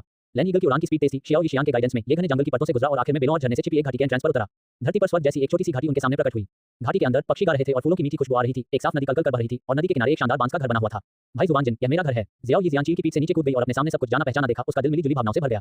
घाटी में रात बहुत शांत थी। सिर्फ बहती नदी और कीड़ों के चहचहाने की आवाजें आ रही थी। जियाओ यीजियान बांस के घर के सामने कुछ अजीब तरह से खड़ी थी। उसे समझ नहीं आ रहा था कि जुवानजिन के लिए क्या इंतजाम करे। बांस के घर में केवल एक बेडरूम था। भाई जुवानजिन कैसा रहेगा? आप बिस्तर पर सो जाए और मैं बाहर सो जाऊंगा। वह शर्मा गई। बोलते बोलते उसकी आवाज धीमी होती गई। जुवानजिन ने बांस के बिस्तर को देखा जो साफ तौर पर एक औरत इस्तेमाल करती थी और उसमें हल्की खुशबू थी और बेबस होकर हंसा। कोई जरूरत नहीं, मैं घर के बाहर ही ध्यान कर लूंगा। ये कहने के बाद उसे एक साफ नीला पत्थर मिला। वह अपनी मर्जी से पालथी मारकर बैठ गया और आराम करने के लिए अपनी आंखें बंद कर ली। जियाओ यीजियान ने उसकी पीठ को देखा जो चीड़ की तरह सीधी थी और उसका दिल अचानक शांत हो गया। वह बांस के घर में वापस आकर अपने बिस्तर पर लेट गई। जुवानजिन से आ रही चंदन की हल्की खुशबू उसकी नाक में बनी रही। उस रात वह पहले से कहीं ज्यादा शांति से सोई। अगली सुबह जब सूरज की पहली किरण बांस के पत्तों के बीच से घाटी में चमकी तो जियाओ यीजियान जल्दी उठ गया। वह बांस के घर से बाहर निकली और देखा कि जुवानजिन अभी भी कल रात की तरह ही पोस्ट में था, जैसे कि वह पूरी रात हिला ही नहीं था। सुबह की रोशनी उस पर पड़ रही थी जिससे उसका काला चोगा हल्का सुनहरा हो गया था। उसने उसे परेशान नहीं किया बल्कि हल्के से नदी तक गई और कुशलता से पानी से कुछ मोटी ताजी मछलियां पकड़ ली। इसके बाद उसने बांस के घर के सामने खुली जमीन पर कैंप फायर जलाया, ताजी मछलियों को डालियों से सीख पर चुभाया और उन्हें धीरे धीरे आग पर भुना। जल्द ही घाटी में मांस की एक लुभावनी खुशबू फैल गई। 25 जियाओ यान की अर्जेंसी की भावना जुवानजिन ने अपनी आंखें खोली। साधना की एक रात ने उन्हें तरोताजा महसूस कराया। उसने उस जवान लड़की को कैंपफायर के पास ग्रिल्ड मछली को ध्यान से पलटते हुए देखा और उसके दिल में खोई हुई गर्माहट जाग उठी। तुम जाग गए भाई जुवानजिन, जल्दी आओ और मेरा बनाया खाना चखो। उसे जागता देख जियाओ यीजियान के चेहरे पर एक हल्की सी मुस्कान आ गई। उसने उसे एक मछली दी जो सुनहरी और कुरकुरी होने तक ग्रिल की गई थी। जुवानजिन ने उसे लिया और एक टुकड़ा खाया। मछली बाहर से क्रिस्पी और अंदर से नरम थी। हालांकि इसमें सिर्फ सादा नमक डाला गया था, फिर भी इसमें मीट की नेचुरल ताजगी बनी रही और इसका स्वाद भी हैरानी की बात है कि बहुत अच्छा था। बुरा नहीं है, उन्होंने सच्चे दिल से तारीफ की। तारीफ पाकर जियाओ यीजियान के चेहरे पर मुस्कान और गहरी हो गई। उसने अपने लिए एक उठाया और छोटे छोटे निवाले खाने लगी। सूरज की रोशनी, एक नदी, एक कैंपफायर, ग्रिल्ड मछली और उसके बगल में लड़की। जुवानजिन को अचानक लगा कि इस तरह की जिंदगी काफी अच्छी लग रही है। इसके बाद के दिनों में दोनों इसी घाटी में बस गए। जुवानजिन अपना ज्यादातर समय नीले पत्थर पर बैठकर साधना करने में बिताते थे और कभी-कभी जियाओ यीजियान को गाइडेंस भी देते थे। जहां तक जियाओ यीजियान की बात है, जुवानजिन की देखरेख में उसने औपचारिक रूप से 7 कलर पॉइजन मैनुअल की पढ़ाई शुरू की। पॉइजन मैनुअल में दिए गए रिकॉर्ड के अनुसार उसने कम टॉक्सिसिटी वाली कुछ जहरीली जड़ी बूटियां खाने की कोशिश शुरू की। पहले तो वह थोड़ी डरी हुई थी, लेकिन जब उसे पता चला कि उन जहरीली जड़ी बूटियों के उसके शरीर में जाने के बाद वे न सिर्फ दर्द नहीं देती बल्कि शुद्ध एनर्जी की धाराओं में बदल जाती हैं जो उसके जुजिकी में मिल जाती हैं, तो उसने सच में अपनी फिजिक को मान लिया। जुवानजिन के गाइडेंस और मेडिसिनल पिल्स की मदद से उसकी कल्टीवेशन की स्पीड बहुत ज्यादा बढ़ गई। सिर्फ एक छोटे से महीने में उसकी साधना का लेवल बिना किसी फाउंडेशन वाले एक आम इंसान से बढ़कर जुजिकी के 9वें स्टेज तक पहुंच गया जो डू प्रैक्टिशनर बनने से बस एक कदम दूर था। कल्टीवेशन की इस रॉकेट जैसी स्पीड से वह भी हैरान रह गई। आज दोपहर जुवानजिन ने अपनी कल्टीवेशन पूरी कर ली। आंखें खोलकर उसने देखा कि जियाओ यीजियान पास ही घास पर बैठी है, अपनी छोटी हाथों में लिए हुए उसे खाली नजरों से देख रही है। आप किस बारे में सोच रहे हैं? जुवानजिन ने पूछा। जियाओ यीजियान अचानक अपनी हैरानी से बाहर आई। उसका चेहरा थोड़ा लाल हो गया। कुछ नहीं, उसने बस यही सोचा कि भाई जुवानजिन खेती करते समय जिस तरह दिखते थे वह सच में बहुत सुंदर था। जुवानजिन ने उसके कुंवारी प्यार में डूबे रूप को देखा और मुस्कुराए बिना नहीं रह सका। वह खड़ा हुआ, घाटी के किनारे तक गया और अपने हाथ पीठ के पीछे करके खड़ा हो गया। उसकी नजर दूर थी, जैसे वह किसी अनजान चीज को देख रहा हो। किसी कारणवश उसे अचानक काओ यांग का ख्याल आया जो पवित्र गोली शहर में बहुत दूर था। वह भूत जैसी शरारती लड़की उसे गए हुए आधा साल से ज्यादा हो गया था। वो सोचता था कि अब वह कैसी होगी। क्या वह ठीक से खेती कर रही थी? क्या भाई जुवानजिन किसी को खो रहे हैं? जियाओ यीजियान किसी समय उसके पास आया और धीरे से पूछा। उसकी आवाज ने जुवानजिन को उसके विचारों से बाहर निकाला। उसने अपना सिर घुमाया और उस जवान लड़की की साफ बैंगनी आंखों में देखा और खुलकर सिर हिलाया। हाँ, मैं एक दोस्त के बारे में सोच रहा हूँ। वह तो बहुत सुंदर होगी, है ना? जियाओ यीजियान ने अपना सिर नीचे कर लिया। उसकी आवाज में थोड़ी खटास थी जिस पर उसने भी ध्यान नहीं दिया था। हम बहुत सुंदर और बहुत शरारती भी। जुवानजिन के चेहरे पर एक हल्की सी मुस्कान आ गई जिस पर उसने खुद ध्यान नहीं दिया था। जियाओ यीजियान ने उसके चेहरे पर मुस्कान देखी और किसी अनजान वजह से उसका दिल थोड़ा भारी हो गया। उसने चुपचाप अपना सिर नीचे कर लिया और कुछ नहीं कहा। जुवानजिन ने भी माहौल में बदलाव महसूस किया। उसने हल्की खांसी की और बात बदल दी। शियानिर, मैं देख रहा हूं कि तुम्हारी साधना जुजिकी के 9वें स्टेज पर पहुंच गई है और तुम्हारा बॉटलनेक स्थिर है। अब डू प्रैक्टिशनर बनने की ओर बढ़ने का समय है। मेरे पास सामान यही है, इसलिए मैं अभी आपके लिए एक क्यूई गैदरिंग पाउडर रिफाइन कर दूंगा। ये सुनकर जियाओ यीजियान खुश हो गई और अपने मन में उन छोटी छोटी लड़कियों वाली बातों को भूल गई। एक दवा की गोली को रिफाइन करना। भाई जुवानजिन, आप भी एक अल्केमिस्ट हैं? उसने हैरानी से पूछा। जब मैं छोटा था तब से मैं एक अल्केमिस्ट बनने का सपना देखता था जो जान बचा सके और घायलों को ठीक कर सके, लेकिन जियाओ यीजियान की आवाज धीमी पड़ गई और वह फिर से उदास हो गई। कैलेमिटी पॉइजन बॉडी ने उसे अल्केमिस्ट के रास्ते से कोई कनेक्शन नहीं रखने दिया। जुवानजिन ने अपना सिर रगड़ा। किसने कहा कि एक जहर का मास्टर लोगों को नहीं बचा सकता? जहर से जहर का मुकाबला करना कभी-कभी दवा की गोली से भी ज्यादा असरदार होता है। आओ एक तरफ बैठो और ध्यान से देखो। ये कहकर जुवानजिन पालथी मारकर बैठ गया। उसने दवा की कड़ाही नहीं निकाली, उसने बस अपने विचार बदले और उसकी हथेली से गहरे नीले रंग की आग का एक गोला उठा। समुद्र हृदय ज्वाला। जियाओ यीजियान हैरान होकर किनारे से देख रही थी। हालांकि उसे अल्केमी समझ में नहीं आती थी, लेकिन वह जानती थी कि अल्केमी करने के लिए अल्केमिस्ट को मेडिसिन कॉर्डॉन की जरूरत होती है। लेकिन भाई जुवानजिन ने दवा की कड़ाही नहीं निकाली थी। जुवानजिन ने उसके हैरानी को नजरअंदाज कर दिया। अपनी सोल पावर के एक झटके से दर्जनों दवा वाली जड़ी बूटियां अपने आप उसकी स्टोरेज रिंग से बाहर निकल गईं और हवा में उड़ने लगीं। उसने अपनी उंगली हिलाई और दवा वाली जड़ी बूटियां एक खास क्रम में नीली लौ के गोले में डाल दी गईं। जैसे ही वे जड़ी बूटियां आग में गईं, वे एकदम सही तरीके से रिफाइन होकर सबसे शुद्ध दवा वाला लिक्विड बन गईं। आग में लिपटे दर्जनों दवा वाले लिक्विड धीरे-धीरे एक रहस्यमयी रास्ते पर चलते हुए फ्यूजन से गुजरे। जियाओ यीजियान पूरी तरह से हैरान रह गया। क्या यह एक अल्केमिस्ट की दुनिया है? तो अल्केमी इतनी सुंदर और आंखों को इतनी अच्छी लग सकती है। थोड़ी देर बाद आग से मेडिसिनल पिल की तेज खुशबू फैल गई। जुवानजिन ने अपनी हथेली घुमाई, आग बुझ गई और एक बिल्कुल गोल मेडिसिनल पिल जिससे चमकदार खजाने जैसी रोशनी निकल रही थी चुपचाप उसकी हथेली में तैरने लगी। क्यूई गैदरिंग पाउडर पूरा हुआ। उन्होंने दवा की गोली जियाओ यीजियान को दे दी। इसे खाओ, आज बहुत जल्द तुम एक सच्चे दाव प्रैक्टिशनर बन पाओगे। इस बीच बुतान शहर में जियाओ परिवार के पहाड़ों के पीछे एक झरने के नीचे बूम काले कपड़े पहने एक आदमी अचानक पानी से बाहर निकला और किनारे पर एक पत्थर पर जोर से गिरा और जोर-जोर से हाँफने लगा। यह जियाओ यान था। नाला यानरान को सगाई तोड़ने आए हुए 2 महीने से ज्यादा हो गए थे। इन 2 से ज्यादा महीनों में उसने लगभग अपनी लिमिट तक खुद को धकेल दिया था। दिन में वह झरने के नीचे अपने फिजिकल बॉडी को तरोताजा करता था और रात में वह बिना आराम किए जुजिकी को सोख लेता था। जियाओ जुनेर ने पहले जो कुछ मेडिसिनल पिल्स भेजी थी उन पर भरोसा करके उनकी साधना का लेवल सगाई टूटने के समय जुजिकी के 4थे स्टेज से बढ़कर जुजिकी के 6ठे स्टेज तक पहुंच गया था। अगर इस स्पीड को पहले देखा जाए तो यह उसे बहुत खुश करने के लिए काफी होगा, लेकिन अब उसके दिल में सिर्फ भारी दबाव था। जुजिकी का 6ठा स्टेज सुनने में अच्छा लगा, लेकिन 3 स्टार डू प्रैक्टिशनर लेवल पर नाला यानरान की साधना की तुलना में यह अभी भी बहुत अलग था। काफी नहीं, अभी भी काफी नहीं। जियाओ यान ने अपने नीचे पत्थर पर मुक्का मारा और सख्त चट्टान पर तुरंत कई दरारें आ गईं। 3 साल का एग्रीमेंट एक बड़े पहाड़ की तरह था जो उस पर इतना दबाव डाल रहा था कि वह सांस नहीं ले पा रहा था। उसे कल्टीवेशन की तेज स्पीड की जरूरत थी और एक बार जब वह डाउ प्रैक्टिशनर स्टेज पर पहुंच गया तो उसे बेहतर कल्टीवेशन टेक्निक और डाउ टेक्निक की जरूरत होगी। लेकिन ये आएंगे कहां से? ठीक इसी समय हल्के कदमों की आहट सुनाई दी। जियाओ जुनेर खाने का डिब्बा लेकर धीरे-धीरे आगे बढ़ी। भाई जियाओ यान, पहले कुछ खा लो। उसने खाने का डिब्बा खोला जिसमें कुछ बढ़िया साइड डिश और एक कटोरी गर्मा-गर्म मीट दलिया था। जियाओ यान ने अपना सिर हिलाया, उसे बिल्कुल भी भूख नहीं थी। जियाओ जुनेर ने उसकी सिकुड़ी हुई भौहों और लाल आंखों को देखा और उसके दिल में दर्द की लहर दौड़ गई। भाई जियाओ यान, खुद पर ज्यादा जोर मत डालो। 26 साम्राज्य का उदय एक जटिल और हमेशा बदलती रहने वाली घटना है। जियाओ जुनेर एक पल के लिए हिचकिचाई, फिर बोली, मैं आज मिडिल ऑप्शन हाउस गई थी और कुछ खबर सुनी। क्या खबर है? जियाओ यान ने आराम से पूछा। वह मास्टर जुबान बुतान शहर छोड़ चुका है क्या? जियाओ यान की हरकतें अचानक रुक गईं। उसने अपना सिर उठाया, उसके चेहरे पर एक मुश्किल भाव आ गया। क्या वह रहस्यमयी 6ठी रैंक का अल्केमिस्ट सच में चला गया था? एक पल के लिए जियाओ यान के दिल में एक अजीब सा खालीपन छा गया, साथ ही थोड़ा अफसोस भी हुआ। क्या ऐसा हो सकता है कि मैंने सच में एक बहुत बड़ा मौका गंवा दिया? पहली बार जियाओ यान के दिल में अफसोस की भावना पैदा हुई। जियाओ जुनेर ने उसके निराश चेहरे को देखा और मन ही मन भरी। उसे भी पछतावा क्यों नहीं होगा? बादल धुंध संप्रदाय यूं के सोने के कमरे के अंदर माहौल कुछ भारी था। नालान यानरान के सगाई तोड़ने और जियाओ परिवार के साथ 3 साल का एग्रीमेंट करने की खबर आखिरकार पूरे सेक्ट में फैल गई। यानरान, तुम। युन युन ने अपने शिष्य की ओर देखा, उसका स्वर कुछ असहाय था। गुरुजी, इस शिष्य को कोई पछतावा नहीं है। नालान यानरान जमीन पर घुटनों के बल बैठ गई, उसकी पीठ सीधी थी। बस बस, युन युन ने आह भरी। जो हो गया सो हो गया, ज्यादा कहने का कोई फायदा नहीं है। क्योंकि 3 साल का एग्रीमेंट तय हो गया है, तो आपको कड़ी मेहनत करनी होगी। इसे जीतो, ये शिष्य समझता है। नालान यानरान ने भारी मन से सिर झुकाया। इन 3 सालों में ये शिष्य निश्चित रूप से अपनी पूरी ताकत से साधना करेगा और गुरु की उम्मीदों पर कभी खरा नहीं उतरेगा। युन युन ने सिर हिलाया, फिर दूसरी बात सोची। आपने पहले कहा था कि आप भूटान शहर में एक बहुत ही कम उम्र के 6th रैंक के केमिस्ट से मिले थे। हाँ, नालान यानरान ने अपना सिर उठाया और काले कपड़े पहने उस आदमी की तस्वीर अनायास उसके दिमाग में उभर आई। वह बहुत ताकतवर है और उसने इस शिष्य की भर्ती को अस्वीकार कर दिया। उसने युन युन को फ्रेग्रेंट हेवन टॉवर के अंदर हुई हर बात बताई, जिसमें ये वाक्य भी शामिल था, जिया माइम्पाई बहुत छोटा है। युन युन ये सुनकर काफी देर तक चुप रही। काफी देर बाद युन युन ने धीरे से कहा, इस काबिलियत वाले इंसान को हमारे क्लाउड मिस्ट सेक्ट द्वारा रहने के लिए मजबूर नहीं किया जा सकता। उसकी दुनिया असल में छोटे जिया माइम्पाई में नहीं है। यानरान, मेहनत करो। युन युन का स्वभाव हमेशा से बेपरवाह रहा है। वह चीजों को अपने नेचुरल तरीके से चलने देने में विश्वास रखता था। क्योंकि दूसरी पार्टी को इसमें कोई दिलचस्पी नहीं थी, इसलिए वह जबरदस्ती नहीं करेगी। जी टीचर। नालान यानरान के चेहरे पर लड़ने का जोश फिर से जाग उठा। 3 साल बाद उसका लक्ष्य जियाओ यांग को हराने जितना आसान नहीं रह गया था। वह उस आदमी की आंखों से विशाल दुनिया को देखना चाहती थी। इस बीच जियामा साम्राज्य, इंपीरियल कैपिटल में, इंपीरियल पैलेस, अल्केमिस्ट गिल्ड, नालन परिवार, न्यू परिवार, लगभग सभी बड़े अधिकारियों को एक ही समय पर भूटान सिटी मेटल ब्रांच से एक सीक्रेट रिपोर्ट मिली। भूटान शहर में एक रहस्यमय युवा अल्केमिस्ट आया है, जिसका रैंक 6ठी रैंक का होने का शक है। इस व्यक्ति का मित्तल ऑक्शन हाउस की याफी के साथ गहरा रिश्ता है और एक बार उसने भूटान शहर के आसपास की सभी ताकतों को कंट्रोल करने में उसकी मदद की थी। क्लाउड मिस्ट सेक्ट के यंग सेक्ट लीडर नालान यानरान एक बार आए थे, लेकिन उन्हें वापस भेज दिया गया था। हर जानकारी एक बड़े पत्थर की तरह थी, जो इंपीरियल कैपिटल की शांत झील में बड़ी-बड़ी लहरें उठा रही थी। एक 6ठे दर्जे का अल्केमिस्ट, और वह भी एक बहुत ही युवा 6th रैंक अल्केमिस्ट। वहां मौजूद हर कोई ठीक-ठीक जानता था कि इसका क्या मतलब है। इसका मतलब था अनलिमिटेड पोटेंशियल। इसका मतलब था एक सुपर एक्सपर्ट जो भविष्य में पूरे कॉन्टिनेंट के लैंडस्केप को प्रभावित कर सकता था। गाड़ियां तैयार करो, तुरंत भूटान शहर जाओ। आदेश दें, इस महान गुरु की उत्पत्ति का पता लगाने में कोई कसर न छोड़ें। मिटेल परिवार, हम। उन्होंने इसे अच्छी तरह से छिपाया। कुछ समय के लिए पूरी इंपीरियल कैपिटल में अंदर ही अंदर हलचल मच गई। अनगिनत ताकतों की नजरें एक साथ नॉर्थ वेस्ट के उस दूर दराज के छोटे से शहर की ओर मुड़ गईं। लग्जरी से सजी एक के बाद एक गाड़ियां अलग-अलग सेनाओं के प्रतिनिधियों और अनगिनत दुर्लभ खजानों को लेकर इंपीरियल कैपिटल से एक बड़े जुलूस के रूप में सीधे भूटान शहर की ओर निकल पड़ी। उनका केवल एक ही लक्ष्य था, उस रहस्यमयी मास्टर जुबान को ढूंढो और फिर किसी भी कीमत पर उसे अपने कैंप में भर्ती करो। भूटान शहर के ऊपर एक बहुत बड़ा तूफान चुपचाप इकट्ठा हो रहा था। हालांकि जुबान जिन अभी भी जादुई जानवर पर्वत श्रृंखला में था। जियाओ यिजियांग की घाटी में खेती कर रहा था। साधना के मार्ग पर अगर कोई आगे नहीं बढ़ता तो वह पीछे हट जाता है। बेशक शॉर्टकट लेना भी ठीक है। हालांकि नॉर्थ वेस्ट कॉन्टिनेंट में कुछ रिसोर्स जुबान जिन के लिए काफी नहीं थे, जो पहले से ही एक दूसरों थे। हालांकि ग्रीन लोड स्कोर फ्लेम और अर्थ कोर फायर लोड सीड सच में अच्छे खजाने थे। घाटी की शांति के बिल्कुल उलट भूटान शहर में इस समय पहले कभी नहीं हुआ हंगामा हो रहा था। 3 दिन बाद कई बहुत ही शानदार ढंग से सजी हुई गाड़ियां एलिट गार्ड्स की टीमों से घिरी हुई धीरे-धीरे भूटान शहर में घुसी। आगे वाली गाड़ी पर सुनहरा शाही निशान धूप में चमक रहा था, जो उसके मालिक के सबसे बड़े बड़प्पन को दिखाता था। ठीक पीछे जियामा साम्राज्य की कई दूसरी बड़ी ताकतों की गाड़ियां थीं, जिनमें से हर एक टाइटन को दिखाती थी। सड़क पर पैदल चलने वाले लोग जल्दी से रास्ता दे रहे थे, उनके चेहरे हैरानी और उत्सुकता से भरे हुए थे। हे भगवान, यह शाही ड्रैगन गाड़ी है। पीछे वाला म्यू फैमिली का प्रतीक लगता है। इतने सारे बड़े लोग एक साथ हमारे छोटे से भूटान शहर में क्यों आ गए हैं? शहर में जियाओ फैमिली, जियाली फैमिली और ओबा फैमिली इस अचानक हुई घटना से बहुत पहले ही घबरा गए थे। तीनों फैमिली के मुखिया अपनी अपनी हवेलियों के दरवाजों पर खड़े होकर दूर से टीमों की लाइन को देख रहे थे। उनके दिल तेजी से धड़क रहे थे। इन बड़े लोगों के सामने उनकी छोटी-मोटी पारिवारिक संपत्ति भी कुछ नहीं थी। हालांकि इन मोटरकैड्स का डेस्टिनेशन हैरानी की बात है कि एक जैसा था। सभी गाड़ियां मित्तल ऑक्शन हाउस के सामने रुक गईं। गाड़ी के दरवाजे खुले और एक बूढ़ा आदमी जो शानदार ब्रोकेड का चोगा पहने हुए था और जिसका व्यवहार सुंदर था, सबसे पहले नीचे उतरा। उसके बगल में एक खूबसूरत चेहरे और अच्छे स्वभाव वाली युवा राजकुमारी थी। ये जियामा रॉयल फैमिली के पुराने पूर्वज डू हुआंग एक्सपर्ट जिया जिंगटिन और उनकी सबसे प्यारी पोती राजकुमारी याओ यू थे। इसके तुरंत बाद मू परिवार का मुखिया एक अधेड़ उम्र का आदमी जिसका चेहरा स्थिर था, वह भी अपनी गाड़ी से नीचे उतर आया। आखिर में मित्तल परिवार के निशान जैसे कपड़े पहने एक बूढ़े आदमी भी एंट्रेंस पर दिखे, लेकिन उनका ऑरा थोड़ा गाढ़ा था। वह मित्तल परिवार के बड़े मुखिया मित्तल तेंगशान थे। अलग-अलग पार्टियां ऑक्शन हाउस के एंट्रेंस पर मिली। उन्होंने एक दूसरे को देखा और उनके कामों से दूसरों के इरादे का अंदाजा लगाया।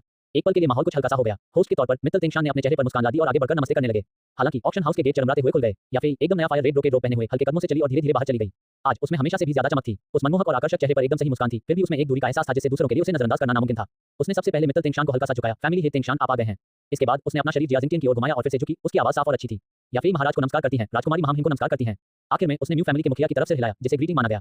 उसके काम न तो गुलामी वाले थे और न ही दबंग। उसका एटिकेट एकदम सही था, फिर भी उसने अपनी अभी की हालत साफ-साफ बता दी। 27 याफी के विचार मित्तल तेंगशान के चेहरे की मुस्कान गायब हो गई। उसने कबीले के मुखिया जैसा दिखावा करने का सोचा था, लेकिन पाया कि इस नई पीढ़ी की महिला के सामने उसे बोलने में सच में मुश्किल हो रही थी। लेकिन जिया जिंगटिन याफी को बड़ी दिलचस्पी से देख रहा था। उसकी धुंधली बुरी आंखों में तारीफ की एक चमक दिख रही थी। मिस याफी, ऐसी फॉर्मेलिटीज की कोई जरूरत नहीं है। हम आज मास्टर जुबान से मिलने आए हैं। सब लोग कृपया अंदर आ जाओ। याफी एक तरफ मुड़ी, प्लीज का इशारा किया, फिर खुद ही घूम गई और ग्रुप को ऑक्शन हाउस के टॉप फ्लोर की ओर ले गई।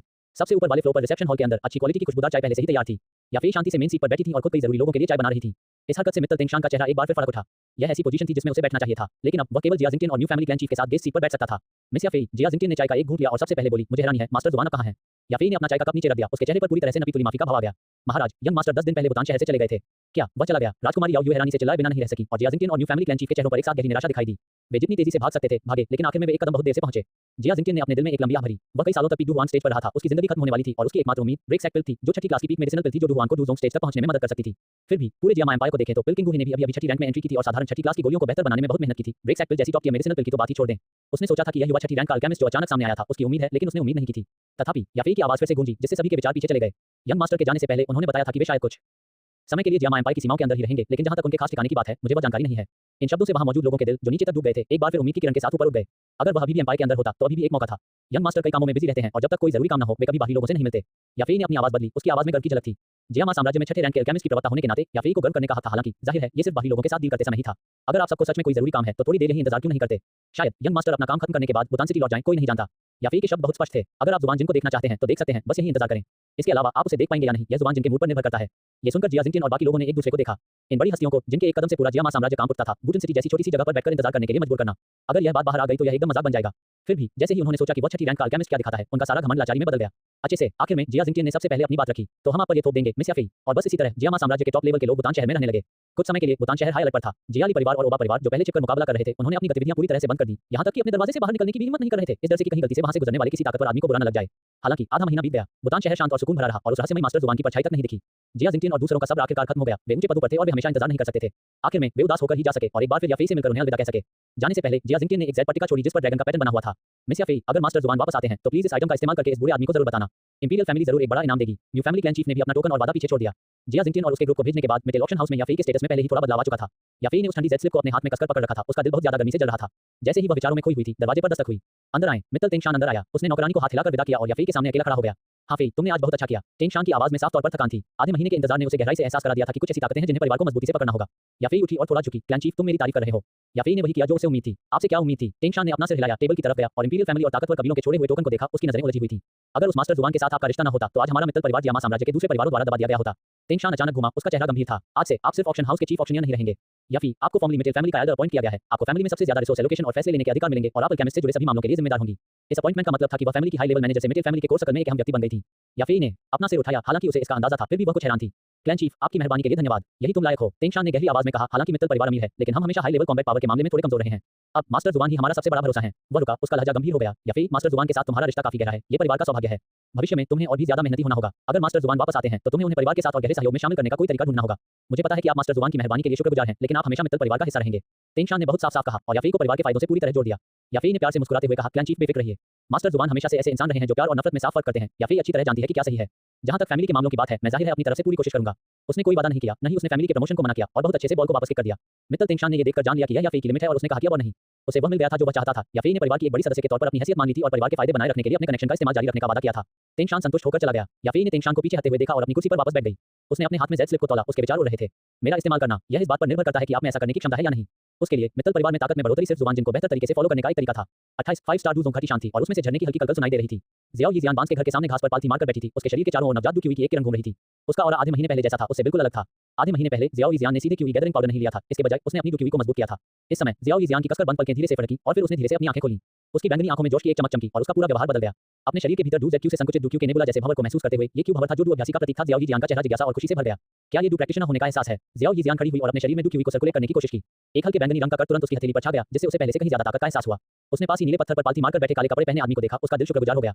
अगर भाई जुबान जिन न होते तो वह अभी भी किंगशान टाउन में वान याओ फार्मेसी में होती, मरीजों के घावों पर पट्टी बांध रही होती और अपने शरीर की चिंता कर रही होती कि पता नहीं कब वह फट जाएगा। लेकिन अब उसे न सिर्फ अपनी फिजिक का राज पता था, बल्कि वह उस कल्टीवेट के रास्ते पर भी चल पड़ी थी जिसका सपना अनगिनत लोग देखते थे। तभी ब्लूस्टोन से अचानक एक हल्का उतार चढ़ाव आया। जियाओ यिजियान चौंक गई और जल्दी से उसने दूसरी तरफ देखा। उसने देखा कि जुबान जिन के आसपास की जगह साफ तौर पर खराब हो गई थी। उसके शरीर के अंदर एक बहुत तेज गर्मी और एक बिल्कुल अलग तरह की आग की एनर्जी टकरा रही थी, जैसे दो पुराने जमाने के जानवर उसके अंदर लड़ रहे हों। उसके पहले शांत चेहरे पर दर्द की एक झलक दिखाई दी। भाई जुबान जिन, जियाओ यिजियान ने चिंता से आवाज लगाई और आगे बढ़ना चाहा, लेकिन चिलचिलाती गर्मी की एक अनदेखी लहर ने उसे कई कदम पीछे धकेल दिया। उस गर्मी की लहर ने उसे ऐसा महसूस कराया जैसे उसकी अपनी डूकी जलने वाली है। जुबान जिन ने कोई जवाब नहीं दिया। वह भी पूरी ताकत से बर्निंग टेक्निक इनकम्प्लीट मैनुअल चला रहा था। होली पिल सिटी छोड़ने के बाद से उसके शरीर के अंदर की एनर्जी बॉडी में समय समय पर टकराव होता रहा। हालांकि उसने उन्हें जबरदस्ती दबा दिया था, लेकिन वे आखिर में एक छिपा हुआ खतरा थे और बर्निंग टेक्निक इनकम्प्लीट मैनुअल ने उन्हें इसका समाधान दिया। लेकिन बर्निंग टेक्निक इनकम्प्लीट मैनुअल ने इस एनर्जी को बहुत धीरे-धीरे रिफाइन किया। आज ही इसका एक हिस्सा रिफाइन किया गया था, लेकिन जैसे-जैसे जुबान जिन का रेल बेहतर होता गया, एनर्जी फिर से दिखने लगी। इतना ही नहीं, रिफाइनमेंट का प्रोसेस बहुत दर्दनाक था। उसके मेरिडियन में कई एनर्जी टकरा गई और इससे होने वाला तेज दर्द एक आम डू हुआंग एक्सपर्ट को तुरंत गिराने के लिए काफी था। लेकिन जुबान जिन की सोल पावर कितनी पावरफुल थी। उसने अपने मन को मजबूती से संभाला, बर्निंग टेक्निक के एग्जीक्यूशन रूट को बार-बार गाइड किया और उस लड़ाई को बिना थके कम किया। समय बीतता गया, सेकंड दर सेकंड। जियाओ यिजियान दूर से बेचैनी से देख रही थी, लेकिन उसने उसे परेशान करने की हिम्मत नहीं की और वह सिर्फ अपने दिल में चुपचाप प्रार्थना कर सकती थी। आखिरकार जब सूरज पश्चिम की ओर झुका और घाटी सोने की परत से रंग गई, जुबान जिन के शरीर में तेज उतार चढ़ाव कम नहीं हुआ, बल्कि ये चरम पर पहुंच गया। उसके शरीर से पहले से कई गुना ज्यादा ताकतवर ऑरा निकला। इस समय पूरी घाटी की हवा जम गई, नदी का बहना बंद हो गया, पक्षी चुप हो गए और हवा भी रुक गई। जियाओ यिशियान को बस एक अनदेखा पहाड़ महसूस हुआ जो उस पर दबाव डाल रहा था, जिससे वह लगभग सांस नहीं ले पा रही थी। एक डू प्रैक्टिशनर के तौर पर उसने जो थोड़ी सी डू क्यूई हासिल की थी, वह इस दबाव के सामने धूल के बराबर थी। वह उस आकृति को डर से देखने लगी। उसने देखा कि जुबान जिन के आसपास की बिगड़ी हुई जगह अचानक अंदर की ओर सिकुड़ गई और फिर अचानक बाहर की ओर फैल गई। बूम! एक धीमी तेज आवाज बाहरी दुनिया से नहीं आई, बल्कि सीधे उसके शरीर के अंदर फट गई। डू की एक शानदार धारा उसके अंगों और हड्डियों से बह गई। इस धारा के सामने 3 स्टार डू जोंग की रुकावट आसानी से टूट गई। 4 स्टार डू जोंग हासिल। घाटी में दबाव ज्वार की तरह कम हो गया। जुबान जिन ने धीरे से अपनी आंखें खोली और उनमें से एक तेज रोशनी गुजरी। उसने गंदी हवा की एक लंबी सांस छोड़ी। सांस उसके सामने जमीन पर गिरी, जिससे असल में नीले पत्थर का एक टुकड़ा जल गया जब तक कि वह हल्का काला नहीं हो गया। भाई जुबान जिन, क्या आप ठीक हैं? उसे जागता देख जियाओ यिजियान तुरंत दौड़कर आए। उसके चेहरे पर अभी भी चिंता थी। ये कुछ भी नहीं है। जुबान जिन खड़ा हुआ और अपने हाथ पैर फैलाए। उसके पूरे शरीर से चटकने की आवाजें निकलने लगी। उन्होंने शियाओ यिशियान को देखा और मुस्कुराते हुए कहा, बधाई हो शियान, एक सच्ची डू प्रैक्टिशनर भी है। जियाओ यिजियान के गाल थोड़े लाल हो गए और उसने थोड़ी शर्मिंदगी से अपना सिर नीचे कर लिया। ये सब भाई जुबान जिन की वजह से है। आपकी फिजिक के साथ आपकी शुरुआती कल्टीवेट सच में बहुत तेज है और बहुत तेजी से आगे बढ़ रही है। जुबान जिन ने सोचते हुए उसकी ओर देखा। आपदा जहर शरीर, जब तक काफी जहरीले पदार्थ हैं, डू जोंग दायरे से पहले लगभग कोई बॉटलनेक नहीं है। लेकिन डू जोंग दायरे में पहुंचने के बाद जहर वाले शरीर के फटने को दबाना जरूरी है। कल्टीवेट की स्पीड की तुलना शायद पुराने खानदान के जीनियस भी नहीं कर पाएंगे। ज़ियाओ यीज़ियान ने उसे अपनी फिजिक के बारे में बताते हुए सुना और उसके चेहरे की खुशी थोड़ी कम हो गई। भाई ज़ुबानजिन, क्या आपको लगता है, क्या मैं सच में भविष्य में वैसा बनूंगा जैसा किताबों में लिखा है? वह भी डरी हुई थी कि वह आखिरकार एक राक्षस बन जाएगी जो मुसीबत लाएगी। मेरे यहाँ होने से तुम ऐसा नहीं कर पाओगे। ज़ुबानजिन ने धीरे से ज़ियाओ यीज़ियान के सिर पर हाथ फेरा और ज़ियाओ यीज़ियान ने संतुष्टि में अपनी आंखें सिकोड़ लीं। वह बहुत खुश थी। ज़ुबानजिन ने दूर तक फैली मैजिकल बीस्ट माउंटेन रेंज को देखा, लेकिन उसकी नजर पश्चिम में टैगोर रेगिस्तान की ओर थी। Green load score flame calamity poison body की समस्या को पूरी तरह से हल करने के लिए कई हेवनली फ्लेम्स की शक्ति की जरूरत है और कई स्वर्गीय लपटों का फ्यूजन करने के लिए पूरी बर्निंग टेक्निक सीखनी होगी और उसे भी पूरी बर्निंग टेक्निक की जरूरत थी। ऐसा लगता है कि अगली स्वर्गीय ज्वाला की तैयारी का समय आ गया है। घाटी में बिताए साल ऐसे लगते थे जैसे किसी स्लो मोशन बटन से दबाए गए हों। पलक झपकते ही आधा साल और बीत गया। ज़ुबानजिन को पवित्र गोली शहर छोड़े हुए पूरा 1 साल हो गया था। इस दिन ब्लू स्टोन पर ज़ुबानजिन के चारों ओर ऑरा फिर से चढ़ गया। अपने शरीर में टकराव वाली एनर्जी को लगातार बेहतर बनाने के लिए बर्निंग टेक्निक पर भरोसा करते हुए और कल्टीवेट के अपने भयानक टैलेंट के साथ उनका कल्टीवेशन लेवल अपने आप 4 स्टार डूजोंग से 5 स्टार लेवल पर पहुंच गया। उसने अपनी आंखें खोली, अपने शरीर में ज्यादा ताकत महसूस की, लेकिन उसके दिल में ज्यादा खुशी नहीं थी। यह अभी भी बहुत धीमा था। ओरिजिनल ज़ियाओ यांग के मुकाबले 1 साल में 2 स्टार का सुधार देखने में काफी नहीं था। आखिरकार बर्निंग टेक्निक सिर्फ एक अधूरा मैनुअल था और इसे बेहतर बनाने की क्षमता सीमित थी। अगर उसके पास पूरा तरीका होता तो उसे 1 साल के अंदर अपने शरीर में चल रहे झगड़े को पूरी तरह से सुझाने का भरोसा होता और वह इसका इस्तेमाल हाई लेवल डूजोंग रेन पर असर डालने के लिए भी कर सकता था। लगता है ज़ियाओ परिवार की अंगूठी मिलनी ही चाहिए। ज़ुबानजिन ने मन ही मन सोचा। उन्होंने पूरी बर्निंग टेक्निक सीखने का पक्का इरादा कर लिया था। इस बीच बुतान शहर ज़ियाओ परिवार के पीछे पहाड़ पर ज़ियाओ यांग खेती करने की कोशिश कर रहा था। कमिंग ऑफ एज सेरेमनी में 1 महीने से भी कम समय बचा था और ज़ियाओ जुन की दी हुई सभी मेडिसिनल पिल खत्म होने के बाद उसका कल्टीवेशन लेवल सिर्फ दूसरी के 8वें स्टेज पर ही रह गया था। जहां तक दूसरी मेडिसिनल पिल की बात है तो उनके अभी के दायरे को देखते हुए वे किसी खास काम की नहीं थी। 29 बुतान शहर लौटने पर याफी का सरप्राइज अगर यह अचीवमेंट 1 साल पहले मिल जाती तो ये पूरे ज़ियाओ फैमिली को हिला देने के लिए काफी होती। लेकिन अब ज़ियाओ यांग के दिल में सिर्फ चिंता थी। 3 स्टार 2 प्रैक्टिशनर नाला न्यानरांग का रूप उसके दिल पर एक दुर्गम पहाड़ की तरह मंडरा रहा था। 3 साल, उसके पास सिर्फ 3 साल थे। ज़ियाओ यांग ने जोर से आवाज लगाई, अपनी मुट्ठियां कसकर भींच लीं और झरने को अपने शरीर पर बहने दिया। काफी नहीं, अभी भी काफी नहीं है। संसाधनों के बिना खेती की गति बहुत धीमी थी। ज़ियाओ परिवार के पैसे उसे मेडिसिनल पिल पर निर्भर रहकर अपनी ताकत बढ़ाने में मदद नहीं कर सकते थे जैसा उसने पहले किया था और लगातार ज़ियाओ जुन की चीजों का इस्तेमाल करने से उसके दिल में शर्म की लहरें उठने लगी। अगर मैंने उस समय मास्टर ज़ुबान की रिक्वेस्ट मान ली होती तो क्या चीजें अलग होती। दुर्भाग्य से इसमें कोई शक नहीं है। तभी घाटी में ज़ुबानजिन नीले पत्थर से खड़ा हुआ और उसने ज़ियाओ यीज़ियान को आवाज दी जो नदी के किनारे जड़ी बूटियां धो रहा था। शियान ए, अपना सामान पैक करो। ज़ियाओ यीज़ियान ने अपना सिर घुमाया, उसे कुछ उलझन से देखा। भाई ज़ुबानजिन, हम क्या करने जा रहे हैं? ज़ुबानजिन के चेहरे पर हल्की सी मुस्कान आ गई। हम बहुत लंबे समय से बंद हैं, अब बाहर निकलकर घूमने का समय है। मैं आपको इस दुनिया की खुशहाली दिखाने ले चलूंगा। सूरज डूब रहा था और शाम की चमक आग जैसी थी। एक विशाल साइन डेलीगल 2 आकृतियों को लेकर मैजिकल बीस्ट माउंटेन रेंज की गहराई से आसमान में उड़ते हुए बुतान सिटी की ओर उड़ रहा था। लगभग 1 साल तक मेडिसिनल पिल खाने के बाद ज़ियाओ लैंग का शरीर पहले से भी ज्यादा मजबूत हो गया था और उसका aura second order middle stage तक पहुंच गया था जो एक इंसानी 5 स्टार डू मास्टर एक्सपर्ट के बराबर था और ज़ियाओ यीज़ियान की मौजूदा ताकत 5 स्टार ग्रेड डू मास्टर तक पहुंच गई थी। यह अभी भी इस शर्त पर था कि ज़ुबानजिन ने जानबूझकर इसे दबा दिया था, नहीं तो ज़ियाओ यीज़ियान शायद 1 साल के अंदर एक डू प्रैक्टिशनर से डू लिंग या डू वांग भी बन जाता। आपको पता होना चाहिए कि ओरिजिनल काम में जब ज़ियाओ यीज़ियान को 7 कलर पॉइजन मैनुअल मिला तो वह बस एक आम इंसान थी जो कल्टीवेट नहीं कर सकती थी। फिर भी 5 साल बाद ज़ियाओ यीज़ियान का दायरा सीधे 4 स्टार डूजोंग तक पहुंच गया था।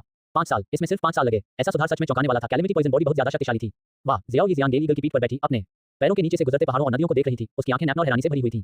ये पहली बार था जब उसने इतनी ऊंचाई से इस दुनिया को देखा था। शाम की हवा ने उसके बालों को कनपटियों पर उड़ा दिया और उसकी पीली सफेद ड्रेस को भी हिला दिया। उसने चुपके से अपने सामने ज़ुबानजिन की लंबी सीधी पीठ पर नजर डाली और उसके दिल में एक अनोखी सुरक्षा की भावना उमड़ पड़ी। भाई ज़ुबानजिन, हम कहां जा रहे हैं? बुतान शहर, ज़ुबानजिन ने जवाब दिया, एक दोस्त से मिलने के लिए। वह जिस व्यक्ति की बात कर रहा था वह जरूर याफेई थी। 1 साल बीत चुका था और मित्तल परिवार की ताकत से उसने लगभग सब कुछ इकट्ठा कर लिया होगा। Wooden city middle auction house, ऊपर की मंजिल पर उस सुंदर अलग आंगन के अंदर याफेई अपने हाथों में फाइलें प्रोसेस कर रही थी। अब उसने एक ज्यादा लग्जरी और एलिगेंट गहरे लाल रंग की लंबी ड्रेस पहनी हुई थी जिसके हेम पर सुनहरे धागों से कॉम्प्लेक्स फीनिक्स पैटर्न की कढ़ाई की गई थी जो उसके आकर्षक और चार्मिंग अंदाज में शान का टच दे रही थी। मित्तल परिवार की एल्डर बनने के बाद उनके हाथों में पहले से 10 गुना ज्यादा ताकत आ गई। हालांकि उसके चेहरे पर ज्यादा खुशी नहीं थी, इसके बजाय वह अक्सर उदासी दिखाती थी। याफेई ने अपना पेन नीचे रखा और जेड स्लिप निकाली जो ज़ुबानजिन ने उसके स्टोरेज रिंग से उसके लिए छोड़ी थी। जेड स्लिप छूने पर ठंडी लग रही थी, फिर भी उसे उसमें मौजूद शक्ति महसूस हो रही थी, एक ऐसी शक्ति जो स्वर्ग को नष्ट कर सकती थी और पृथ्वी को खत्म कर सकती थी। युवा मास्टर, आप कहां हैं? अभी, उसने खुद से पूछा। इस साल उसने फैमिली के लगभग सभी चैनल इस्तेमाल किए और पिल फार्मूला पर उन दुर्लभ औषधीय जड़ी बूटियों को पागलों की तरह ढूंढा। उनमें से ज्यादातर को पहले ही ट्रैक कर लिया गया था और कुछ तो उसके कब्जे में भी थे। ठीक इसी समय आंगन के बाहर से अचानक शोर और चीखने की आवाज आई। वहां कौन जा रहा है? एक राक्षसी जानवर घुस आया है। याफेई ने अपनी नाजुक भौहें सिकोड़ ली जैसे ही वह खड़ी होकर उन्हें डांटने वाली थी, तभी आंगन के ऊपर से तेज हवा का दबाव आया। उसने अचानक ऊपर देखा और देखा कि एक बड़ा सा नीला डेलीगल अपने पंख मोड़कर सीधे छोटे आंगन की ओर उतर रहा है। इस अचानक हुई घटना से गार्ड बुरी तरह डर गए और घबराकर एक के बाद एक अपने हथियार निकाल लिए और दूसरे ऑर्डर के राक्षसी जानवर पर निशाना साधा। लेकिन जब याफेई ने चील की पीठ पर काले कपड़े पहने उस आदमी को साफ देखा, एक ऐसा आदमी जो उससे ज्यादा जाना पहचाना नहीं हो सकता था, तो उसका पूरा शरीर जम गया। उसके हाथ में जेड स्लिप एक खड़खड़ाहट के साथ जमीन पर गिर पड़ी। इस समय रुक सा गया था। वह बस खाली आंखों से देखती रही, उस आकृति को चील की पीठ से नीचे कूदते और हल्के से उसके सामने उतरते हुए देखती रही। 1 साल, उसने पूरे 1 साल तक इंतजार किया था। ज़ुबानजिन नीचे उतरा और अपने सामने खड़ी औरत को देखा जो साफ तौर पर थोड़ी घबराई हुई थी। उसके मुंह के कोने एक चाक की तरह मुड़े हुए थे। 1 साल तक उसे देखे बिना ये छोटी जंगली बिल्ली और भी आकर्षक लगने लगी थी। फिर उसने चील की पीठ पर नजर डाली और अपना हाथ ज़ियाओ यीज़ियान की ओर बढ़ाया जो नीचे कूद रहा था। ज़ियाओ यीज़ियान ने शर्माते हुए अपना हाथ आगे बढ़ाया और उसने उसे मजबूती से पकड़ लिया। ये दृश्य याफेई की आंखों में साफ दिखाई दिया। उसकी लंबी पतली पीच ब्लॉसम जैसी आंखें थोड़ी सिकुड़ गईं और उसकी नजर एक पल के लिए ज़ियाओ यीज़ियान के फ्रेश और सुंदर चेहरे पर टिक गई। लेकिन जल्द ही उसने अपनी सारी भावनाओं पर काबू पाया, तेजी से आगे बढ़ी और ज़ुबानजिन को झुककर प्रणाम किया। आप, यंग मास्टर। याफेई की आवाज में कांपने की हल्की सी झलक थी, यह उत्साह भी था और खुशी भी। हम, ज़ुबानजिन ने बस बेपरवाही से जवाब दिया, फिर एक तरफ मुड़कर उनका परिचय कराया। यह ज़ियाओ यीज़ियान है, मेरी छोटी बहन। शियान, मैं मित्तल परिवार की याफेई बोल रही हूँ। मेरी ज़ुबानजिन के शब्द आखिर में रुक गए जैसे वह कोई सही शब्द सोच रहा हो। हाउसकीपर, मेड, या याफेई ने उसकी तरफ देखा। उसकी आकर्षक आड़ू के फूल जैसी आंखें चमक रही थी। वह इतनी चालाक और समझदार थी कि वह ज़ुबानजिन की दुविधा तुरंत समझ गई। वह हल्के कदमों से आगे बढ़ी, आगे बढ़ने की पहल की। ज़ियाओ यीज़ियान को थोड़ा झुकाया, उसके चेहरे पर एक मोहक मुस्कान थी और उसकी आवाज नरम और मनमोहक थी। बहन शियान ए, नमस्ते, मैं याफेई हूँ, यंग मास्टर की नौकरानी। नौकरानी। ज़ियाओ यीज़ियान एक पल के लिए हैरान रह गई। उसने अपने सामने खड़ी इस औरत को देखा जो बहुत खूबसूरत थी और उसका नेक स्वभाव ऐसा था कि उसे थोड़ा कमतर महसूस हो रहा था, फिर भी जो असल में खुद को भाई ज़ुबानजिन की नौकरानी कहती थी। उसने फिर से ज़ुबानजिन की तरफ देखा और ये देखकर कि उसने मना नहीं किया, वो तुरंत अपने दिल में समझ गई।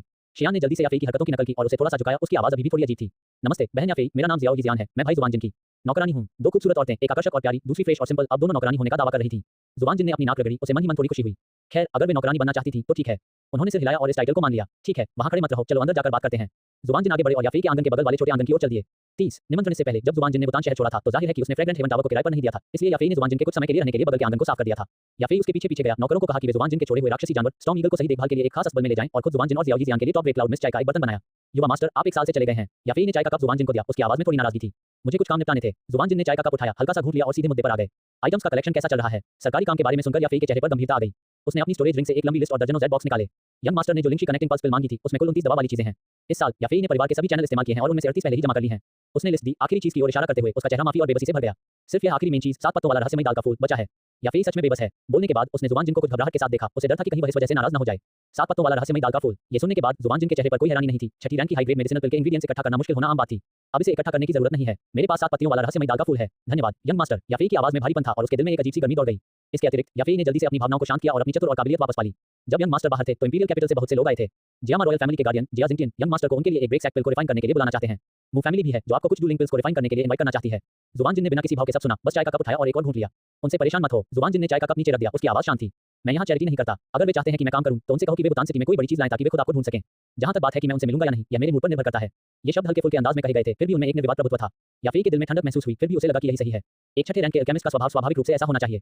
याफेई समझती है। उसने सम्मानपूर्वक उत्तर दिया। यंग मास्टर और लिटिल सिस्टर शियान, एक की यात्रा बहुत थका देने वाली रही है। याफेई ने आप दोनों के स्वागत के लिए पहले से ही दावत तैयार कर रखी है। याफेई ने प्यार से मुस्कुराया और उस आकर्षण ने जियाओ जियान को, जो एक तरफ खड़ा था, हैरान होकर देखने पर मजबूर कर दिया। उसने मन ही मन सोचा, बहन याफेई बहुत सुंदर है, इसमें कोई हैरानी नहीं कि भाई जुबान जिन उसे अपने पास रखेगा। रात हो गई और ऑक्शन हाउस का सबसे ऊपरी फ्लोर खूब रोशन हो गया।